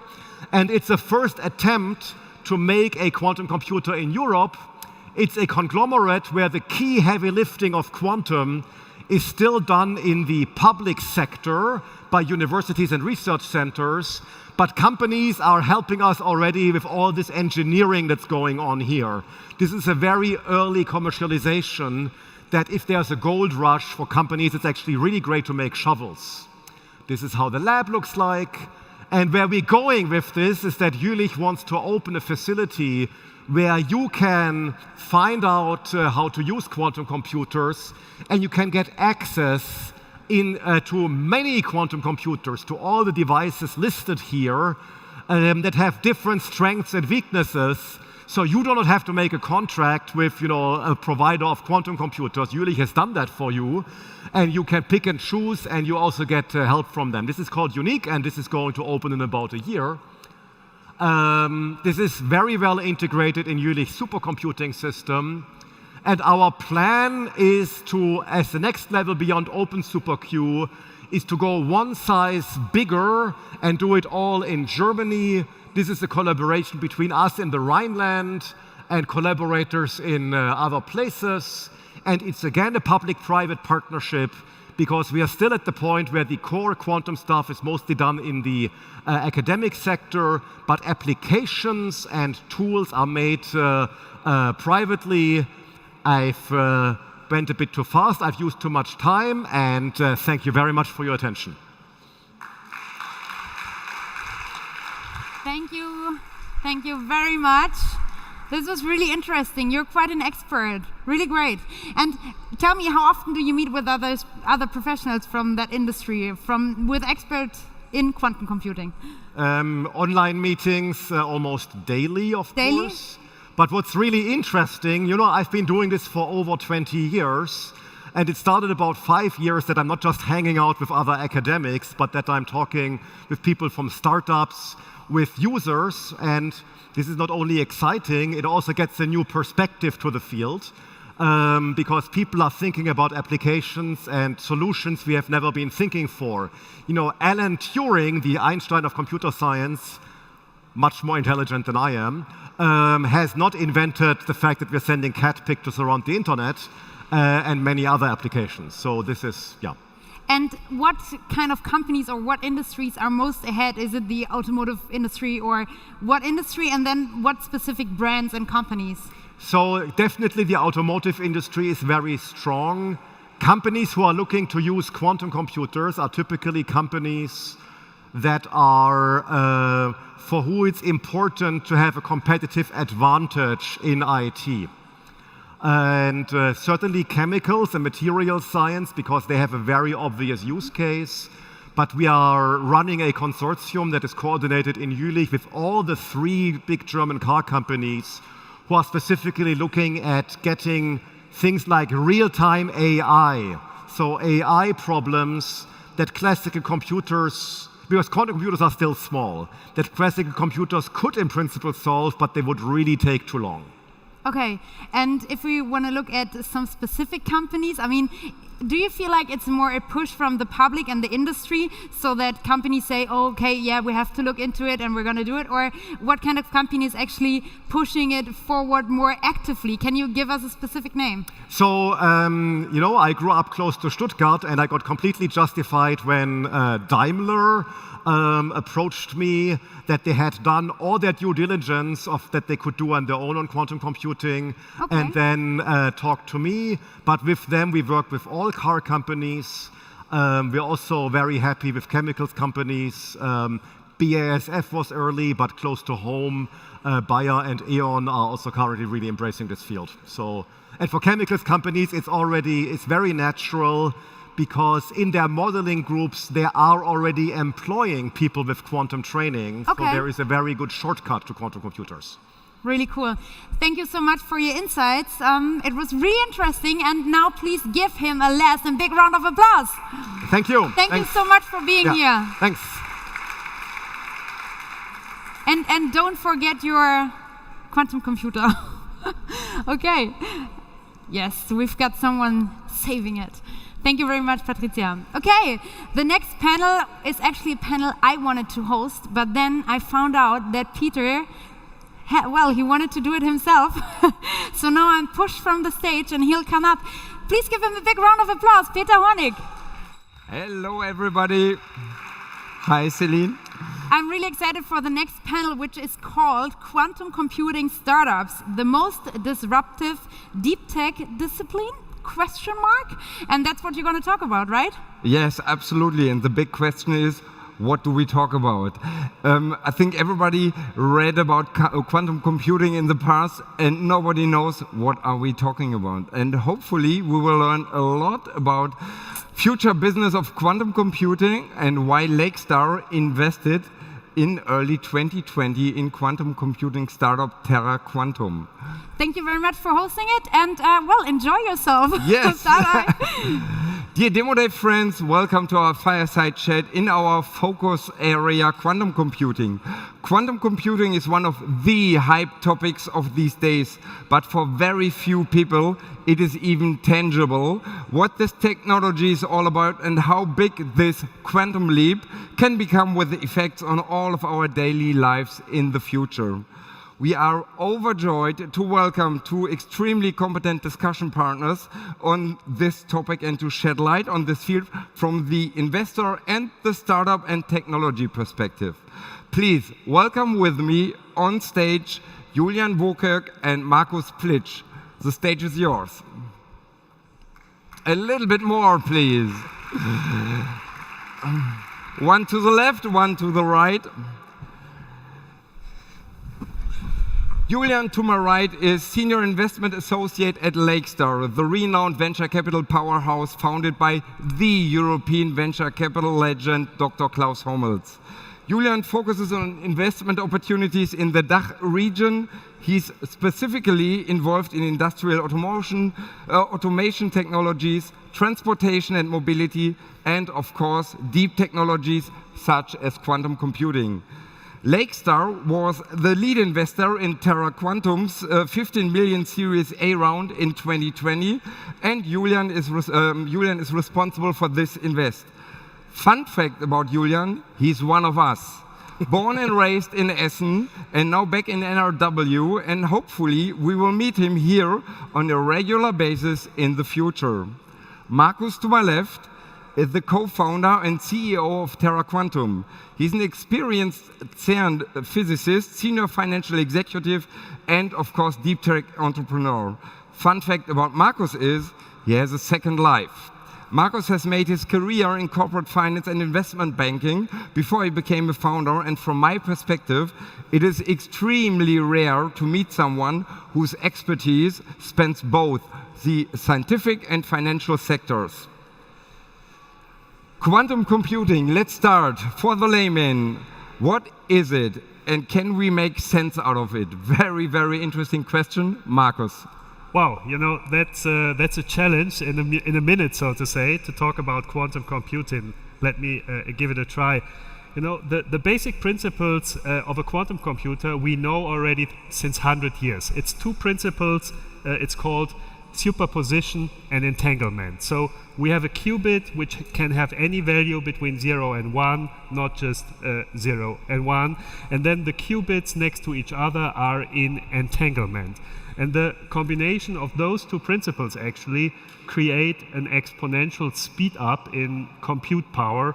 And that's kind of the thrilling thing. You know, we are talking about the exponential speed up with any qubit we add, and that opens the door for tremendous applications. So in a few years, we'll be able to solve problems on a quantum computer where the best supercomputers of today would take longer than the lifetime of the universe, 15 billion years.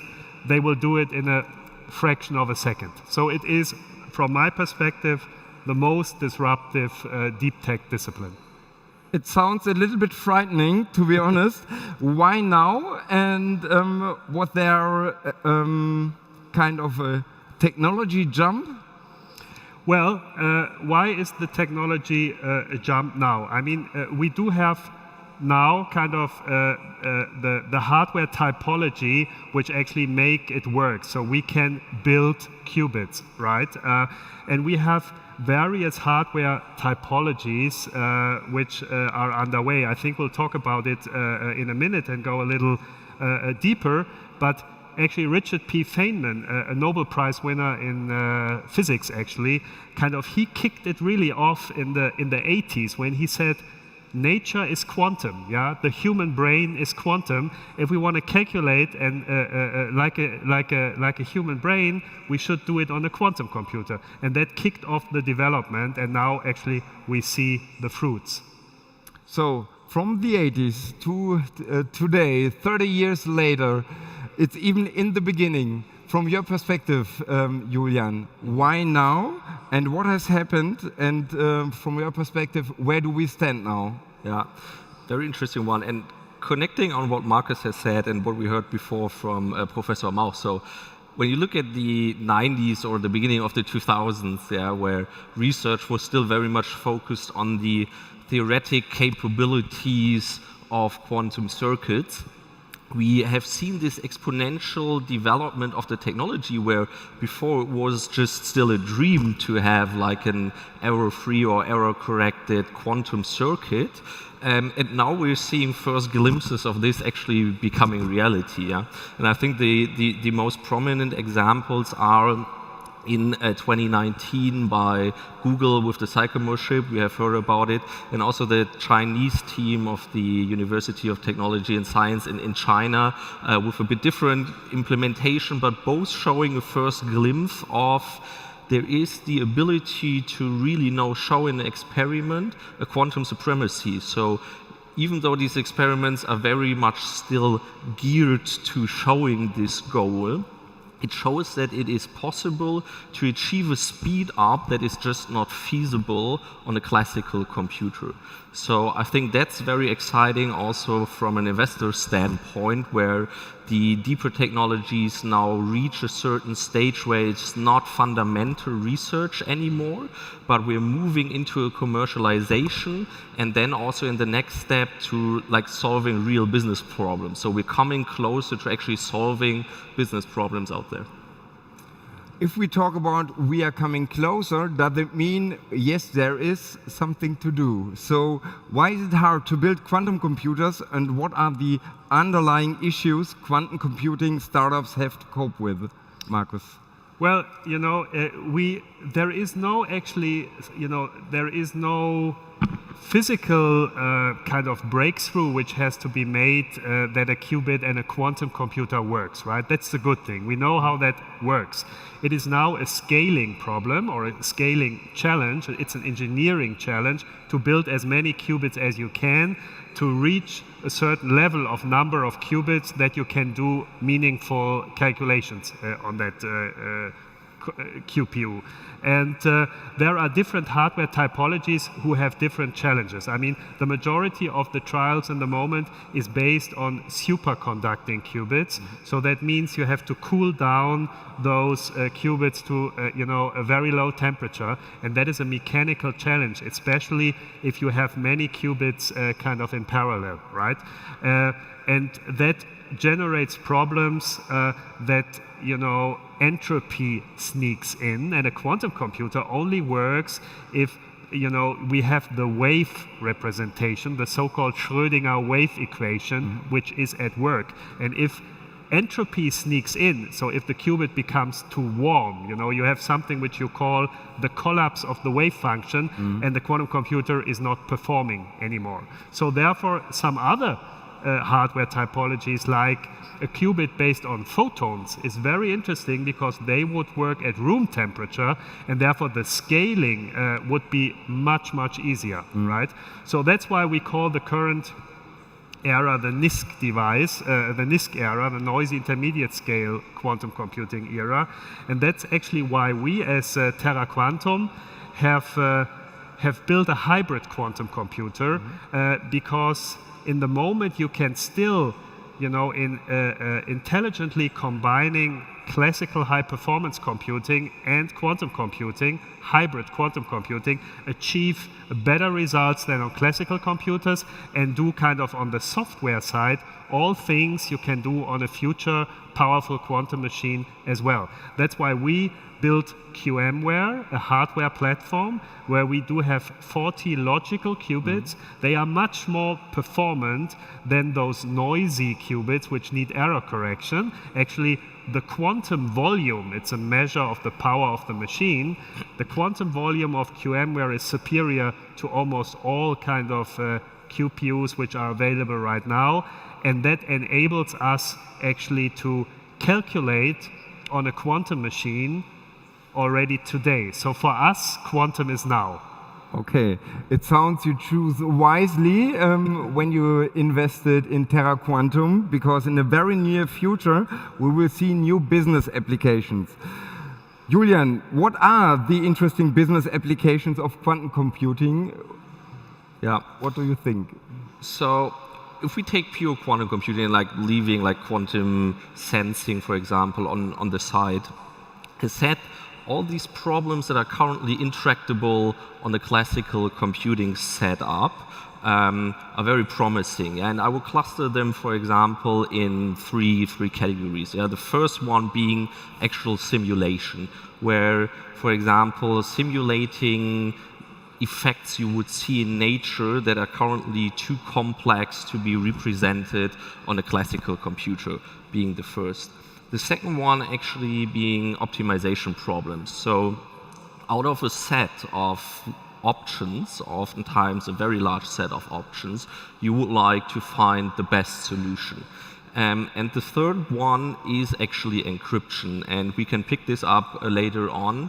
I think this is a very near-term problem already, because if you look at the public-private key schemes that are used in most encryption today, these rely on the algorithms of integer factorization. Yeah?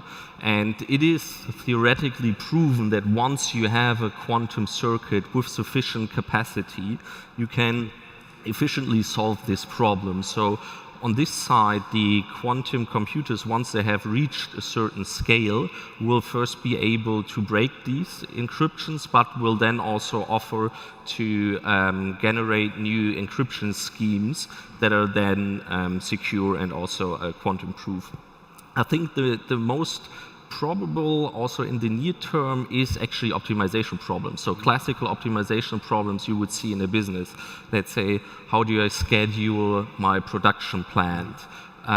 Classical routing problem, traveling salesman, all where you have a very high degree of complexity which you today iteratively solve on classical computers.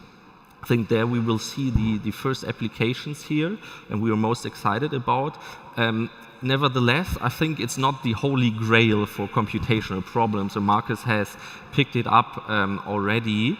We see the first generation being a hybrid approach, where you actually need to split up the algorithmic problem you have and decide what part of it you want to run on a classical high-performance computing platform, and which part of that is actually then the core, for example, simulation or optimization that you then run on a quantum computer. So you will have it combined the classical computing, high-performance computing approaches and the quantum approaches. That was an absolute broad overview. Of course, there are a lot of possibilities in the future for you. And so where does Terra Quantum play? And can you give us one understandable use case example? Yes, sure. As I said, I mean, we really focus on kind of quantum applications for today, not for the distant futures. A lot of people say, well, is that possible already, you know, or is it just still an intellectual playground?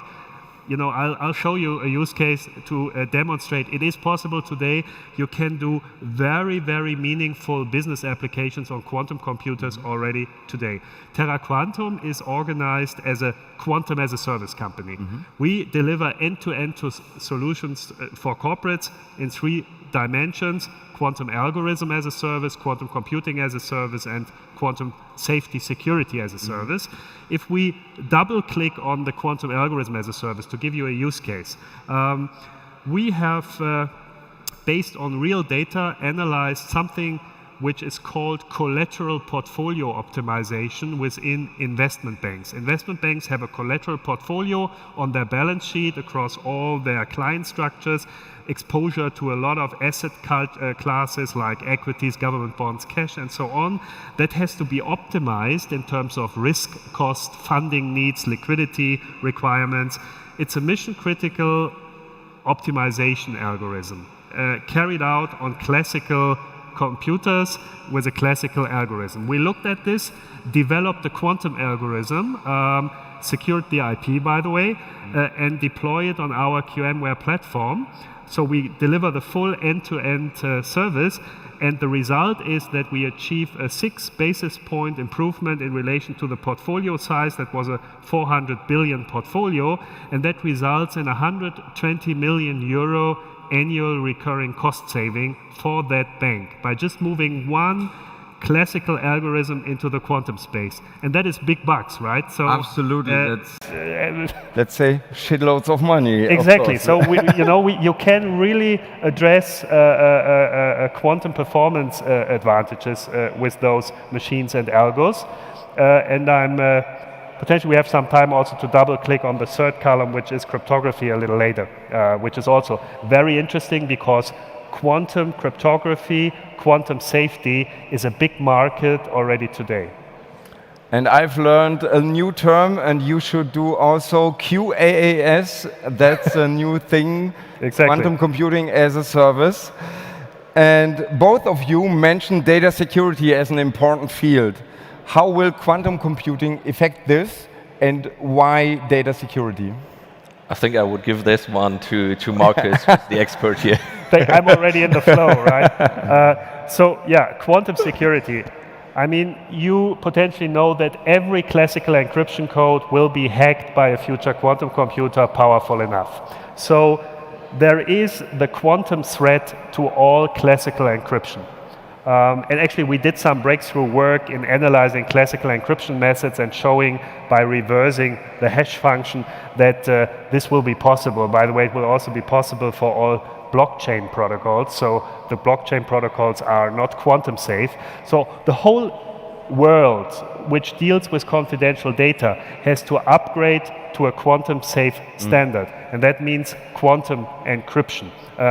And actually, we do work in that third pillar where we deliver kind of a safety service to companies. We have delivered a protocol based on fast quantum key distribution, which actually provides this quantum security. And once you have the right quantum security and encryption, even a future quantum computer will not be able to hack and enter the system. Yeah, and why is that? I mean, we don't have the hardware yet, which is powerful enough to execute some of these kind of threats. Why? Nevertheless, I think that everybody should upgrade on a quantum secure level already today. And actually, the CTO of McAfee recently said, prepare for the quantum hack now, right? And this is because we don't know when the hardware will reach that threshold. And we should better be secure before the hardware arrives, because then it is too late. We should prepare now and not wait until the threat actually is practical and real, right? And that might be in a very short amount in time, because not every market participant in that field on a global scale, you know, we don't have complete transparency where the hardware efforts are right now. And therefore, you have to upgrade to quantum safety today, and that's why also that is a very relevant, business relevant market for quantum companies like us. So it sounds, from your perspective, it's not a question, for example, in the banking area, if they want to use quantum computing, they have to and should start today. Absolutely, and we talk, of course, a lot to CTOs of large corporates, yeah. And of course, you know, they have a full agenda. There are a lot of issues to be dealt with, and so on. And you might then say, well, you know, just quantum is just one, but no, quantum is now. You have to act now, otherwise it's too late, especially when it comes to security. And then on the other end, also for every stakeholder, also let's say for investors, you know, quantum is now, because there are two entry barriers into that space. The first one is scarcity of talent. There is a very, very limited amount of global quantum talent. You need kind of quantum physicists, and we have one of the largest team, hardcore quantum physicists, mathematical physicists, and you need these people, right? And this takes time until you can scale kind of those talents. Therefore, there is a rush on the market to orchestrate teams like ours. And then the second one is intellectual property. We file patents every week now, because that will defend the future markets. And it's, you know, if you come too late, it's very hard because of those two aspects to enter the quantum sector. Julian, obviously quantum computing has tremendous business potential, but when is the right time to invest? For example, Lakestar was lead investor in early 2020 in a huge of a huge 15 million euro Series A in Terra Quantum. That was quite early, and you had no ready-to-use product. Why so early? I think the right time to invest in quantum from an investment perspective is actually now. Yeah, so we are on the cusp of where the technologies are coming out of research into actual applications. Yeah, if you look at the corporate sector, when should the corporate sector invest? Probably now as well, but this is a bit more nuanced when it comes to, you probably need to build the expertise now, and you also get in the knowledge, think about use cases, and just follow the development of ever more capable quantum computers, okay? So why did we invest in Terra Quantum in the first place? As we have heard, there is first of all a shortage of actual talent, and the question has moved from, are there going to be quantum computers, to when they will be there. So every big provider out there has actually published now a roadmap where the problem becomes an engineering problem versus a technical risk problem. Yes, there's still some technical risk in the different architectures, but it is a process of solving that. So we can be sure that quantum computers that are very capable will be around in the next 5 to 10 years. So how can you already as a business start engaging with this topic now? And I think here, actually Terra Quantum gives a very interesting offering right here, because the plan of Terra Quantum, and Marcus can go a bit deeper here, is to give businesses the opportunity today already to think through use cases, get support on the algorithm side, and then actually run these algorithms already in a simulated environment, and thereby build a sort of abstraction around or interface towards the quantum computing. And once you have established that, once the more capable chipsets, like from Google or from IBM, will become available, Terra Quantum can already be the interface here and also provide you the hybrid approach. So we think for the current market movement and technological movement we're seeing, Terra Quantum is actually in a very interesting space. Okay, what I've learned is it was also an invest in people, of course. And so if you scale your business, do you have problems to get the right people right now to scale your business?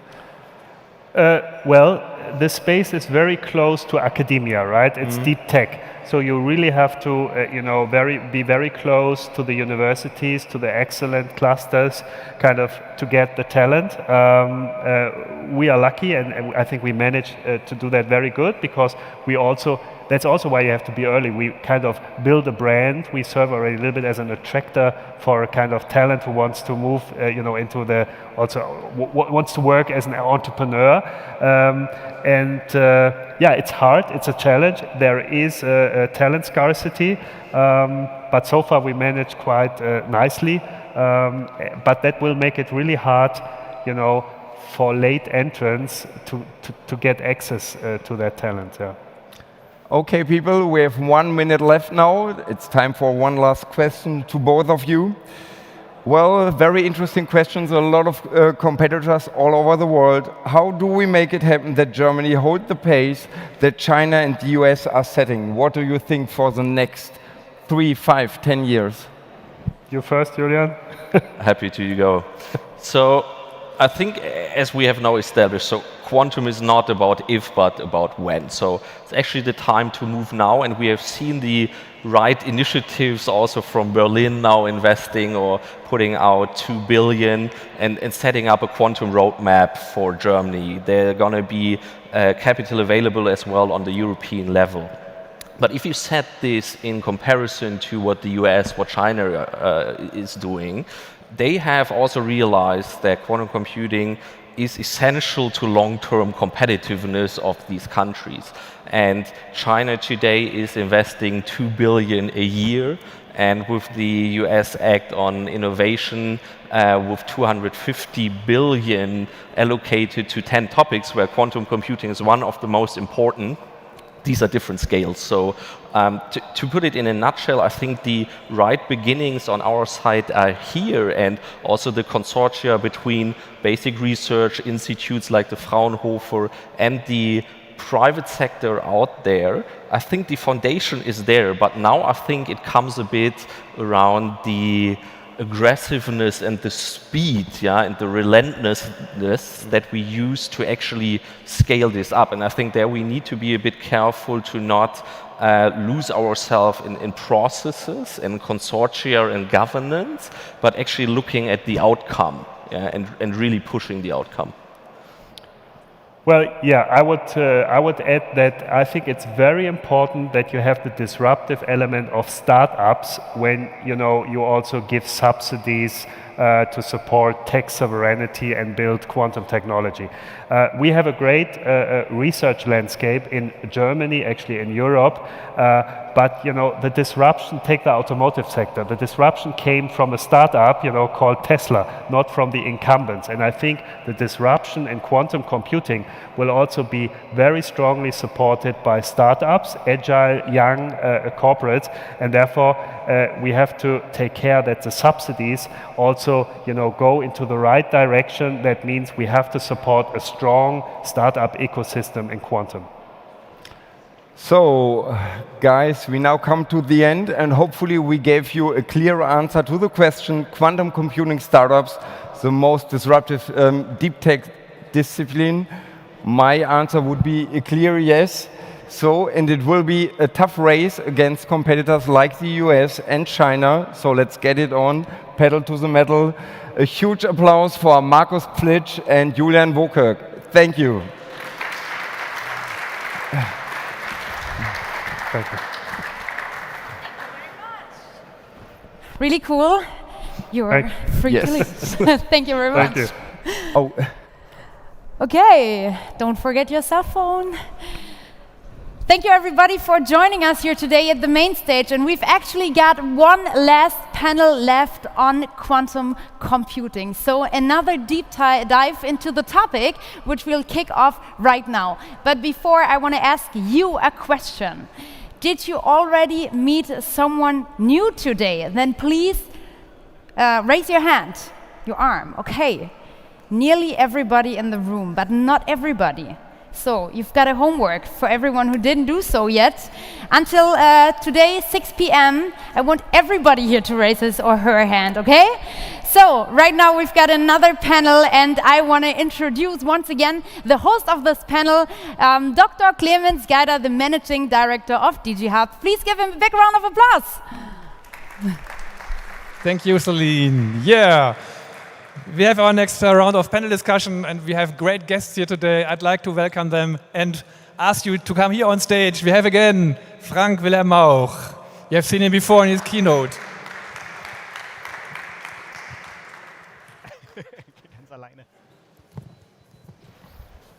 We have Sebastian Lubber. He is Senior Director for Technology and Innovation at Infineon. Sebastian, please take a seat. We have Philipp Habach. He is Head of In Silico Research at Merck. Philipp, warm welcome. Die Leute kommen, weiß ich jetzt auch nicht. And we have Frederick Struckmeier, Systems and Information Technology Engineer. He's from Trumpf. Very warm welcome. Yeah, dear audience, you have seen the pictures of quantum computers in Elisabeth's presentation, also in Frank's presentation, and you have seen the model here on the table. I mean, to me, that rather looks old-fashioned with those tubes and wires, like computers in the 1950s. For me, it's really hard to imagine this is a key technology for the next century, and that this is groundbreaking and will be something we can see in practice, in commercial usage in the next years. We just learned from Peter and his fireside chat, it's not about if, it's more like when. We will go a bit deeper now. We will touch up on the question, what exactly to expect from quantum computing in the near future, and we will discuss the question, how to prepare for it as a company. Yeah, Frank, let me briefly introduce you in more detail. You got a PhD at KIT, Karlsruhe Institute of Technology, and I think Celine also introduced you already, but we have some new viewers here, some new people in the audience, so let me briefly continue. You also stayed in Delft, in Munich, in Waterloo, that's in Canada. Then you moved to Saarland in 2011, and then you became seconded to the research center in Jülich. And you are the first man in Europe to build the first quantum computer. Here that is an exaggeration, but thank you. Yeah, we have Frederick, as I said, systems engineer, technology engineer. You also studied in Karlsruhe at KIT. Seems to be kind of a Kaderschmiede. You wrote your PhD on optimization and image processing at Trumpf. And Trumpf, of course, is well known to everybody as a manufacturing solutions provider for Industry 4.0. You are involved in quantum computing topics since 2017, so already for 4 years. Yeah, and you are leading the quantum computing applications team at Trumpf. Very warm welcome. And then we have Sebastian. You are the head of the Infineon-wide expert group on second generation quantum computing. We need to discuss what second generation means in our panel. Yes. Recently, you acted as a member of the German government's expert council for the National Quantum Computing Roadmap. So you are the man who advised our government how to spend the 2 billion, right? At least I try to give some guidance together with many, many other experts. Yeah, Philipp Habach, as I said, head of In Silico Research. What means correct. in silico? Well, it's not in vivo, it's not in vitro, it's in silico, which means on a chip, right? Yeah, So okay. we're performing experiments on a chip. Yeah, you also have a PhD in theoretical chemistry Yes. from the University of Heidelberg. You work at Merck, focusing on digitization of development and production processes. Yeah. And you are specifically interested in the application of quantum computing models to chemistry problems. Yes. You're leading initiatives, internal ones, external ones, to adapt algorithms to near-term quantum computers. And Merck is also a member of QTAC, the German Quantum Computing Technology and Application Consortium. So Like you see, we Infineon. have professors, we have PhDs, we have super brain power here on the panel. And I suggest we jump right into our discussion. Frederick, until recently it was said that quantum computing is only something for very specific mathematical tasks, for very niche applications. Nowadays, quantum computing seems to become a mainstream topic. It's like almost a hype. How does this change? Where does it come from? So I think that most of that change comes from the fact that we finally have hardware that actually works, at least on a level to, say, 16 to 50 qubits. And whereas sort of in the early 2000s, of course, at the universities, you could go and visit a course on quantum computing. It was all theoretical, and we had algorithms like Rover and Shaw. And of course, it was proven that they would be really good. So those were the applications where people said, if you ever get hardware to run, those will be really cool things to do. And those seemed rather specific. But now we have systems that actually work, and people start working with them and playing around. And you can also run algorithms that will not have the same advantage as Grover or Shaw, but they might still bring an advantage over classical computing. And so now we're looking at applications that are far wider than what was discussed 20 years ago. I see. And what means second generation quantum computing? Can you answer this question, or shall I ask Sebastian? No, I mean, Trumpf is also a laser company. We build lasers from scratch to the whole system for the full stack. And laser is considered one of the first generation applications of quantum technology. You can only understand a laser with quantum physics. But there's a couple of effects, for example, entanglement, that just wasn't available from an engineering perspective in the first wave. And if you can control these effects, then you can harness an even greater power. And that is what we are tapping into now, and that's called the second wave. All right, yeah, Philip. Will we see a mass market of quantum computing applications like we see today with artificial intelligence in the near future? Or in the near future it is something which remains in the niche? What is near future, right? Next 3-5 years? Next 3-5 that is years. near future to me. Maybe that's quite comparable to AI and the development. I mean, you mentioned that we already had quantum algorithms for quite some time, like it was with AI. I mean, there are many concepts and ideas are known for like decades already. But I mean, recently, because of availability of data, of course, but foremost because of availability of hardware, I think. I mean, there was a huge boost for AI.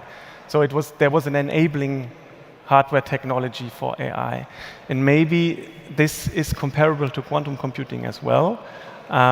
Although we don't really know where there is a real advantage yet. I mean, an advantage from an industrial point of view is probably like a commercial value, right? There might be some enabling effect of quantum hardware in the near future, where we see some niche applications with a huge advantage, but then hopefully as hardware progresses, that there will be like a mass market. So there will be like a mass opportunity for quantum hardware as well, or quantum computing.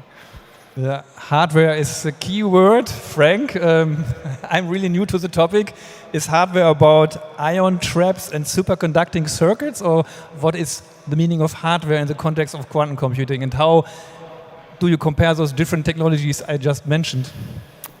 So certainly ion traps and superconducting qubits are right now the front runners.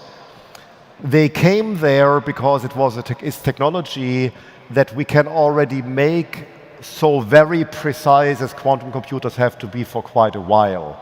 Actually, in Germany, the Physikalisch-Technische Bundesanstalt, the Measurement Institute, is using them for the same reason. They're very precise quantum technologies.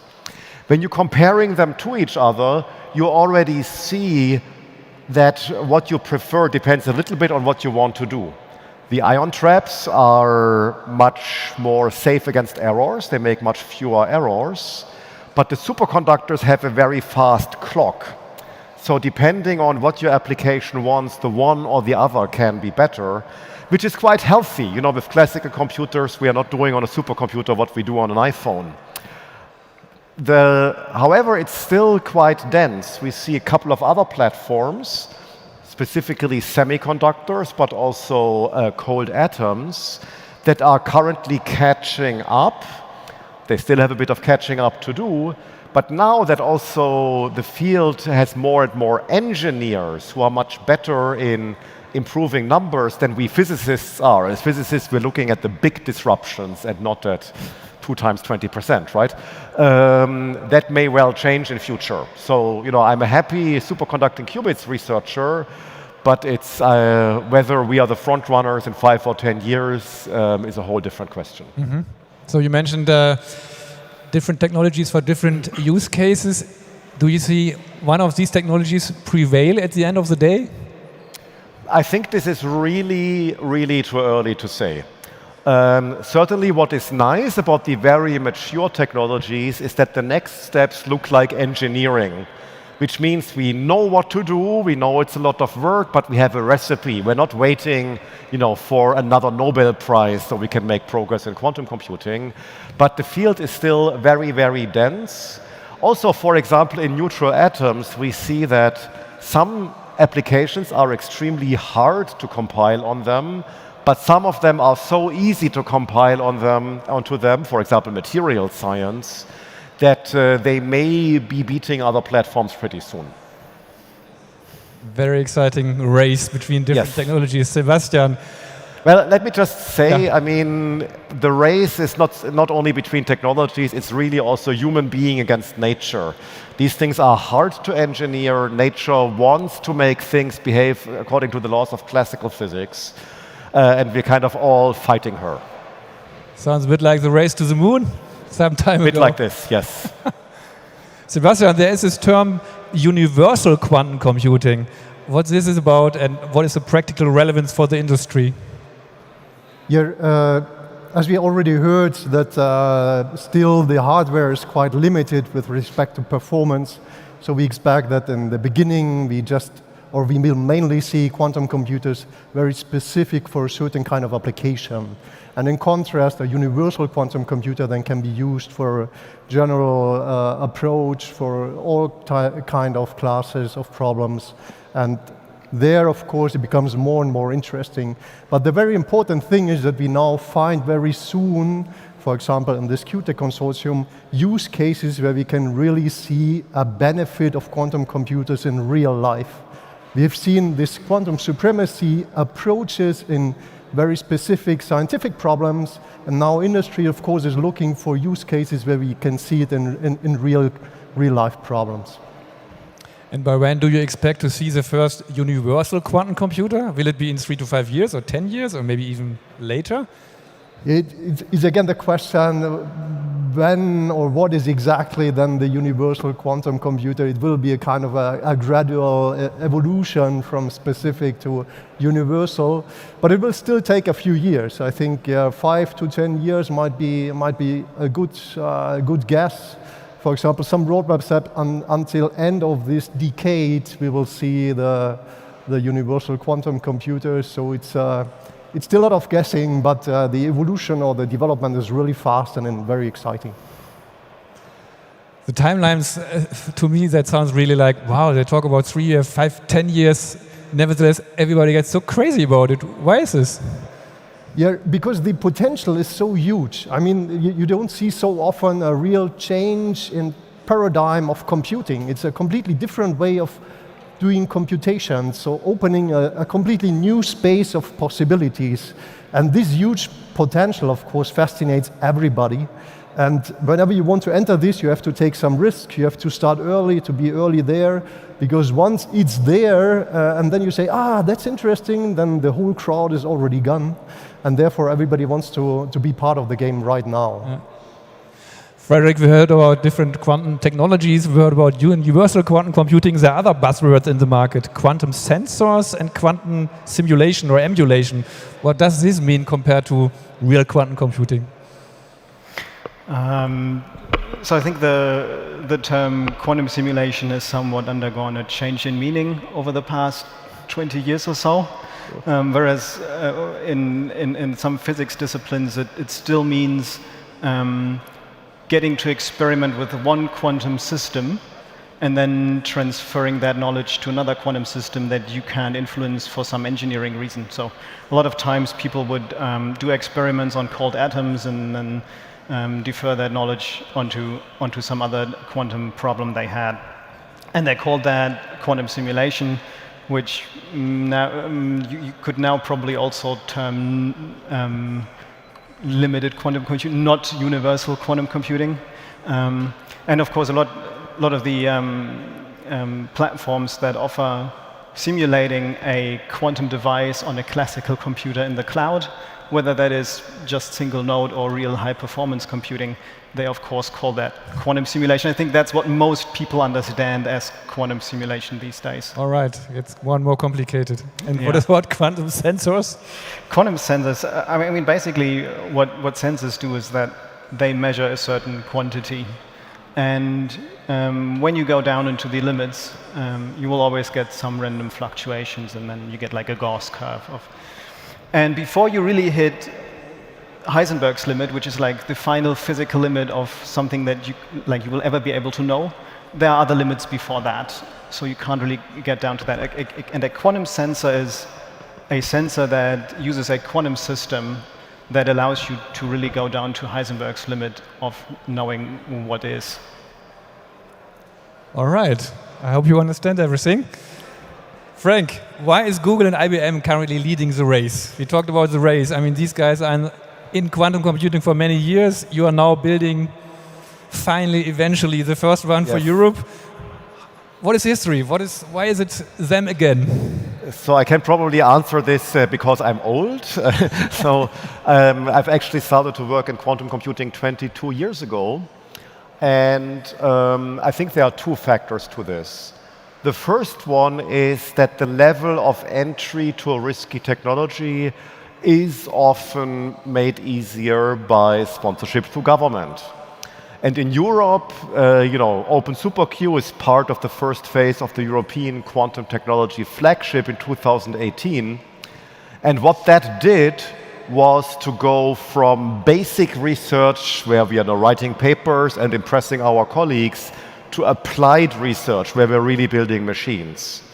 In the United States, that has already happened around 2010. There was a big government program that brought academics and companies together and lowered the barrier of entry. And as it's often the case in the United States, this was driven by national security. So that has got them started. And this is kind of a very unglamorous answer, if you want, but this has given them a good supply chain of people from academia, and it has convinced the leadership of the companies that they are not taking all of the risk. And then the second topic is, of course, risk. I mean, IBM is a big computer company which has no direct counterpart as a European company. And Google has the ability to take a huge economic risk and a lot of patience. And I think by working together, in Europe, we have other strengths. We have the strengths of good ecosystems with research institutes in the Fraunhofer and in the Helmholtz and other societies to lower the barrier of entry for companies another way. In your project, is there any chance that this becomes the nucleus of a European quantum computing industry? Its own manufacturers and technology providers? So, I mean, our company partners who are making components are actually really good in commercializing them.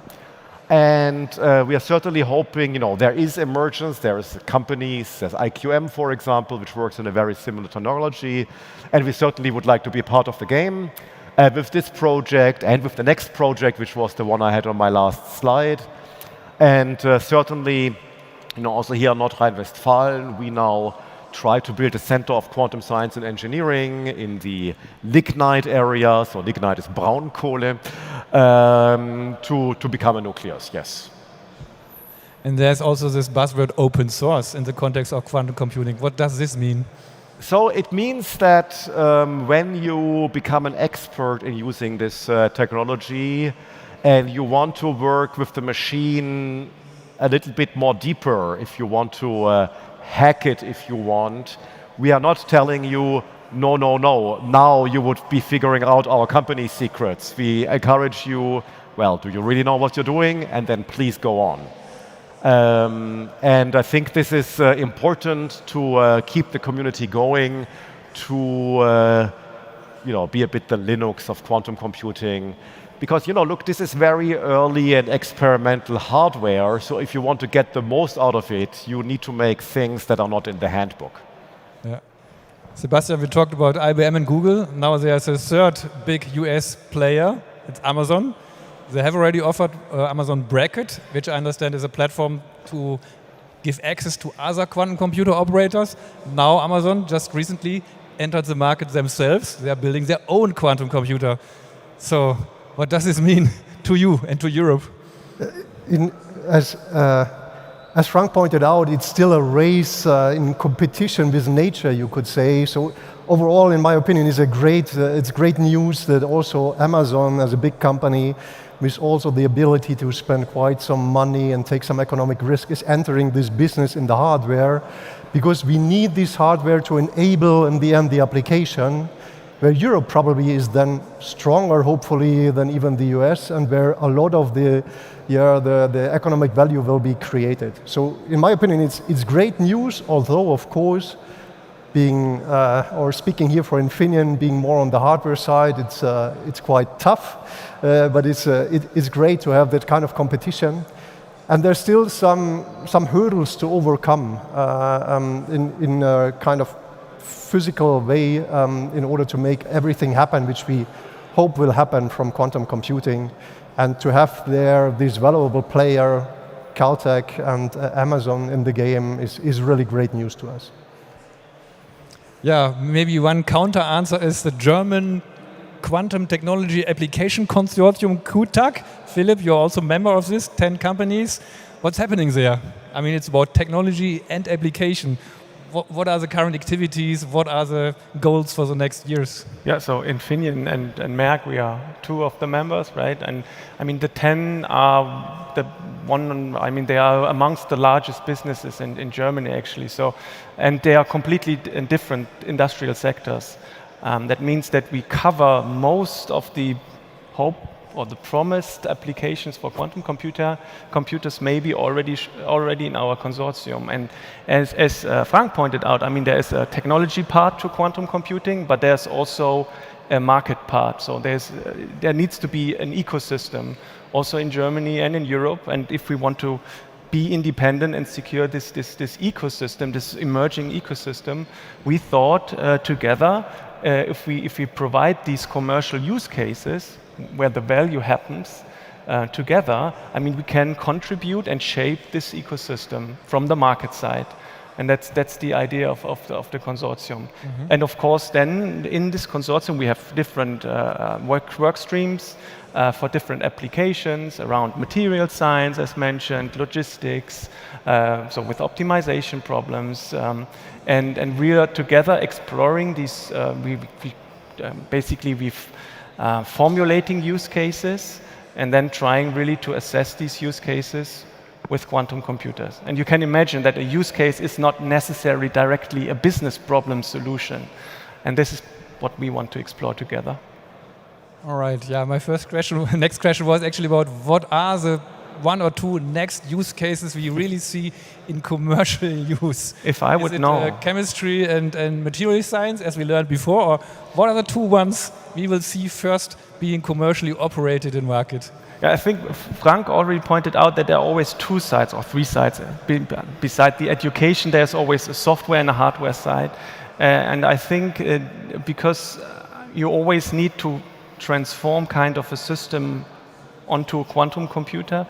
For me, because I'm doing that every day, then the closest application would be something like in chemistry.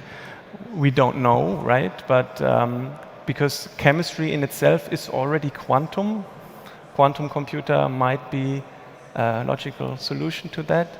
But we don't know. I mean, there is no proof advantage of quantum computers yet, except commercial proof, except maybe for the Google experiment.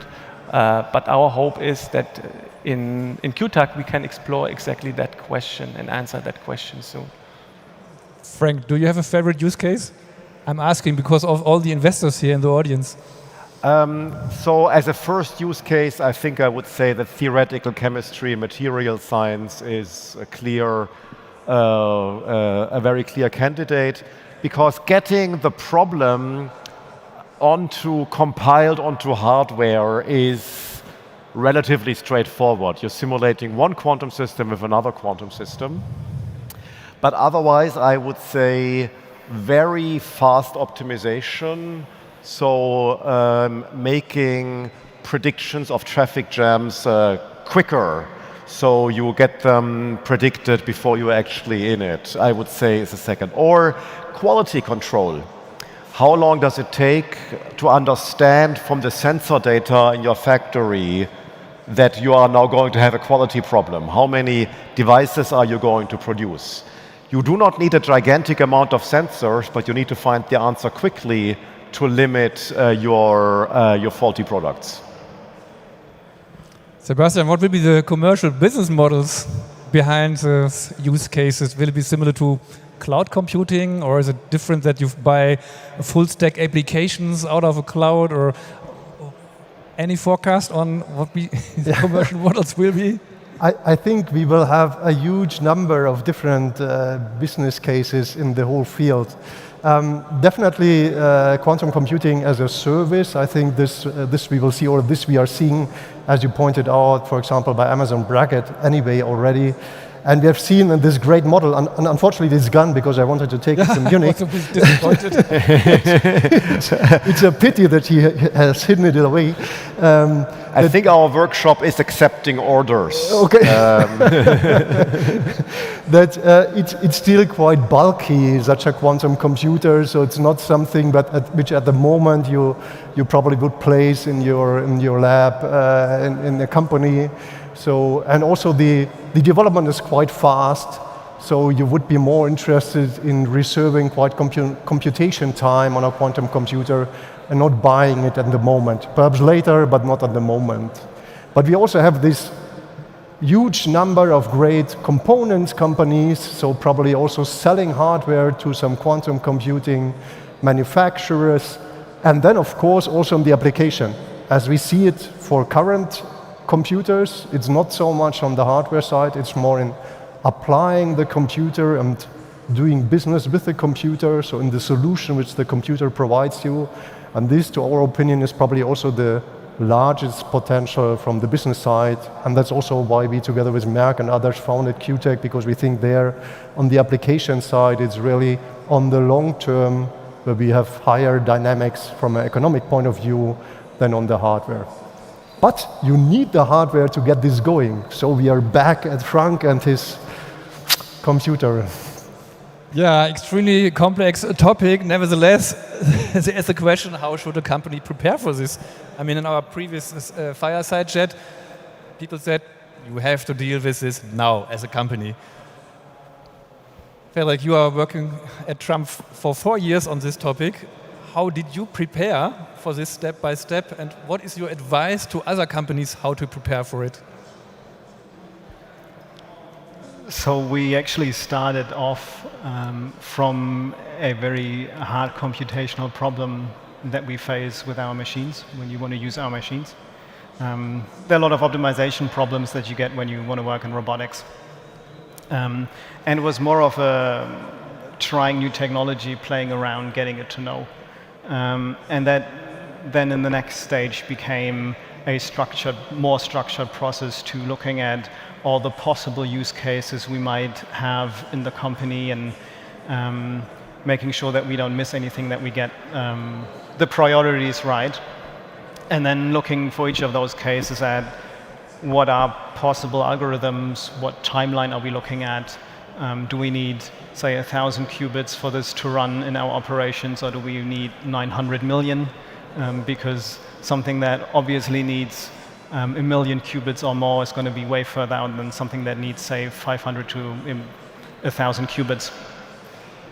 And then I think it's also important to make sure that for the problems that you do want to solve, obviously, for example, in production or logistics, you do have that very same optimization problem today. And there's some way of solving it, even if solving it means it's one of your colleagues standing in front of a whiteboard. And if you don't have a digital version of that problem pipeline, you will not have the data that you need at the point in time where you need it to ship it to some quantum computer, then get back an answer rather fast, and then change something in your operations. So if you have your production scheduling set up in a way that people print out paper sheets and take them to somewhere so that some colleague can know what to do next, that is obviously not a process where you'll be able to just shift around very quickly, say within 30 minutes or so, because there'll be a lot of busy people running around on your shop floor changing paper sheets, and that's not what you want. Can you think of an advisory group for other industry companies, advising them out of this QTAC consortium how to get into the quantum computing application business?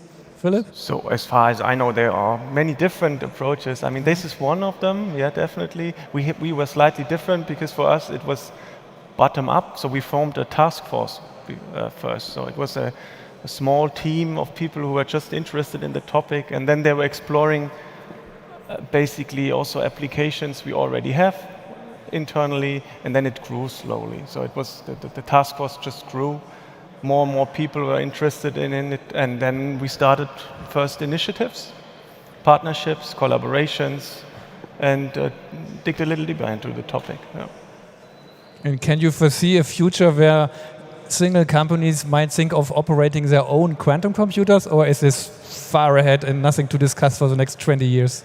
Well, I mean, current hardware might be a little bit difficult, although I think, I mean, we have NMR equipment, which also operates at very low temperatures, so maybe we as a chemical company could do that, but I don't think that at the moment it's feasible, because as for classical hardware, for a classical HPC, you always look for what is the commercial application, what is the cost, of course, what is the workload of these machines, and then you have to balance between cloud computing, on-premise computing, and I think if really a quantum computer will become commodity, it will be similar, but I think not in the near future. Yeah. All right, yeah. The audience, we're coming to the final question with, please, quick and short answers. We start with Frank. Obviously, this is a hot topic and it attracts a lot of founders, startups, investors. Is there any chance that we have in Germany a prospering, a vivid quantum computing ecosystem one day with a startup scene like we have it with digital today? What are the chances and what to do for it to get there? What are the chances? Well, predictions in the business world are a little bit outside my portfolio, but I think what is important to get an ecosystem going is to also look at our German strengths. And I think in quantum computing we have two. We have companies who are really well-informed users who can use this for disruption of their own product.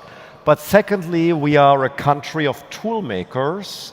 So I think also going into the technology stack of quantum computers and commercializing, enabling things is something which we should take more seriously. So to make sure that whoever buys or builds a quantum computer has a certain percentage of made in Germany components in it. And you know, if you want to benefit from the gold rush, make shovels. And may I just use the main stage? We have just started a company. Talk to me. Great answer. 30% made in Germany in quantum computers. Sebastian, what to do to get an ecosystem here up and running in Germany for quantum computers? Yeah, I think a lot of activities which are necessary already started. We have the great opportunity that the government is willing to spend quite some money So that in this, we are bringing together companies, research institutes, universities. It's really a great opportunity. So I think this is now happening, and we have to move forward. And then, of course, always thinking on the business side. So this is probably a challenge, especially in Europe. We are very strong on the general research side. So always have in mind, so where is then the problem to be solved, which is of use for the customer? So it's not on the technology itself, but in the end, you always need something to solve, which is of use for somebody who's willing to pay.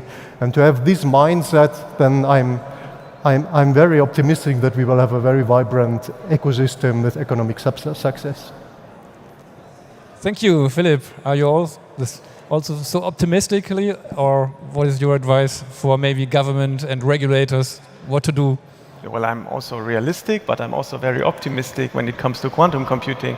I think, we are end users of this technology. We are not necessarily building this technology, but we will use it to support our own non-quantum technologies. Right? So I also think that our task is really to provide use cases, valuable use cases for this ecosystem. We have to develop them to really show that there is a need for compute technology like quantum computing, so that we can also push this new ecosystem a little bit. That's what we can do.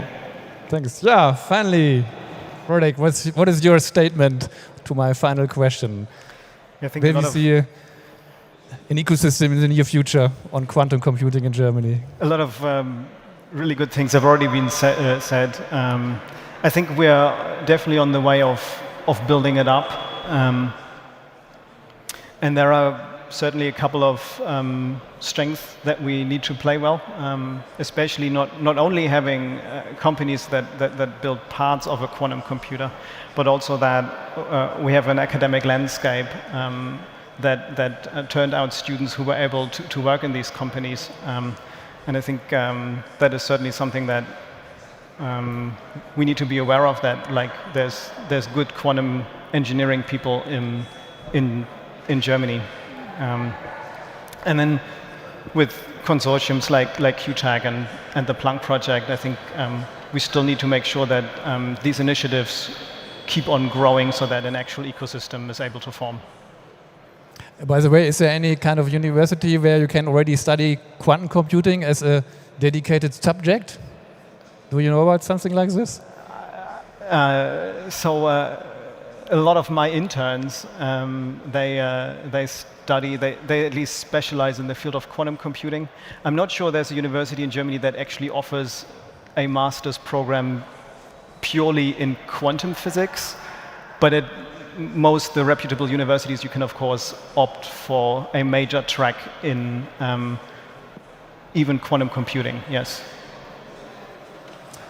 Dear audience, that was our second panel discussion today on quantum computing with 4 German quantum computer brains here. Thank you very much for coming, Frank, Sebastian, Philip, and Frederick. That was really, really great to talk with you. I'm sure there are plenty of people who will now come to you and further discuss with you the topic. Thank you very much. Big applause for our panelists, and goodbye for now. Thank you.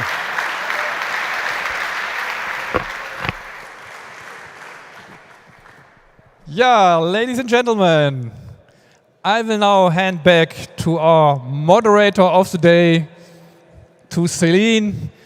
Celine Shaw, come in a minute. There she is.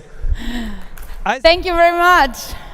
Yes, I was just talking to our next guest, and well, we forgot about the time.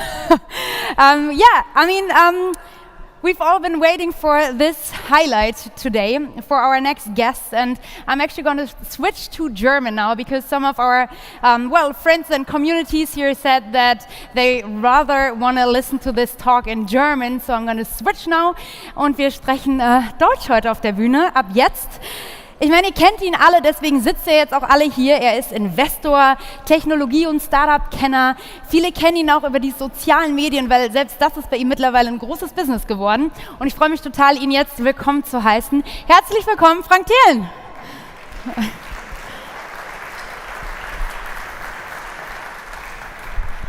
Ja, schön, dass du da bist, Frank. Ja, schön hier zu sein. Mal wieder Menschen. Ja, bist du schon wieder viel unterwegs, oder? Es fängt so langsam wieder an. Es war wirklich eine Phase, wo es tot war. Und jetzt, jetzt beginnt es wieder. Aber man sieht ja auch hier, die Hallen sind noch nicht ganz komplett gefüllt. Also man sieht jetzt halt so eine Ramp-up-Phase. Ramp-up, das heißt, woher kommst du jetzt gerade? Ich war jetzt in Berlin, genau. Heute war ich kurz im Büro und genau. Okay, und jetzt hier. Ja. Jetzt durchatmen. Wir wollen heute über ein paar verschiedene Sachen sprechen. Und zwar fangen wir mal vielleicht an mit Freigeist, weil ich meine, euer VC Freigeist, ihr seid schon seit 2017 aktiv. Das ist eine ganze Zeit mittlerweile. Ihr habt viele Learnings gesammelt. Was waren denn so die Key Learnings der letzten Jahre? Also bei Freigeist, im Grunde genommen haben wir irgendwann mal die E42 gegründet, wo wir aus Spaß einfach was zurückgeben wollten. Also 10 mal 100.000 € wollten wir eigentlich verschenken. Und dann haben wir gesehen, dass unsere Erfahrung, die wir als Gründer haben, sehr wertvoll war, wertvoller als das Kapital. Und wir haben dann in sowas wie MyTaxi, Wunderlist, Kaufda und so weiter investiert. Und dann kam mehr Geld zurück. Dann haben wir nochmal ein Unternehmen gegründet und so weiter. Und irgendwann haben wir gesagt, wir wollen nicht mehr selber gründen, sondern wir wollen nur noch spezifisch andere unterstützen. Dann gab es noch so einen Exkurs in die Höhle der Löwen, da haben wir Food-Startups aufgebaut. Aber vor 3-4 Jahren haben wir gesagt, wir machen nur noch Deep Tech. Wir wollen in Europa ernsthaft tiefgreifende Technologie für die großen Probleme der Menschheit fördern, investieren, aufbauen, coachen. Und das war schon ein krasser Schritt, weil die Erfolgswahrscheinlichkeit war extrem gering. Und heute bin ich echt froh, dass ich, glaube ich, fairerweise auch für unser Team sagen kann, es hat funktioniert. Ja. Es hat funktioniert. Wir bauen natürlich, Lilium Aviation ist ein großes Beispiel, aber wir haben auch, bauen gerade ein Gigabit-Netzwerk im Weltall. Wir bauen sowas wie eine Cloud-Computing-Plattform in Space. Wir haben Energiespeicher, die wir dringend brauchen für die Energiewende auf Nanobasis-Technologie, die aus 80% recycelte Material sind. Also ich könnte immer weiter, wir haben wirklich ein Portfolio aufgebaut, was sowohl finanziell funktioniert, als auch, glaube ich, einen ernsthaften Impact in CO2-Reduktion, besseres Leben und so weiter weitermacht. Und das war schon, ja, das war immer auch ein heißer Schritt, weil wir auch immer unser eigenes Geld investieren. Also wir haben kein externes dabei. Aber witzigerweise, manchmal ist es so, seit ein paar Wochen spüren wir so richtig den Durchbruch. Und ich glaube, ich bin heute wirklich ziemlich sicher, dass wir in den nächsten Jahren mit Freigeist das ein oder andere bewegen werden. Was heißt, ihr spürt seit so ein paar Wochen den richtigen Durchbruch? Jetzt musst du uns mal genauer mit da reinnehmen in die Materie. Nee, also du investierst ja in Unternehmen und dann ist halt die Frage, funktionieren die? Ne? Also, du lachst, das heißt, die funktionieren gut. Ja, unsere Unternehmen funktionieren, auch viel Glück natürlich, aber auch, glaube ich, fairerweise viel harte Arbeit. Und manchmal, was mich, weil ich bin ja auch auf Social Media unterwegs, ich bin ja auch in der Presse und ich glaube, der eine oder andere sagt so, ja, der Frank ist ja so ein mediengeiler Typ und der will eigentlich immer nur Storytelling und da ist gar nichts dahinter. Und es ist immer schwer, sich selber zu beurteilen. Aber das Gegenteil ist eigentlich der Fall. Also ich versuche wirklich den ganzen Tag, sitze ich da und arbeite mit Leuten, die viel klüger sind als ich, denen zu helfen und wir glauben oftmals, das funktioniert nicht. Also diese ganze Mediennummer, die machen wir, aber die ist wirklich ein ganz, ganz kleiner Teil von mir, sondern vielmehr war die Frage, können wir ernsthaft in Europa Technologie fördern? Und das haben wir jetzt durch hohe Bewertungen, wir werden auch sicherlich in den nächsten Wochen noch das eine oder andere dazu announcen, aber auch Erfolge, wie auf einmal halt, dass Satelliten halt um unsere Welt fliegen und die von uns sind und funktionieren, das haben wir einfach geschafft. Was war denn bisher so der größte Erfolg für Freigeist? Investmenttechnisch? Ja, also ich glaube schon Lilium Aviation. Ja? Lilium Aviation, man sieht einfach, dass Lilium Aviation hat 750 Mitarbeiter. Als wir investiert haben, waren es 4. Alle haben gesagt, das geht nicht, das ist ja verrückt. Und ich habe auch mit ganz vielen Venture Capitalisten gesprochen. Ich kenne ja viele Leute. Und die haben einfach alle abgelehnt, weil die gesagt haben, du kannst ja kein Flugzeug finanzieren.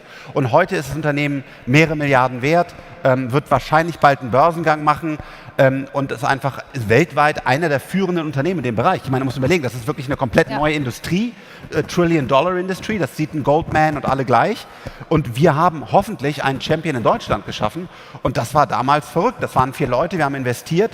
Und klar, wenn das natürlich so weit dann kommt, weil ja auch das unser Kapital ist, hat man dann natürlich auch finanzielle Rückflüsse in einer größeren Ordnung. Ja. Ja, warum hast du dich damals dafür entschieden? Also ich meine, ne, du sagst auch, ein bisschen Glück ist dabei, also so ganz vorhersehen kann man es natürlich nie. Nee. Aber was waren damals so die Gründe, wo du gesagt hast, ja okay, die 3, 4 Checkboxen hatte Lilium und deswegen haben wir gesagt, das machen wir. Trotz des Risikos. Ja, was uns schon immer unterschieden hat, ist, dass wir Physik zum Beispiel recht gut beherrschen von anderen VCs und wir haben das Ding durchgerechnet. Wir haben die Batterien uns angesehen, auch von der chemischen Seite. Wir haben das Flugzeug komplett selber berechnet. Wir haben die Gründer vor allen Dingen auf der Tech-Seite gechallenged und haben gesehen, dass sie recht haben. Es gibt ja, machst du das dann? Challenge du die selber persönlich oder holst du die andere Experten ran? Also wir haben Experten im Team, zum Beispiel Alex Koch, mein CTO, aber auch mittlerweile noch mehr promovierte Physiker und so weiter im Team. Ich selber kann auch das eine oder andere. Und really? Ja, nein, ja, aber ich bin jetzt kein promovierter Physiker. Aber wir gehen da rein und haben uns eine Meinung gebildet. Und da haben wir gesagt, die Jungs können das, ja, und die werden das schaffen. Und das ist eigentlich physikalisch möglich. Und es gibt bis heute Leute, die behaupten öffentlich, dass Lilium nicht funktioniert, obwohl das Team schon so viele Papiere veröffentlicht hat. Das heißt, der Gegenstrom, der wird immer sehr groß sein. Und wir haben es halt durchgerechnet, wir haben an das Team geglaubt und gesagt, das wird funktionieren. Ja. Aber das Gleiche halt auch mit unserem Energiespeicher oder mit den Satelliten. Wir haben uns das ernsthaft angesehen und ernsthaft gechallenged, kann das Team das machen? Trotzdem, bisher funktioniert alles, was wir gemacht haben im Deep Tech-Bereich, aber da wird es natürlich auch ganz viele Abschreibungen geben. Ja, klar. Du hast jetzt gerade schon New Space oder Space mit in den Raum geschmissen. Das war ja heute auch eins der großen Themen hier. Ja. Kannst du da mal erzählen, was so dein großer Hoffnungsträger ist in dem Bereich? Also gibt es ein Startup in Deutschland, wo du sagst, ey, ich meine, klar, ESA Aerospace, ne, wissen wir alle, hatte ja schon einen Durchbruch oder ist auf... Super Unternehmen, also genau. Achtung. Die Frage ist ja, und es ist ein tolles Unternehmen und Applaus und mega gut und auch danke jedem einzelnen Investor, der dort den Mut hat zu investieren. Vielen Dank und Verneigung. Aber es heißt nicht, dass ESA Aerospace oder auch Lilium es schon geschafft hat, ne, sondern das sind halt Unternehmen, die auf einem sehr guten Weg sind. Und jetzt müssen wir es schaffen, und das habe ich schon vor Jahren auch in meinem Buch geschrieben. 50 plus 100 habe ich damals geschrieben, Milliarden Market Cap müssen diese Unternehmen erreichen, damit sie internationale Relevanz haben. Und ich glaube, beide sind auf einem fairen Weg dahin, aber sie haben es halt auch noch nicht geschafft. Ne? Und das ist das. Und wir haben halt mehrere in unserem Portfolio, die perspektivisch relativ schnell auf diese 50 Milliarden zulaufen. Und das ist aber das, was wir brauchen. Sonst hast du international bist du nicht relevant. Aber genau, und deswegen haben wir es noch nicht geschafft. Aber New Space ist größer, als wir das denken. Ich finde es toll, dass, ich wollte eigentlich politisch mich gar nicht mehr äußern, aber in dem Fall ist einfach Thomas Jatzombeck, man weiß auch ein Mitglied der CDU, aber der ist mal einfach verantwortlich dafür. Ja? Genau. Vielleicht auch bald ein Grüner, auch fein. Aber aktuell ist es Thomas Jatzombeck und der macht echt einen guten Job. Der bringt Space voran, der versteht die Themen und wir müssen mehr Mut haben, auch in diese Moonshots, in diese 10x-Dinger zu investieren und das ist super, dass wir es endlich mal machen. Du hast jetzt gerade gesagt, es gibt ja ein paar, in die ihr investiert habt schon. Ja. Was sind da die Geschäftsmodelle, die dahinter liegen? Also ich meine, es gibt ja ganz unterschiedliche. Ja. Von wir bauen die Trägerrakete, Satelliten, wir haben Database-Business Model. Was ist da das, worauf du setzt? Oder ihr? Eins der großen Themen, die wir machen, ist bei den Gründern zu coachen, zu diskutieren, was ist das richtige Businessmodell. Weil du kommst zum Beispiel oftmals dahin, Lilium Aviation, das haben wir sogar damals auch erstmal falsch gesehen und dann irgendwann richtig entwickelt, verkaufst du Flugzeuge oder bist du eine Airline? Ja. Das ist nachher ein riesengroßer Unterschied. Oder bei Satelliten. Verkaufst du Satelliten oder verkaufst du eine Plattform, auf die sich jeder anmelden kann und dann deine Satelliten nutzen kann? Also wie entwickelst du die richtigen Geschäftsmodelle, wo die Amerikaner im Silicon Valley halt unendlich clever sind, ja, und wo wir, glaube ich, in Europa noch ganz viel lernen müssen. Und da shiften wir dann die Modelle. Also Lilium ist heutzutage, wird Transportation anbieten, Endurosat wird in Space, on Demand Ressourcen anbieten, um dann diese Geschäftsmodelle auch dahin zu schieben. Das heißt, New Space ein Thema, aber was wird weiterhin so euer Investmentfokus in den nächsten 2 bis 3 Jahren sein? Wir machen alles, was im Baukasten der Zukunft ist. Also ich habe das mal so genannt, das kennt ihr alle, also Blockchain, 3D-Druck, 5G, brauche ich nicht alles wieder zu erzählen. Und wenn gute Köpfe mit Kapital ein echt schlimmes, großes Problem lösen wollen und wir sehen, dass wir helfen können und dass wir zum Beispiel perspektivisch, nehmen wir mal Plastik, ein Produkt anbieten können, das gleichwertig mit dem schlechten Ölprodukt ist. Das kann ruhig 2-3 Milliarden kosten, das ist uns total egal. Wir wollen nur sehen, dass wenn wir die investieren, dass wir dann irgendwann halt auf diesen Scale-Punkt kommen. Und dann sind wir offen für Space, Biotech, Quantencomputer. Wir gucken uns wirklich alles an und unser Team ist mittlerweile auch recht groß. Das glaube ich auch so in der Öffentlichkeit nicht bekannt. Wir haben also wirklich viele Biologen, Physiker, Chemiker. Wie viele Leute seid ihr? Boah, aktuell fängt gefühlt jede Woche einer an. Also wir sind so 30, würde ich aktuell sagen. Oh ja, okay, krass. Ja, dann seid ihr echt gewachsen. Ich hatte da auch schon eine andere Zahl im Kopf. Ja. Und das heißt aber, eure Tickets sind doch wahrscheinlich auch größer geworden, oder? Oder nicht? Ja, also die Frage ist, wie viel Geld braucht man? Also also erstens, wir bleiben im Venture Capital Bereich, im Seed Bereich. Also wir machen kein Growth Stage. Und da sind halt schon eher auch, genau, bis in kleinen Millionenbereich, und wir werden jetzt keine 10 Millionen Tickets schreiben. Also vielleicht schon, ich meine, es ist ja immer noch alles unser Geld und unser Fund, wir haben keine LPs oder so. Wenn wir das irgendwann entscheiden beim Mittagessen, dann ändern wir das, aber aktuell also haben wir das noch nicht gemacht. Okay, du hast jetzt gerade schon gesagt, wir sind gewachsen, ihr bekommt total viele Anfragen.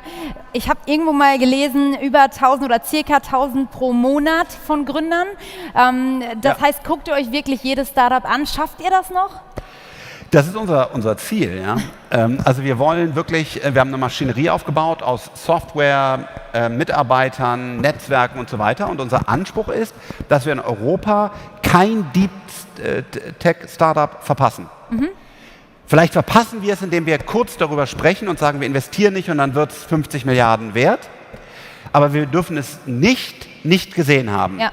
Das ist ich glaube, wir erfüllen den Anspruch, let's see, aber das ist unser Anspruch. Was sind dann deine wichtigsten Quellen, oder die wichtigsten Leute, mit denen du dich austauschst, um keins zu verpassen? Naja, also wir haben viele Quellen und sehr viel Zeit und Geld in Software, Leute, Netzwerk und so weiter investiert.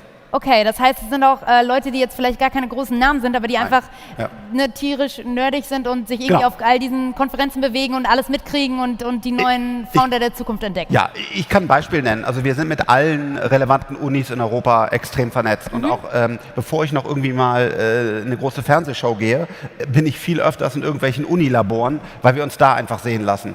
Weil wir wollen halt bei den großen Unis immer vorne dabei sein und wirklich auch sponsern und helfen, damit wir dann halt auch die Technologien sehen. Ich war gerade gestern auch in München bei Robco, ganz klar aus dem Research der Uni entstanden, eine sehr innovative Robotertechnologie. Das ist das, was wir machen.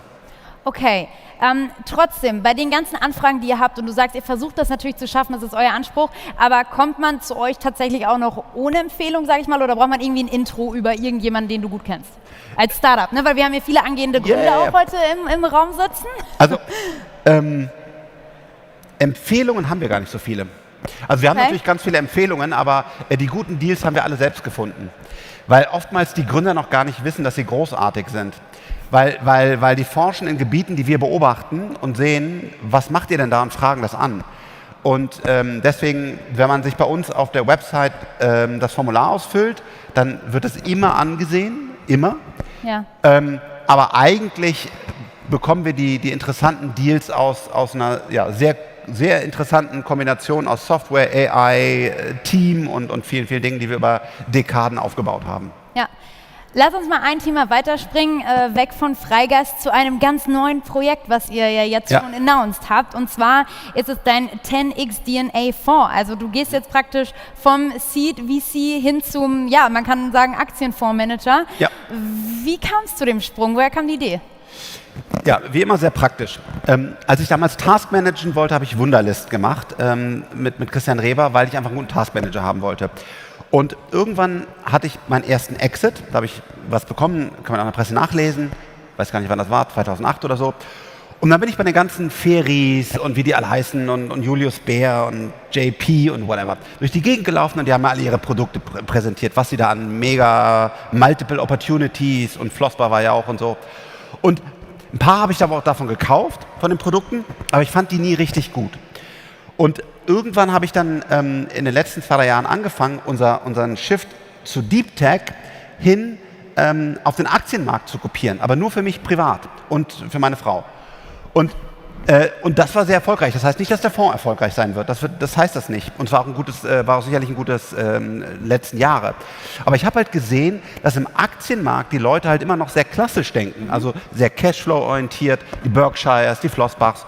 Aber die neuen Specs zum Beispiel, die da rauskamen, oder so ein Tesla, was ich ja wirklich auch sehr früh ganz klar mit mehreren Seiten im Handelsblatt und so weiter vor vielen Jahren erklärt habe, was da passiert, da haben die Leute mich damals sogar noch von der Bühne geholt und haben gesagt, spinnst du, die deutsche Autoindustrie ist stark. Und ich sage, nein, guck mal, das passiert, dann macht er das, dann macht er das. Und die Leute haben mich wirklich von der Bühne genommen, weil das damals noch so eine neue Idee war, und heute hat es halt funktioniert. Und Diese Denke, die fehlt bei vielen Aktien. Es gibt übrigens ein super Produkt von Jan Beckers, Bit Capital, kann man Wettbewerber nennen oder nicht, aber ist auch ein tolles Produkt. Ich glaube, die Aktienwelt braucht neue Köpfe, neue Ansätze, nicht mehr Leute, die den Index schlagen wollen. Daher kam das für mich selber, dann wollte ich es professionell machen und deswegen haben wir jetzt ein tolles Team aufgebaut und jeder kann den Fonds zeichnen. Ich glaube, wir haben wirklich bestmöglich aufgesetzt. Aber ehrlich, also Achtung, total volatil, schaut euch das alles in Ruhe an, es gibt auch ganz viele andere tolle Produkte. Wir freuen uns einfach, dass jeder mitmachen kann, aber also vor allen Dingen geht es um die Verwaltung unseres eigenen Vermögens. Trotzdem seid ihr ja relativ selbstbewusst. Ne? Also ihr versprecht ja schon in gewisser Weise, nicht versprechen, aber du sagst so, dass das wird funktionieren, du bist ja sehr überzeugt. Ne? Sonst wärst du jetzt heute auch nicht hier und würdest nicht drüber sprechen. Ja. Irgendwo mal gedroppt, 300% in 4 bis 8 Jahren. Wie stellst du sicher, dass ihr das einlöst? Ja, also erstmal extrem wichtig, das musste ich auch lernen. Fonds sind reguliert. Aktien sind reguliert. Erstens, dies ist jetzt keine Anlageberatung. Wer irgendwas in Aktien investiert, kann sein Geld in kürzester Zeit komplett verlieren. Ich würde niemals irgendeine Garantie oder sowas für diesen Fonds abgeben. Das darf ich nicht, das kann ich nicht. Was ich hier gesagt habe, ist meine persönliche Meinung und Einschätzung, weil ich ja auch ein Investor in diesem Fonds bin. Und ich glaube, dass dieser Fonds möglicherweise das Geld in 4 bis 8 Jahren verdreifacht. Ansonsten wäre ich persönlich enttäuscht. Ich selber habe, das darf ich auch sagen, aber nur mit meinem privaten Geld, das heißt nicht, dass der Fonds mit meiner privaten Geldanlage übereinstimmt, 600% gemacht in den letzten 3, 4 Jahren. Das kann man aber auch bei Jan Beckers sehen. Der Bit Capital hat im AIF auch 600% gemacht. Das heißt, Technologie hat diese Chancen, aber es ist natürlich deutlich volatiler und deswegen habe ich das gesagt, das ist meine eigene Erwartung, aber keine Garantie und jeder, der dieses oder andere Aktienprodukte zeichnet, kann massiv und in kurzer Zeit Geld verlieren. Ja, das war jetzt der wichtige Disclaimer, den du, glaube ich, auch bringen musst. Wie ein Affe habe ich das gelernt und das ist auch wichtig. Das hat auch Was ist denn dann genau der Unterschied zu dem Fonds von Jan Beckers? Gibt es da einen großen oder ist es ein ähnliches Produkt, ein Konkurrenzprodukt? Also, nee, ich finde es total super, dass es das gibt.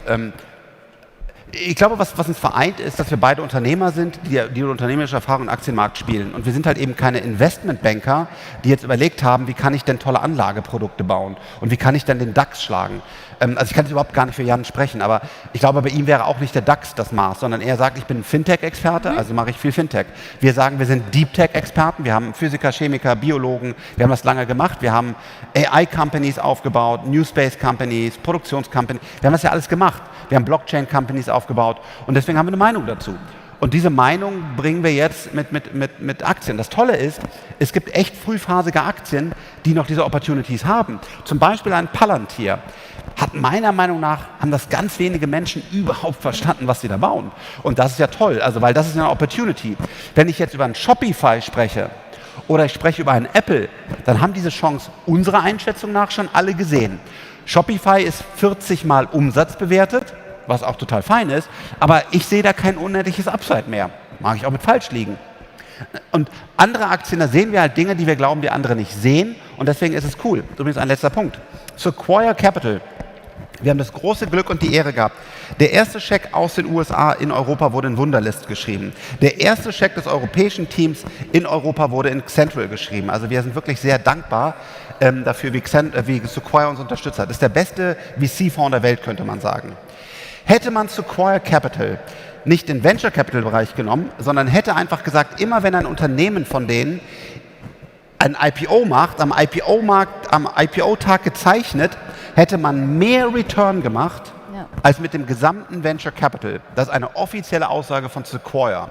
Das heißt, auch im Public Market gibt es noch tolle Chancen, weil ja manche sagen, warum soll ich jetzt einen Aktienfonds machen, das ist ja gar nicht so spannend wie Venture Capital. Nein, es ist genauso spannend, wenn man es richtig spielt und das zeigt zum Beispiel Sequoia. Denkst du denn, wir brauchen grundsätzlich auch mehr Startups, die dann IPO machen? Total, klar, ja? Das ist ja der Weg. Und ich glaube auch Specs sind gut. Klar, da werden noch einige kaputt gehen. Absoluter Core. Aber insgesamt ist es super, weil die Startups bekommen früher Kapital, mehr Kapital und jeder kann ja die freie Chance, eine Aktie zu zeichnen oder nicht. Wie gerne würde ich bei SpaceX investieren? Wenn ich mir das angucke, was die bauen, aber gut, ich kann halt nicht an das Asset, ich komme nicht dran, weil es private ist. Und es ist doch gut, dass man früher an die Aktie kann. Der kann da kaufen und kann sein lassen und das Unternehmen hat mehr Liquidität. Von daher glaube ich, ja, absolut, wäre super. Total. Ihr launcht im September. Welche Aktien sind denn bereits Teil des Fonds? Kannst du uns da mal mitnehmen und ein paar nennen? Ja, also Palantir ist die größte Position. Wir haben Exposure, weil man darf die Coins nicht direkt kaufen, auf Bitcoin und Ether. Wir haben drin Tesla, wir haben drin Tencent, wir haben drin Fate. Wir haben auch aktuell eine Amazon drin. Irgendwas, was wir gar nicht kennen, vielleicht auch schon drin? Was aber das werde ich jetzt noch nicht sagen. Genau. Aber in den nächsten Tagen werden wir einiges announcen. Einfach 10xdna.com. Guckt unser Research an, wir sind da super transparent. Also da gibt es jetzt einige Unternehmen, die, glaube ich, so noch nicht viele gehört haben. Ich meine, du hast gerade schon gesagt, du hast dein eigenes Geld auch da reingelegt. Ja, wer sonst? Christian Reber zum Beispiel hat sehr umfangreich investiert. Mein Vater, meine Frau. Das ist ein Trust-Element hier, Trust. Genau. Aber genau, so haben auch viele Freunde ihr Geld reingelegt, aber natürlich auch ganz viele andere, die ich hier nicht nennen darf. Große Family Offices, sehr vermögende Unternehmer. Da bin ich auch sehr dankbar für das Vertrauen, was wir an der Stelle bekommen haben. Aber ich will keine Namen nennen, weil ich das auch nicht mit denen abgesprochen habe. Was für ein Volumen strebt ihr in welcher Zeit an? Also wir schätzen, dass wir bei 1 bis 2 Milliarden ungefähr dicht machen werden. Das ist unsere aktuelle Einschätzung, weil wir dann nicht mehr 100% effizient handeln können in den kleineren Werten. Und das ist ja unser Ziel. Also wir wollen ja nicht möglichst viele Asset under Management haben, sondern wir wollen ja möglichst effizient im Markt agieren, weil ja unser eigenes Geld drin ist. Und dann, das ist sicherlich auch das, was wir anstreben. Jan Beckers hat jetzt, glaube ich, 1,6 Milliarden in seinem Fonds. Ja. Genau, und so eine ähnliche Größenordnung streben wir auch an, aber dann würden wir ziemlich sicher das Produkt, wahrscheinlich erstmal dieses Produkt dann auch einfach schließen. Ja. Tauschst du dich eigentlich mit Jan Beckers zum Beispiel auch aus? Ja, klar. Und habt ihr auch die gleichen Insider-Quellen? Wisst ihr das? Keiner von uns. Ich kann nicht für Jan Becker sprechen, aber für mich. Ich habe keine Insider-Quellen und ich verwende keinerlei Insider-Informationen. Das ist ganz wichtig. Okay. Punkt. Du siehst, wenn man über Fonds spricht, dann wird es nicht einfach. Hast du recht. Dann lass uns doch weitergehen zum nächsten Thema. Aber nee, super spannend. Also vielleicht noch eine letzte Frage tatsächlich. Ist es jetzt so das nächste Movement? Weil ich meine, mit vielen Gründern, mit denen ich spreche, die jetzt zum Beispiel schon Exit hingelegt haben, die sagen so, ja, als nächstes, ja, mal gucken, ob ich nochmal gründe, weiß ich nicht. Vielleicht ein Fonds, aber eben private und ist dann so public das nächste. Also glaubst du, davon gibt es jetzt mehr? Du hast jetzt als Referenz immer Jan Beckers genannt. Ja. Jetzt machst du das. Glaubst du, davon sehen wir noch mehr? Ja, super. Ja. Also mit einem spezifischen Know-how. Ne? Warum? Also, weil ein Aktienfonds, ja, aber wer bist du? Was machst du? Was ist deine Expertise? Und wenn zum Beispiel jetzt ein BioNTech-Gründer, der natürlich noch viel, viel größer ist, einen eigenen Biotech-Fonds launchen würde, fände ich das gut. Also wenn er die Zeit und Lust hat. Ne? Aber nicht jetzt, ja, ich bin berühmt und keine Ahnung was und ich mache jetzt wie Dirk Müller oder so auf einmal irgendwas. Also hinterfragt, hat der oder die wirklich Ahnung? Also haben die wirklich irgendwas drauf, was andere nicht haben? Und wir zum Beispiel veröffentlichen massiv Research. Also wir sind ein offenes Buch. Also was wir alles an Research jetzt schon veröffentlicht haben, das ist halt der Unterschied. Und dann fände ich das cool, wenn da mehr Leute das machen. Ja. Okay, das war, glaube ich, schon eine ganze Menge zu deinem Fonds. Ich wünsche dir damit auf jeden Fall sehr viel Erfolg mit deinem ganzen Team, die da ja bestimmt alle hart dran arbeiten, auch im Hintergrund. Ja. Also finde ich sehr cool, dass ihr das macht. Dann lass uns doch mal darüber sprechen. Ich habe eine Frage. Wie machst du das eigentlich, dass du nicht schwitzt? Es ist echt heiß. Aber du bist ich weiß nicht, ob man das auf der Kamera sieht, aber ich fühle mich auch, als wenn ich schwitze. Hier ist es übrigens echt warm, aber ich glaube für alle, oder? Also es ist echt alle so, ja, ich finde es auch ziemlich warm. Anyhow, lass uns sprechen über die Situation in Deutschland. Was müssen wir tun, damit wir letztendlich die nächsten Trends, Hypes nicht verpassen? Wir haben heute gesprochen hier eine lange Zeit über B2B-Plattformen, Marketplaces, über SaaS, Startups oder Unternehmen. Ja. Ist das so das, worin wir gut sind? Gibt es schon wieder neue Themen? Also wie stellen wir jetzt in Zukunft endlich mal sicher, dass wir vorne mit dabei sind? In deinen Augen. Man denkt ja immer, dass Silicon Valley ist einfach so entstanden. Das ist Bullshit. Das Silicon Valley kommt von der Mondlandung. Das beschreibe ich in meinem Buch und das kann man wirklich, das ist einfach so.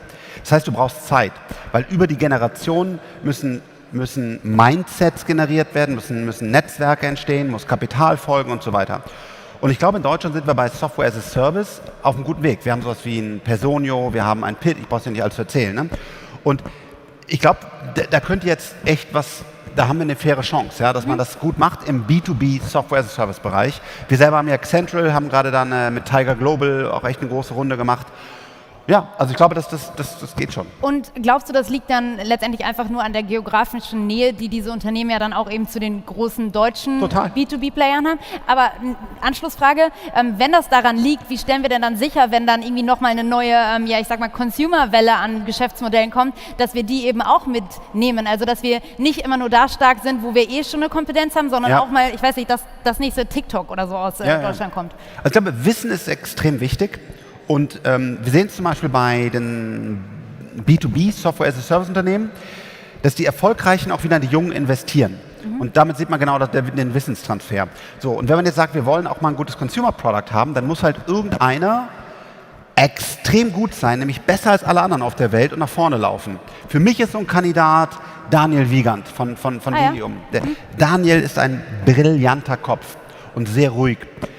Der ist natürlich gerade zu 100% fokussiert, sein Unternehmen aufzubauen.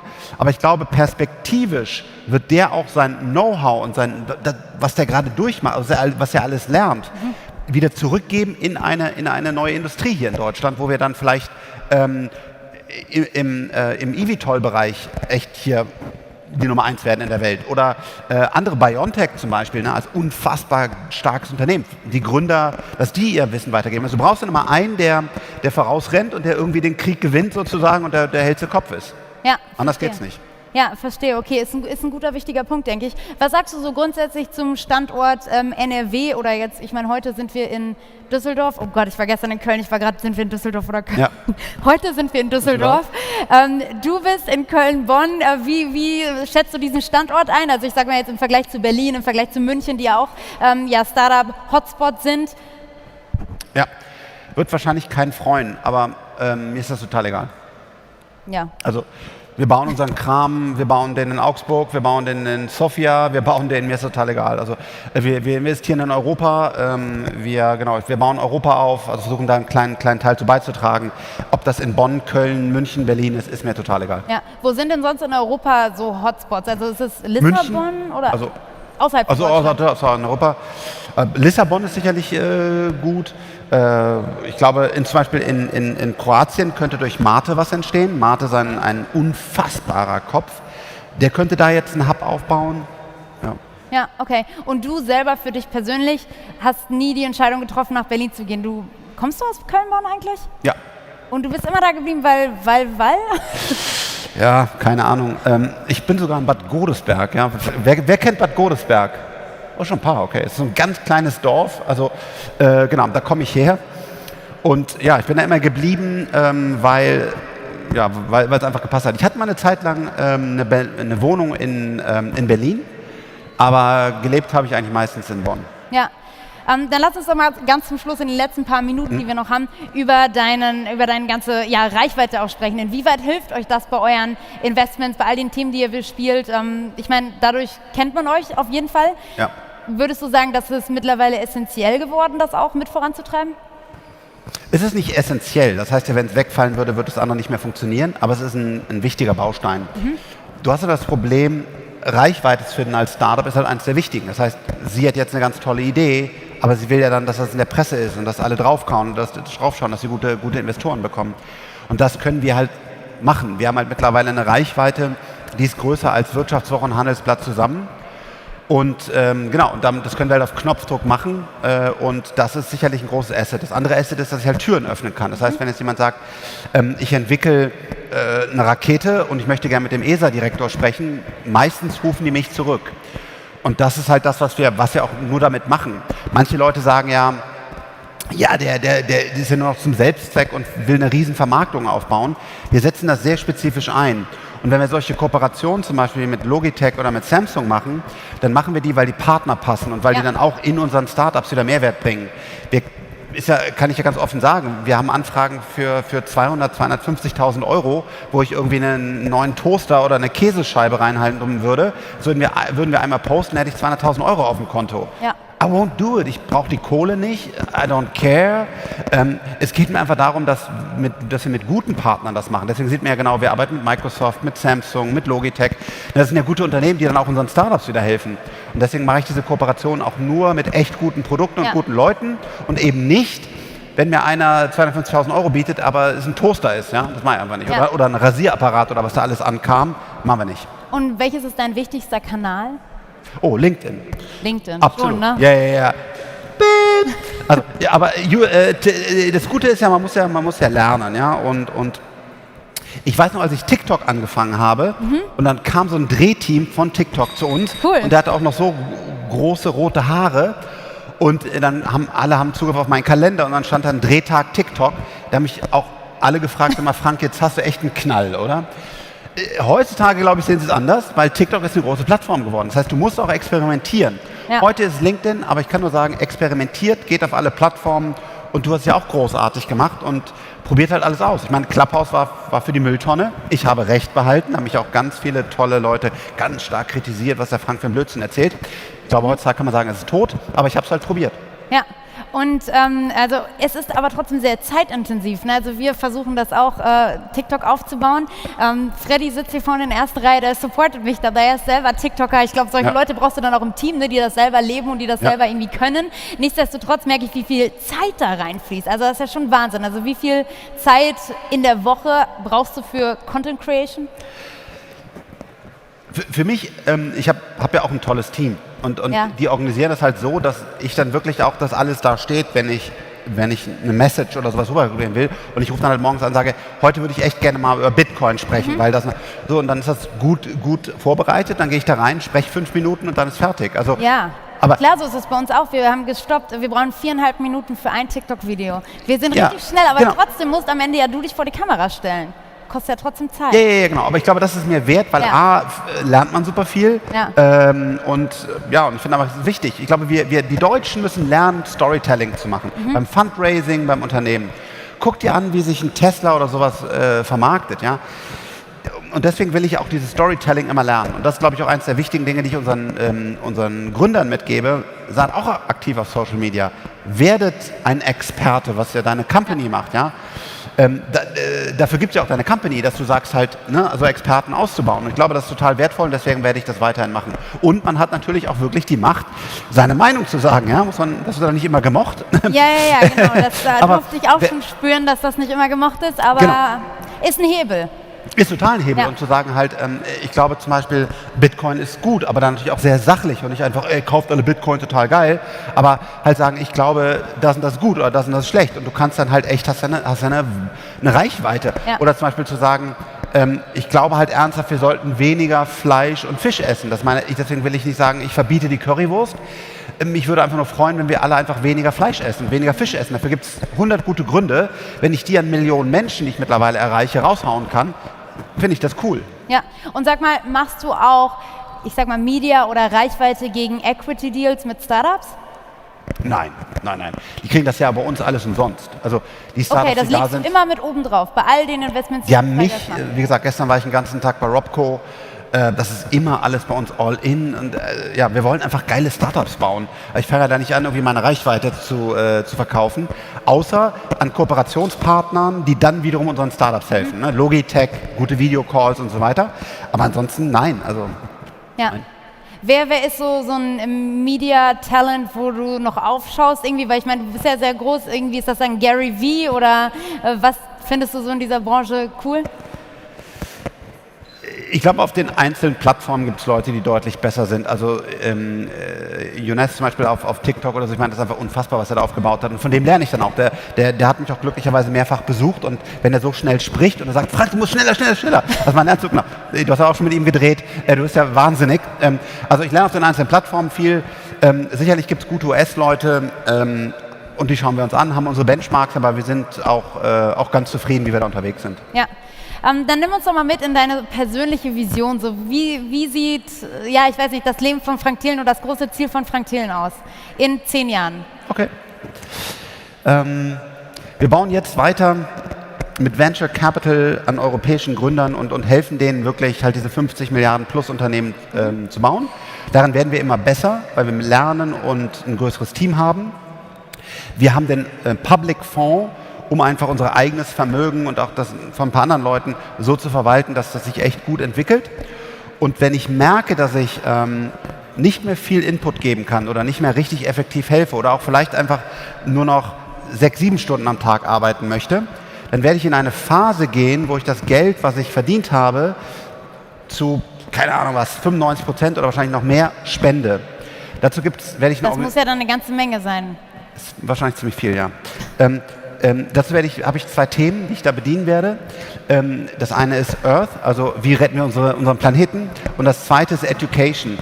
Weil nur Bildung ermöglicht es, dass ich keinen Fisch mehr esse oder kein Fleisch mehr esse. Ich will die Leute das nicht verbieten, was ja manche tun, sondern ich will, dass es Education macht. Und deswegen werde ich dann einfach in der letzten Phase, wenn ich dann noch lebe, also ich kann ja auch nicht sagen, wenn ich natürlich jetzt, sage ich mal, mitten in einem Start-up-Aufbau auf einmal einen Gehirnschlag kriege, dann werde ich das nicht mehr tun können. Ja. Also ich gehe davon aus, dass ich dann noch lebe. Wenn ich dann noch lebe, dann werde ich das tun. Dann werde ich aber das Kapital nehmen und halt dann genau da spenden. Warum spende ich das nicht schon heute? Erstens, die Startups brauchen das. Und zweitens glaube ich auch, dass selbst wenn ich jetzt irgendjemand anders das Geld geben könnte, er damit nicht so effizient und effektiv Dinge bewegen kann wie ich. Was ich gelernt habe, ist zu skalieren. Ich habe gelernt, die richtigen Köpfe, das richtige Geld, das richtige Team, das richtige Netzwerk, um dann auch Plastik aus dem Meer zu holen. Das ist das große Problem, wenn du einfach spendest, das ist meistens ineffizient, sondern wenn gute Leute spenden, die Erfahrung haben, große Probleme skaliert zu lösen. Wenn Daniel Wiegand spenden würde, dann erreicht er was, weil er das auch gelernt hat. Und deswegen zum Beispiel ist es auch total dumm, dass manche Leute mir sagen, der hat Angst vor hohen Steuern. Habe ich übrigens auch, aber nicht, weil ich das Geld behalten will, ich werde so alles spenden, sondern weil ich glaube, dass der Staat nicht effizient ist. Wenn der Staat irgendwann mal effizient werden würde, dann würde ich gerne dem Staat mal Geld geben, weil dann muss ich mich nicht mehr darum kümmern. Aber so habe ich halt mit großem Erfolg kommt große Verantwortung. Ich will halt Impact haben. Ich will halt ernsthaft 2, 3 größere Projekte machen. Ich will halt ernsthaft im Bereich Bildung 2, 3 Meter nach vorne kommen. Und das meiner Meinung nach ist für einen Staat schwierig. Und wenn du den Leuten das Geld einfach wegnimmst und in diesen Schwamm reindrückst, das finde ich nicht gut. Das ist mein Problem. Das klingt nach einem guten Plan. Merci. Ich würde sagen, viel Glück dabei und ich Danke. hoffe, dass wir dich nächstes Jahr hier nochmal wiedersehen. Ja. Und dann gucken wir mal, wo ihr steht mit eurem Fonds. Das finde ich sehr spannend, was du da machst. Vielen, vielen Dank. Vielen Dank, dass du da warst, Frank. Also, einen ganz großen Applaus bitte für Frank Thelen. Vielen Dank. Ciao, ciao, ciao. Ciao.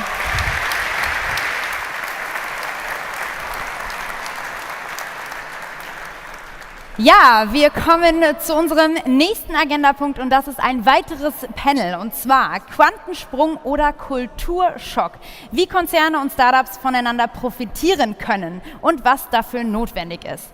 Und dazu darf ich jetzt den Host dieses Panels hier auf die Bühne bitten und zwar den Moderator Florian Rinke. Herzlich willkommen. Wo bist du? Da, sehr schön. Einen großen Applaus bitte. Willst du nicht vorgehen? Nee. Hallo Florian, mach's dir bequem. Ich lasse dich hier alleine mit den Experten. Viel Spaß. Hallo. Hi. So. Ja, gerne hier neben mir Platz nehmen. So, wunderbar. Jetzt gehen gerade an. Einmal der Wechsel. Ja, ich freue mich hier zu sein, vor allen Dingen mal wieder vor Publikum sprechen zu können. Das ist ja doch was anderes, als immer nur in die Kamera und in den Bildschirm zu reden. Und ich freue mich ganz besonders, dass ich das hier mit 2 so tollen Gästen machen kann. Einmal mit Carsten Knobel, dem Vorstandschef von Henkel, also Düsseldorfer Lokalpatriot hier quasi. Und einmal auch ein Rheinländer, von Geburt, inzwischen in der Schweiz lebend, aber mit Lakestar, einer der größten Venture-Capital-Geber Europas, Klaus Hommels. Ich freue mich sehr, dass ihr beide hier sind. Und wir haben uns um die beiden Gäste bemüht, weil wir nämlich wissen, oder ich hatte immer mal gehört, dass Henkel und Klaus Hommels eine enge Beziehung haben, Lakestar und Henkel. Und Herr Knobel, vielleicht mal zuerst an Sie die Frage. Wieso investiert Henkel überhaupt in Startups? Sie haben ein funktionierendes Geschäft, Sie haben wahrscheinlich sicherlich auch genug zu tun, als sich um neue, junge Unternehmen zu kümmern. Ja, Also grundsätzlich erstmal, wir machen das natürlich nicht als Selbstzweck, diese Investitionen oder das Thema Startups zu berücksichtigen, sondern es ist natürlich Teil unserer Strategie oder ist aus der Strategie heraus gewachsen. Wir haben Anfang letzten Jahres eine Wachstumsagenda, eine ganzheitliche Wachstumsagenda sozusagen auf den Markt gebracht, um uns gerade was die Wettbewerbsfähigkeit deutlich stärker zu positionieren. Das sind natürlich Themen, die nicht jetzt erst seit letztem Jahr existent sind, also Nachhaltigkeit oder Innovationsfähigkeit, aber eben auch Digitalisierung, die bei uns, ich würde mal sagen, 2014, 2015 Fahrt aufgenommen hat. Und in dem Zusammenhang haben wir auch uns intern ausgerichtet, um eine eigene Einheit aufzubauen, Henkel DX, die also die IT und die digitalen Aktivitäten zusammengeführt hat. Aber das ist halt nur die Innensicht.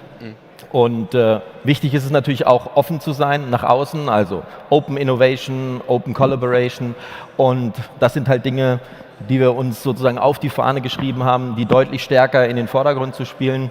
Henkel ist 145 Jahre alt, hat natürlich gewisse Standards, gewisse Prozesse entwickelt und gerade Innovationen haben wir eher systemintern entwickelt und nicht so viel Know-how auch nach außen gegeben.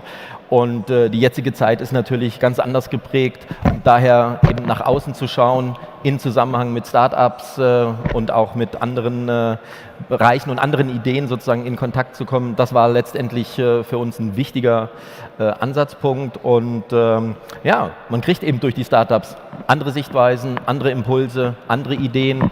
Gleichzeitig ist es aber auch so, dass wir als Unternehmen natürlich auch was für die Startups geben können. Also es ist jetzt nicht eine einseitige Beziehung, sondern wenn Sie schauen, das globale Netzwerk, was wir als Henkel haben, mehr als 50.000 Mitarbeiter, die weltweit unterwegs sind in allen Regionen, aber auch das unternehmerische Denken und Handeln. Dann jetzt mal anders gefragt, was ist denn dann beispielsweise für Sie an Lakestar interessant? Also warum hilft es, wenn Sie jetzt beispielsweise als Henkel in einen Fonds wie Lakestar investieren?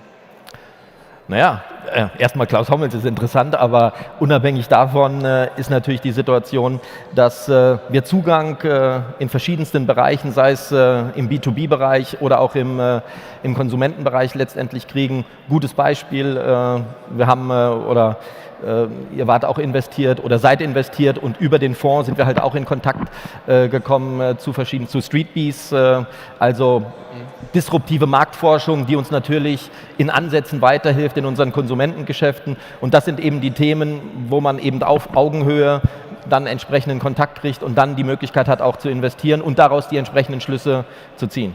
Und wieso ist für dich umgekehrt wichtig, dass du auch Konzerne in deinem, bei den Limited Partners dabei hast? Also ich denke, unsere Aufgabe ist es ja, Gründern dabei zu helfen, möglichst effizient ihre Firmen aufzubauen. Und ich denke, beim B2B, wir wissen nicht, was wir nicht wissen.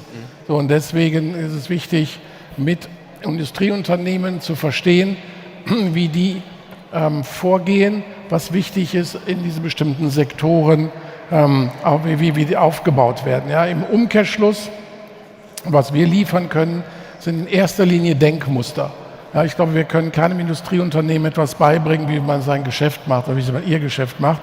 Aber was wir liefern können, ist das Denkmuster, wie man mit digital Geschäftsmodelle ausrollt und da Marktanteile gewinnt und vielleicht einfach auch ganz andere Entscheidungen zu anderen Zeitpunkten macht. Und wann bist du das erste Mal mit Henkel in Kontakt gekommen? Oh Gott, 20, 30 Jahre zurück über eine Person, die sehr nah bei Henkel ist. Und jetzt sitzt du ja auch im Henkel-Beirat, also Sie haben einen digitalen Beirat, muss man erklären. Das heißt, welche Impulse gibst du denn wiederum Henkel oder wie hilfst du der Digitalisierung von Henkel? Also es ist mannigfaltig und ich denke, das ist auch der Grund, warum es als gelebtes Modell für eine deutsche Industrie relevant ist. Ja. Das heißt, eine sind Denkmuster, Punkt 1. Punkt 2 heißt, wir sehen ganz, ganz viele unterschiedliche Innovationen und wir wissen noch nicht, wir haben eine Idee, was die primären Auswirkungen dieser Innovationen sind. Und in dem Moment, wo wir sowas feststellen und vorstellen, können die Industrieunternehmen dann entscheiden, ob es Sekundärauswirkungen auf ihre Geschäftsmodelle hat. Und so, da gibt es verschiedene Themen. Das fängt an mit frühem Hosting, das fängt an mit Quantencomputer, das fängt an mit Social Media und der Effizienz des Marketings in Social Media. So, und das ist kontinuierlich so. Wir hatten, was eigentlich sehr gut funktioniert hat, ein Modell entwickelt, wo wir 3, 4 Firmen vorstellen, von denen wir glauben, dass sie nicht nur im Portfolio, aber in der gesamten Supply Chain oder sonst wo sinnhaft sind, haben Short-Profile erstellt. Man konnte, der Carsten konnte dann im Prinzip Leute aus den Fachabteilungen dazu einladen. Es wurden 20 Minuten Zoom-Call gemacht und dann konnte dann dort Geschäft entwickeln. Das hatte für mich, hat das 2 Vorteile. A, dadurch, dass man den Markt, den Startup-Markt dokumentiert, und das macht Henkel sehr gut, dass das Thema Chefsache ist, wird man als Industriespieler ernst genommen und baut sich eine Reputation und Marke im Startup-Bereich auf. Ja, und zum Zweiten hat man natürlich die Möglichkeit, relativ schnell Denkanstöße von außen zu internalisieren. Ich meine, der Punkt war ja, wir haben ja 2017 haben wir unseren Venture-Fonds aufgesetzt mit 150 Millionen und haben dann ein Jahr später, weil wir gesehen haben, ein paar Dinge funktionieren, klar, aber ich meine, auf die Erfahrung, die Klaus, aber auch die anderen Mitglieder, die in diesem Digital Advisory Board drin sind, die können wir ja gar nicht, wir sind alle in Großkonzernen aufgewachsen, die können wir ja gar nicht mitbringen oder die können wir auch gar nicht aufholen, und von der Seite ist halt dieser Austausch, ja, der auch sehr offen, sehr transparent und sehr direkt ist das natürlich ohne irgendwelche politischen Einfärbungen, ist natürlich für uns sehr hilfreich. Und ich glaube, das beste Beispiel, wir haben das ja unter anderem auch in der Covid-Zeit gemacht, das sind einfach, auf beiden Seiten wird unternehmerisch gedacht und er bringt Dinge ran, wo ich wahrscheinlich Monate bräuchte, um überhaupt Insights zu sammeln, und daher ist es ein sehr direkter Austausch, der wirklich für beide Seiten sehr befruchtend ist. Geht es denn für Sie dann immer nur um Geschäftsmodelle, um Technologien, oder geht es auch darum, so einen gewissen Kulturwandel, also eine andere Startup-Kultur aufzunehmen, davon zu lernen, vielleicht auch ein bisschen was ins Unternehmen reinzugeben? Gut, es gibt ja immer das Klischee, dass der Großkonzern der Tanker ist und die Startups sozusagen das Schnellboot, und das war sicherlich. Beide Seiten können voneinander lernen, kann man sagen. Ja, aber der Punkt ist ja, es ist ja nicht mehr so, dass dieses Klischee auch der Realität in allen Dingen entspricht. Wir haben auch moderne Methoden oder Strukturen, die man normalerweise nur in Startups vermuten würde. Also wir haben Inkubatorenteams, mit denen wir arbeiten. Wir tun auch Sprint im Rahmen von Projekten oder eben die MVPs zu entwickeln. Also es ist jetzt nicht so, wie es vielleicht vor 20 Jahren gewesen sind. Trotzdem, und das ist, glaube ich, der wichtigste, auch wenn Sie es vielleicht ein bisschen sozusagen flapsig gesagt haben, das auf Augenhöhe begegnen ist schon wichtig. Und ich glaube, dafür sind eben die Venture-Aktivitäten oder unsere Venture-Organisation oder die Inkubatoren auch notwendig, um die richtigen Stellen im Unternehmen auch sozusagen anzuzapfen, damit dort eine vernünftige Kommunikation und dann auch die konsequenten Schritte daraus entwickelt werden. Wie schafft man das denn, wenn man jetzt als Konzern mit Startups zusammenarbeitet, dass am Ende beide Seiten genau davon profitieren, von den Stärken des jeweils anderen? Wie immer im Leben kommt auf die handelnden Personen, glaube ich, an.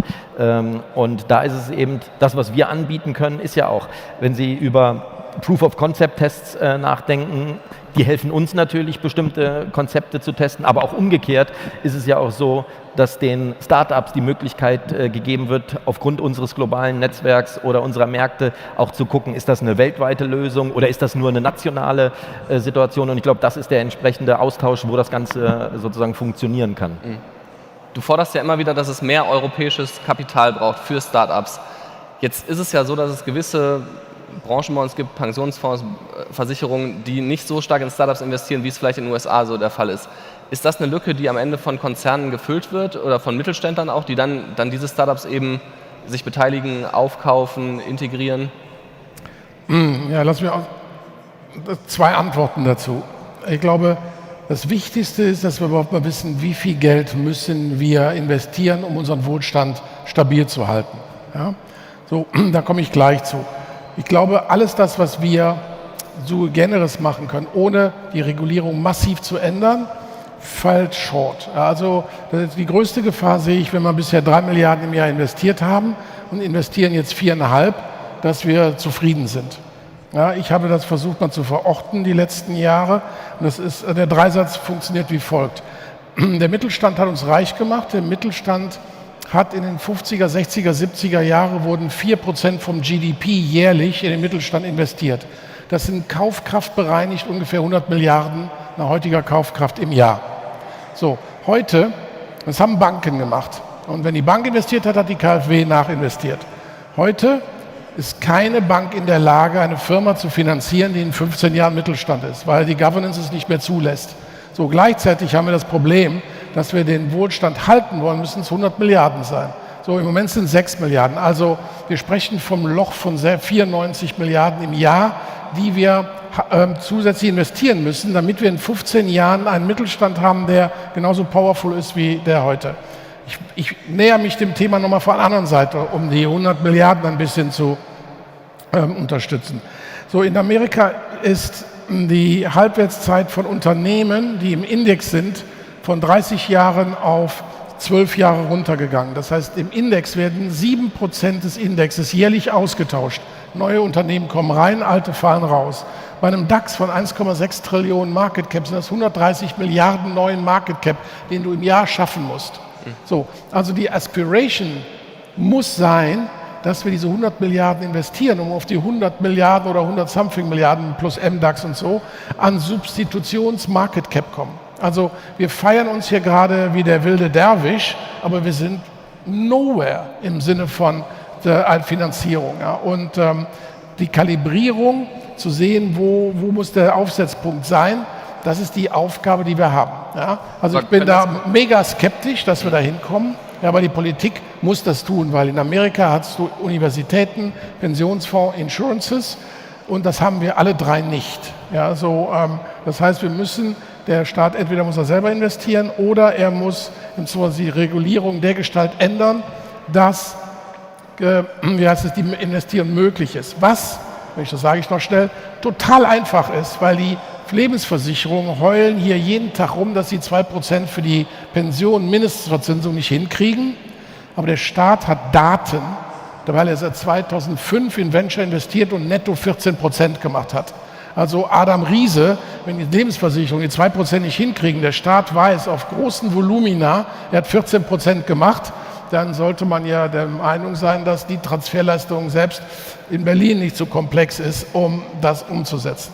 Aber sind denn Konzerne oder Mittelständler überhaupt ein Exit-Kanal in Europa? Das wird fallweise so sein und ich glaube, das ist in einigen Fällen der Fall, weil wir müssen ja auch mal ein bisschen nüchtern bleiben. Das ist ja nicht nur, dass wir Trillionen-Companies machen. Wir machen auch nicht nur Milliarden-Companies. Wir substituieren eine Wirtschaft, die eine gewisse Altersstruktur hat durch neue Technologien. Und das ist sehr, sehr breit. Und da gibt es Firmen, die haben einen tollen Job, aber die werden per Definition nie mehr als 50 Millionen wert sein. Da gibt es einige, die werden per Definition nicht mehr als 200 Millionen wert sein. Das sind alles wertvolle, tolle Firmen und die können ein Portfolio eines Industrieunternehmens ganz hervorragend ergänzen. Und Herr Knobel, umgekehrt gefragt, wonach entscheiden Sie denn, welche Themen Sie selber aus sich heraus entwickeln als Unternehmen und wo Sie sagen, da kaufen wir gezielt zu? In Bezug auf Startups oder allgemein? Ja, letztlich auch auf Startups, aber natürlich auch allgemein. Die Grundausrichtung ist ja, wir haben eine Strategie, die basiert auf 3 Säulen, nämlich auf unserem Industriegeschäft auf der einen Seite mit Adhesive Technologies und den beiden Konsumentenbereichen im Beauty-Care-Bereich und im Wasch- und Reinigungsmittelbereich. Und das ist natürlich, wenn wir eben in Richtung Startups oder Venture investieren, ist bei uns natürlich als erstes Linie eine strategische Komponente da, nämlich wie können wir diese Geschäfte auch in 20 Jahren noch sozusagen, dass sie noch up-to-date sind und daher disruptive Themen oder neue Geschäftsmodelle sozusagen auf anderem Weg zu entwickeln, als das, was intern letztendlich entwickelt werden kann oder eben auch nicht entwickelt werden kann.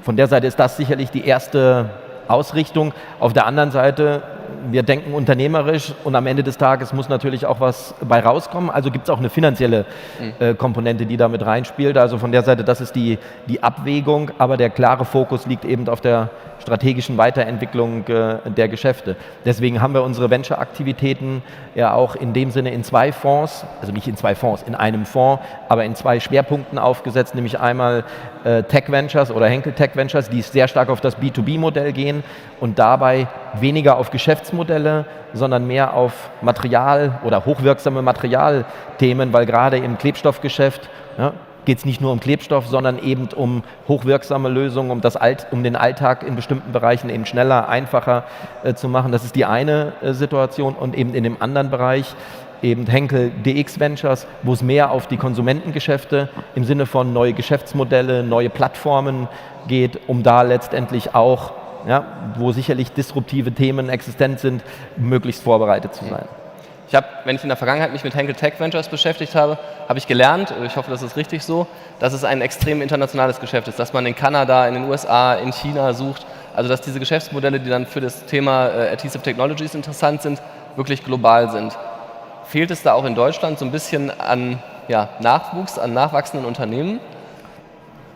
Ja gut, die Frage wäre eher für Klaus eine relevante, weil er ja der Pionier ist, um das, was ja in der Welt passiert. Ich meine, es ist ja sehr dominiert eben aus Nordamerika und eben aus Asien, speziell aus China, dass wir auch in Europa sozusagen nicht den Anschluss verlieren, ja, was Erfindertum, was Neuartigkeit angeht. Und da leistet, glaube ich, Klaus Pionierarbeit mit den Dingen, die er macht. Aber das ist natürlich wichtig. Man sieht, ja, deswegen ja auch der Tag heute hier oder auch, ich sage jetzt mal Berlin, das sind ja Themen, wo sich das entwickelt und wo auch gute Dinge entwickelt worden sind und auch Unicorns existent sind. Aber es ist natürlich im Vergleich, wenn man das jetzt auf der Welt sozusagen oder in die Weltperspektive setzt, sind wir wahrscheinlich weit, weit entfernt, um über Champions League zu sprechen. Welche Stärken nimmst du denn wahr in der deutschen Startup-Szene? Gibt es bestimmte Bereiche, Fintech oder so, wo wir besonders stark sind als deutsches Startup-Ökosystem? Du sprichst jetzt sektoral. Ja. Also im Prinzip ist Europa erstmal deutlich heterogener.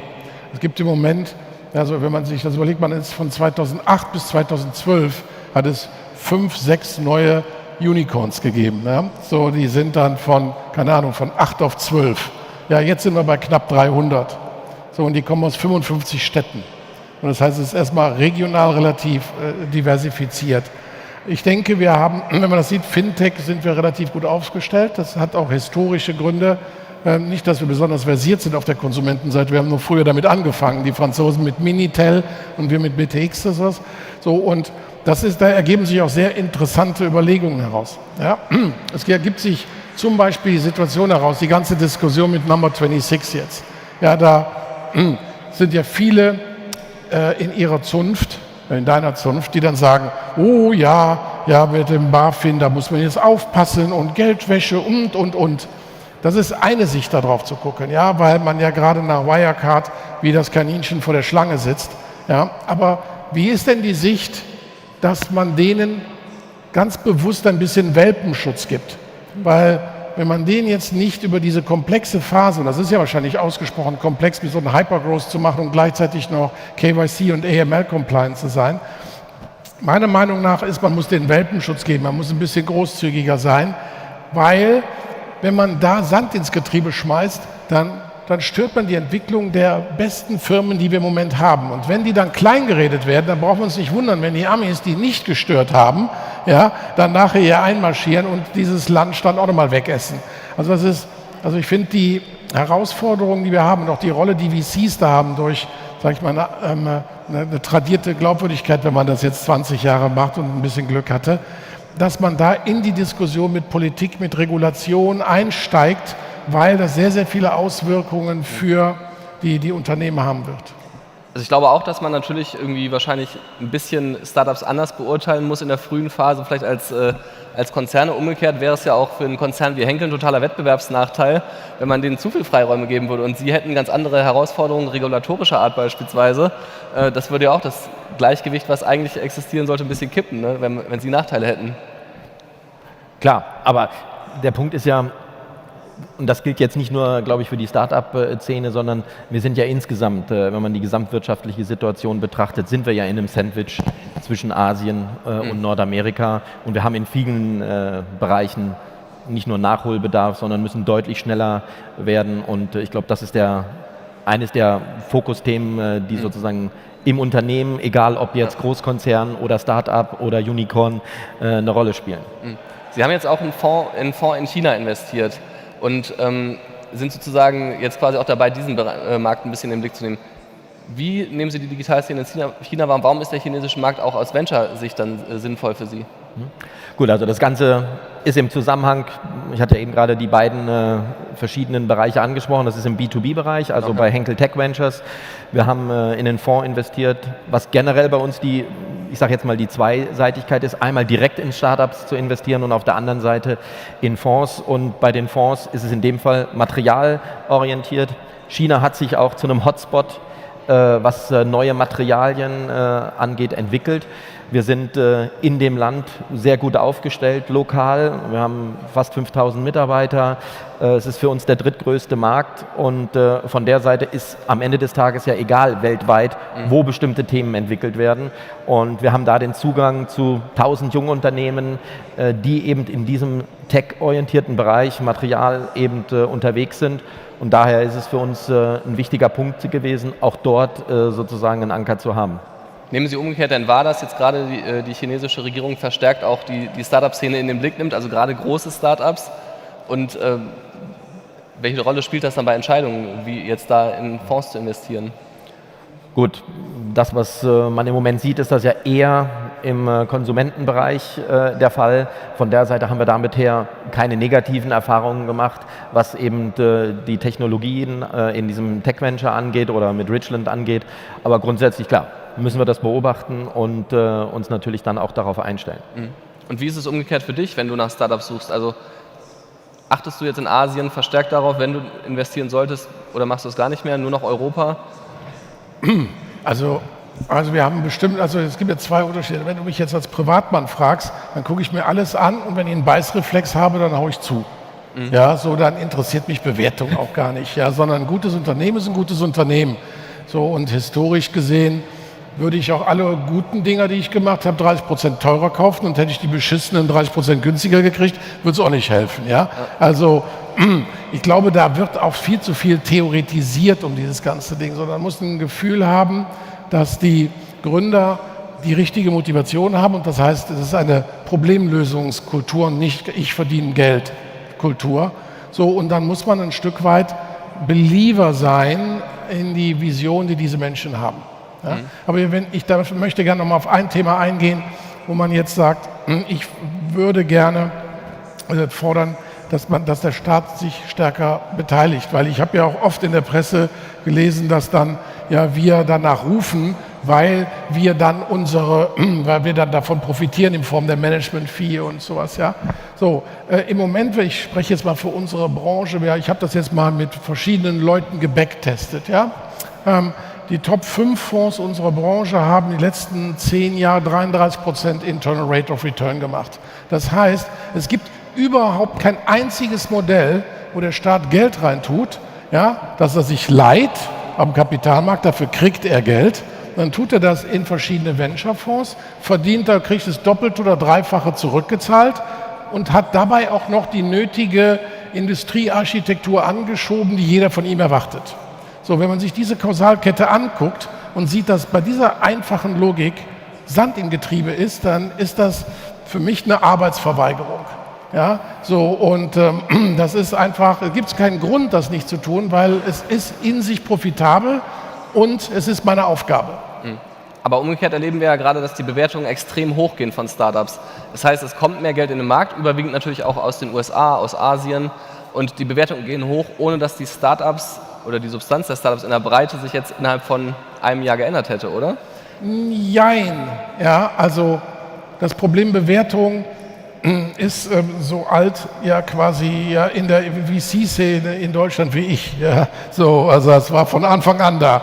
So, und ich verstehe das eigentlich gar nicht, sondern da wird immer mit dem Rückspiegel im Auto versucht man nach vorne zu fahren. Ja? Also ich gucke in den Rückspiegel und versuche nach vorne zu fahren. Das bringt doch überhaupt nichts.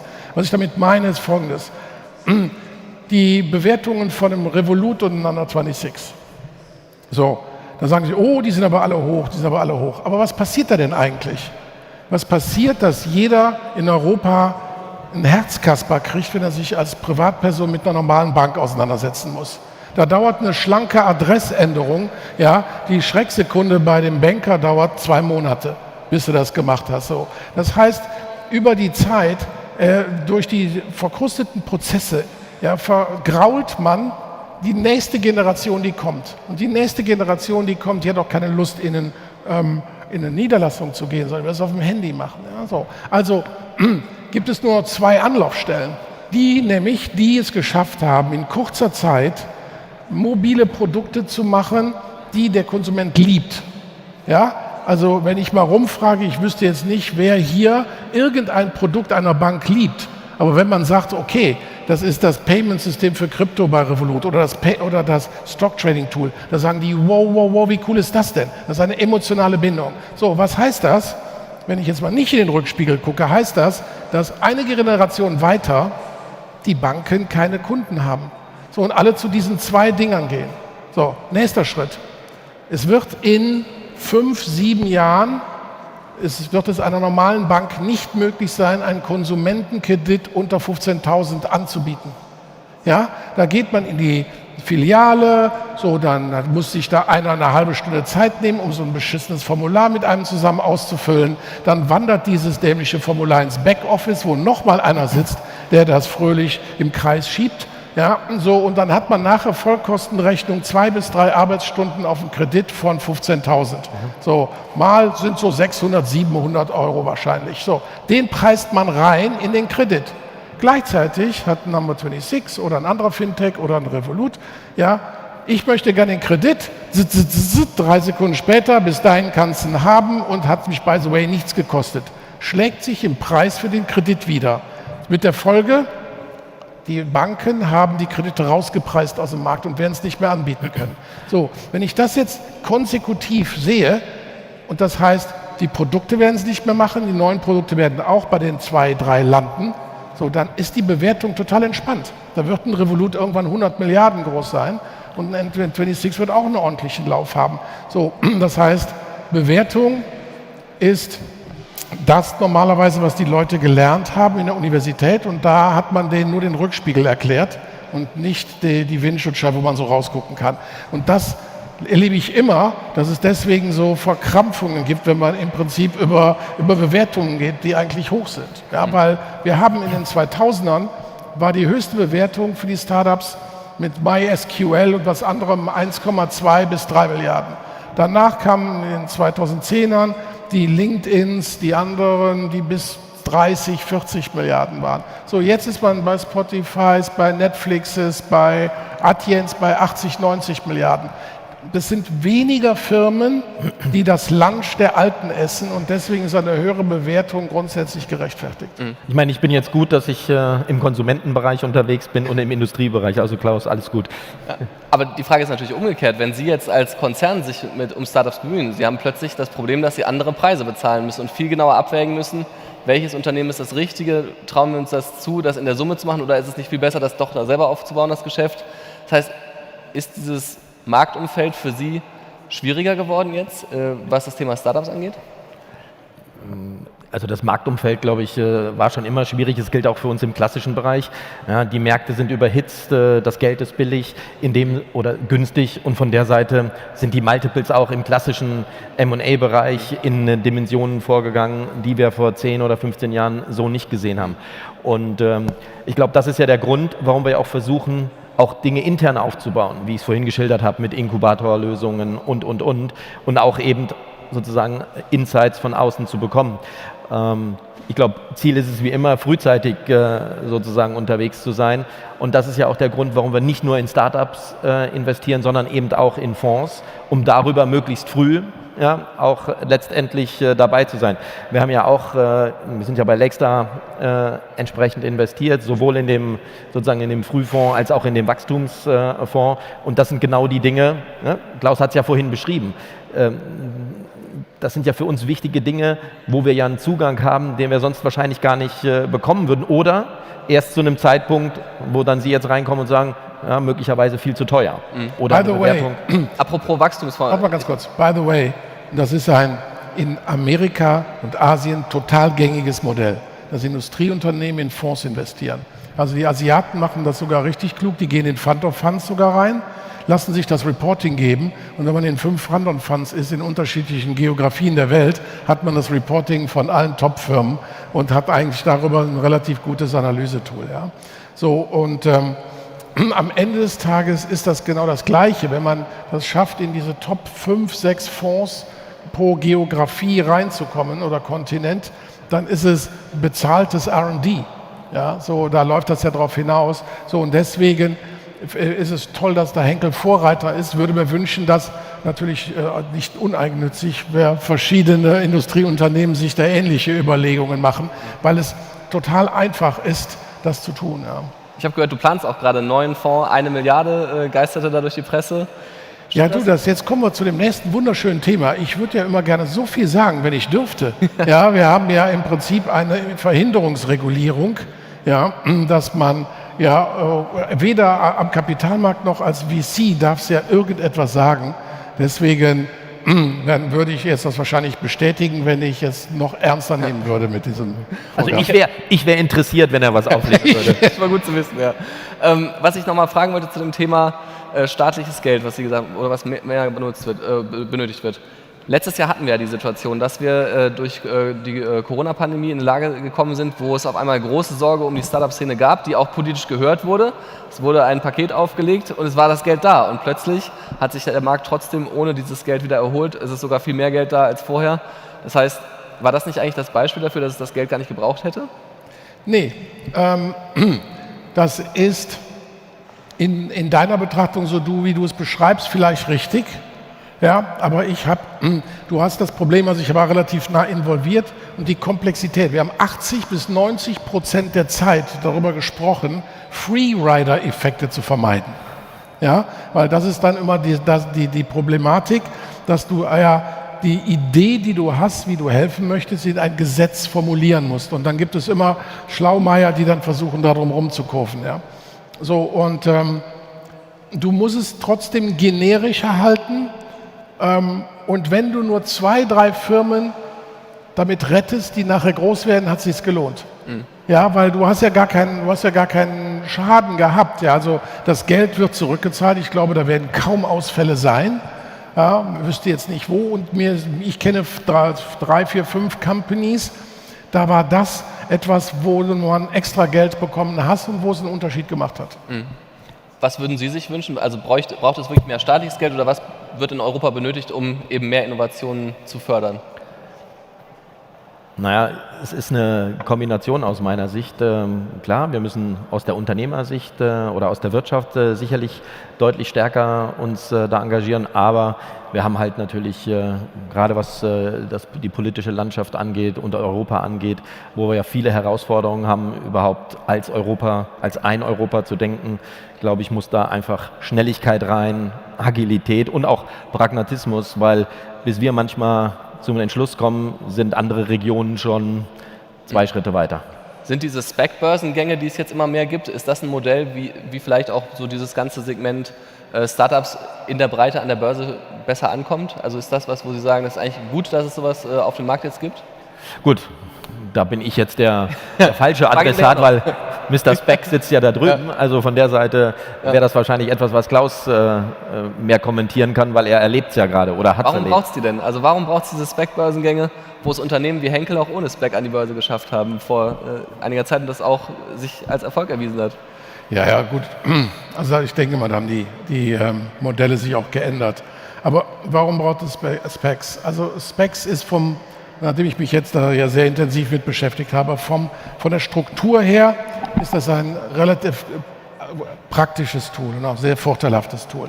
Was wir sehen ist, dass es sehr stark diskreditiert wird, auch zu Recht, durch eine Art der Ausgestaltung in Amerika, die dazu führt, dass da Freerider und shady Sponsoren ihr schnelles Glück suchen. Ja? So, und dieses schnelle Glück ergibt sich eigentlich daraus, dass die Banken das befeuern, weil sie unfassbare Fees haben. Ja, so, und das so designt ist, dass es für die Investoren erstmal kein Risiko gibt. Ja, weil du parkst das Geld, wartest so lange, bis du weißt, ob der Deal dir gefällt oder nicht. Wenn er dir gefällt, bleibst du drin, wenn nicht, kriegst du das Geld zurück. Das ist eigentlich erstmal ein Free Call, was in Zeiten von niedrigen Zinsen auch gar kein teurer Call ist. Ja? So, deswegen werden die schnell gefüllt, die Specs, oder wurden sie schnell gefüllt. Und das hat dazu beigetragen, dass auch zu hohe Fees bei den Sponsoren gezahlt wurde. Ja? So, und die Struktur des Specs war, wenn du das Target findest, hast du deine Kompensation bekommen und du hast durftest die auch verkaufen, selbst wenn der Spec unter 10 notiert. So, wir haben gesagt, das Produkt ist gut, aber wir müssen ein vertrauensvolles Produkt machen. Ja? Das geht nicht, dass ich ein Produkt, was sinnvoll ist, es ist sinnvoll, weil ich kann einer einzigen Firma 275 Millionen als europäischer Kapitalgeber mit europäischer Governance geben. Das gab es vorher nicht, sondern war man auf USA angewiesen. So, aber um das Produkt eine Kredibilität zu verleihen, musst du es auch ethisch aufsetzen. Also bei uns war es so, ich wollte nicht unter 10 verkaufen dürfen, weil ich möchte kein Geld verdienen, wenn die Investoren oder die Firma Geld verliert. Das finde ich eine Asymmetrie, die ich nicht mag. So, zweitens, ich möchte auch nicht nur durch das Finden einer Firma unverhältnismäßig viel Geld verdienen. Das finde ich auch doof. Deswegen haben wir das geändert und haben gesagt, wir möchten nur Geld verdienen, wenn wir den Investoren und der Firma 20 oder 40% Performance gegeben haben. Wenn man das so designt, glaube ich, haben wir ein schönes, ausgeglichenes Interessenprofil zwischen der Firma, zwischen Investoren und dem Sponsor. Und dann sind auch alle Argumente, die dann zu Recht angeführt werden gegen die andere Gestaltung, obsolet. Mhm. Gibt es denn genug Firmen für solche Specs? Weil wenn es die gibt, dann könnte ja auch theoretisch auch ein Konzern wie Henkel sagen, dann übernehmen wir die einfach. Also auch da glaube ich, die Kunst wird sein, wenn wir das Ökosystem weiterentwickeln wollen, dass wir darüber nachdenken müssen, wie sollen die Specs der Zukunft aussehen? Müssen die immer so groß sein? Müssen die immer einen Pipe haben? Ich glaube, die bisherige Gestaltung ist sehr stark durch die Banken getrieben, die da so eine eierlegende Vieh-Wollmilchsau gebaut haben. So, und in dem Moment, wo man sagt, okay, das kann auch kleiner sein, das kann auch, da hat man viel mehr Use Cases für das Thema. Die bisherigen Specs, die wir gesehen haben, sind beide im Konsumentenbereich. Ist dieser ganze Bereich Industrie, B2B-Geschäft, ist das was, wo Innovationen wirklich auch so bahnbrechend sein können, dass sie den ganzen Markt umkrempeln, oder ist es am Ende was man so, auch jetzt wie in Henkel, über Jahre hinweg immer weiter verbessern muss? Ich glaube, da gibt es keinen Unterschied, also für mich keinen großen Unterschied zwischen dem Konsumgüterbereich. Da sind es sicherlich Plattformen, ja, Geschäftsmodelle, über die wir sprechen. Aber wenn ich uns konkret sehe, welche Herausforderungen wir im Industriebereich haben oder in welchen Bedingungen wir unterwegs sind, sei es das Thema Nachhaltigkeit, sei es das Thema E-Mobility oder auch das Thema Infrastruktur, was im Telekommunikationsbereich ist. Das sind alles Themen, wo wir mit unseren Lösungen mit dabei sind. Und es ist halt nur eine andere Ausrichtung, wie ich es vorhin schon geschildert habe, mehr materialorientiert. Aber Durchbrüche wird es da genauso geben. Und was das angeht, nehmen wir zum Beispiel die Elektromobilität, die ist für uns vom Potenzial her 2,5-mal so groß wie in einem herkömmlichen Fahrzeug oder in einem herkömmlichen Motor und bringt einfach natürlich schon signifikante Veränderungen in der Märkte mit sich und für uns halt eher eine Chance als ein Risiko in dem Fall. Aber ich sehe da keinen großen Unterschied im Konsumgütergeschäft oder im B2B-Geschäft oder im Industriegeschäft. Sie haben das Thema Nachhaltigkeit gerade schon angesprochen. Jetzt steht ja eine Bundestagswahl vor der Haustür. Wäre eine grüne Regierungsbeteiligung gut für Deutschland, ein Problem für Deutschland? Wie sehen Sie das? Kannst ruhig ehrlich sein. Nochmal? Na, also grundsätzlich glaube ich, das ist ja mal was anderes als in den letzten Jahren, wird es eine spannende Wahl. Oder so sieht es zumindest ja aktuell aus. Und verschiedene Farbkombinationen bei Koalitionsgestaltungen, ich glaube, da halte ich mich jetzt mal zurück. Das Einzige, was aber, glaube ich, interessant ist in den letzten Wochen, und das zeigt sich natürlich vielleicht nicht so einfach für die Parteien, dass sie sich positionieren müssen. Der Druck ist extrem hoch und für was sie stehen wollen und für was sie entsprechend sich in der Zukunft einsetzen wollen, da glaube ich, sind klare Antworten notwendig, die teilweise ja bisher nicht unbedingt gegeben worden sind. Und Sie haben ja das Thema Nachhaltigkeit angesprochen, aber für mich geht es auch um Digitalisierung und auch um das ganze Thema Klima. Und das Thema Klima haben ja alle Parteien mehr oder weniger in Ihrem Programm aufgeführt. Und von der Seite schauen wir mal, was am 26.09. passiert. Aber ich glaube, der Druck ist groß, dass man sich stärker positioniert. Und ich glaube, das ist gut für uns, weil wir am Ende des Tages schnell sein müssen und nicht dann in irgendwelchen langwierigen, wie es beim letzten Mal war, Koalitionsverhandlungen Monate dahinschreiten lassen, was am Ende des Tages, dann kommen wir wieder zurück auf Deutschland oder Europa, nur nachteilig sein wird. Umgekehrt hast du ja für die FDP und die CDU gespendet. Das heißt, hast du Angst, dass es am Ende eine grüne Regierung oder eine ergrünte Regierung gibt? Oh, jetzt bin ich auf dünnem Eis. Ja, das, was für mich erstmal am wichtigsten ist, und da muss ich sagen, das habe ich bis jetzt eigentlich nur bei Christian Lindner und bei Thomas Jatzombeck gesehen, ist, dass eine Authentizität für das Thema da ist.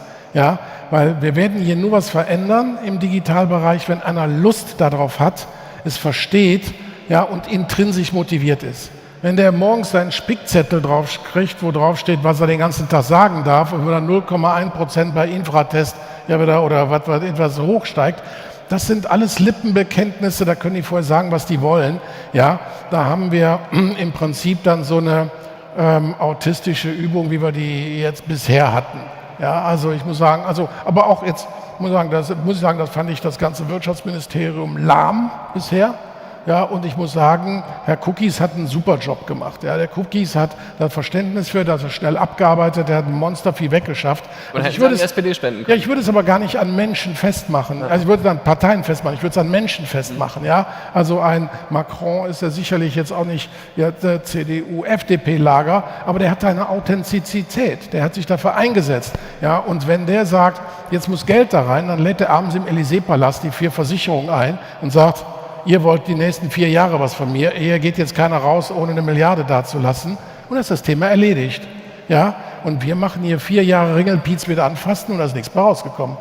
So, deswegen bin ich eher der Meinung, dass ich sagen möchte, und ich habe jetzt bei den Spenden, die ich gemacht habe, das jetzt eher an Personen festgemacht, von denen ich die Wahrnehmung habe, dass sie in ihrer Authentizität etwas bewirken wollen. Das ist jetzt weniger parteitechnisch gewesen. Also da sind mir Personen sämtlicher Couleur in unterschiedlichen Parteien näher als wahrscheinlich das Median der parteitechnischen Ausrichtung. Also wäre Armin Laschet aus deiner Sicht ein guter Bundeskanzler? Bitte? Armin Laschet wäre aus deiner Sicht ein guter Bundeskanzler? Da kann ich jetzt nichts zu sagen. Ja, also sicherlich ist er mir wahrscheinlich näher als andere Konstellationen.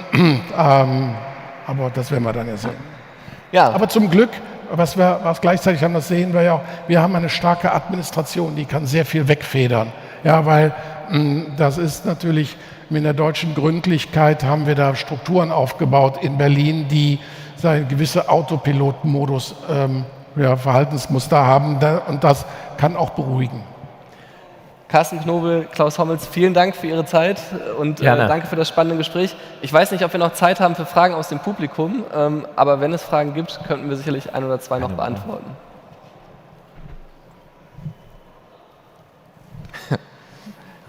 Mein eigener Kollege.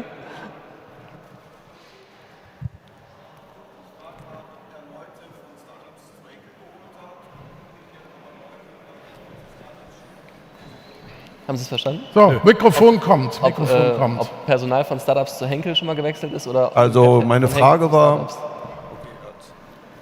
ob Sie Leute von Startups zu Henkel holten und umgekehrt Leute von Henkel in die Startups schicken, damit die da was lernen. Ja, gute Frage, Herr Kowalewski. Wir bauen im Moment gerade in Berlin einen Innovation Hub auf, den wir DX Innovation in Berlin nennen. Und in dem Umfeld sind natürlich viele neue Leute oder auch Capabilities, die wir aufbauen, die wir eigentlich nicht im Konzern so haben. Und von der Seite, ja, da kommen auf jeden Fall Leute zu uns. Aber es gibt natürlich auch umgekehrt den Fall, dass wir Leute, ja, wir haben vor einem Jahr eine Firma gekauft, Invincible Brands, die eben im D2C-Geschäft, im Beauty Care unterwegs ist, wo natürlich dann auch Leute aus dem Konzern reingehen, um natürlich auch die Erfahrung aus der Start-up oder aus der Start-up-Mentalität mit aufnehmen. Okay, dann vielen Dank nochmal an Sie beide und Ja, danke.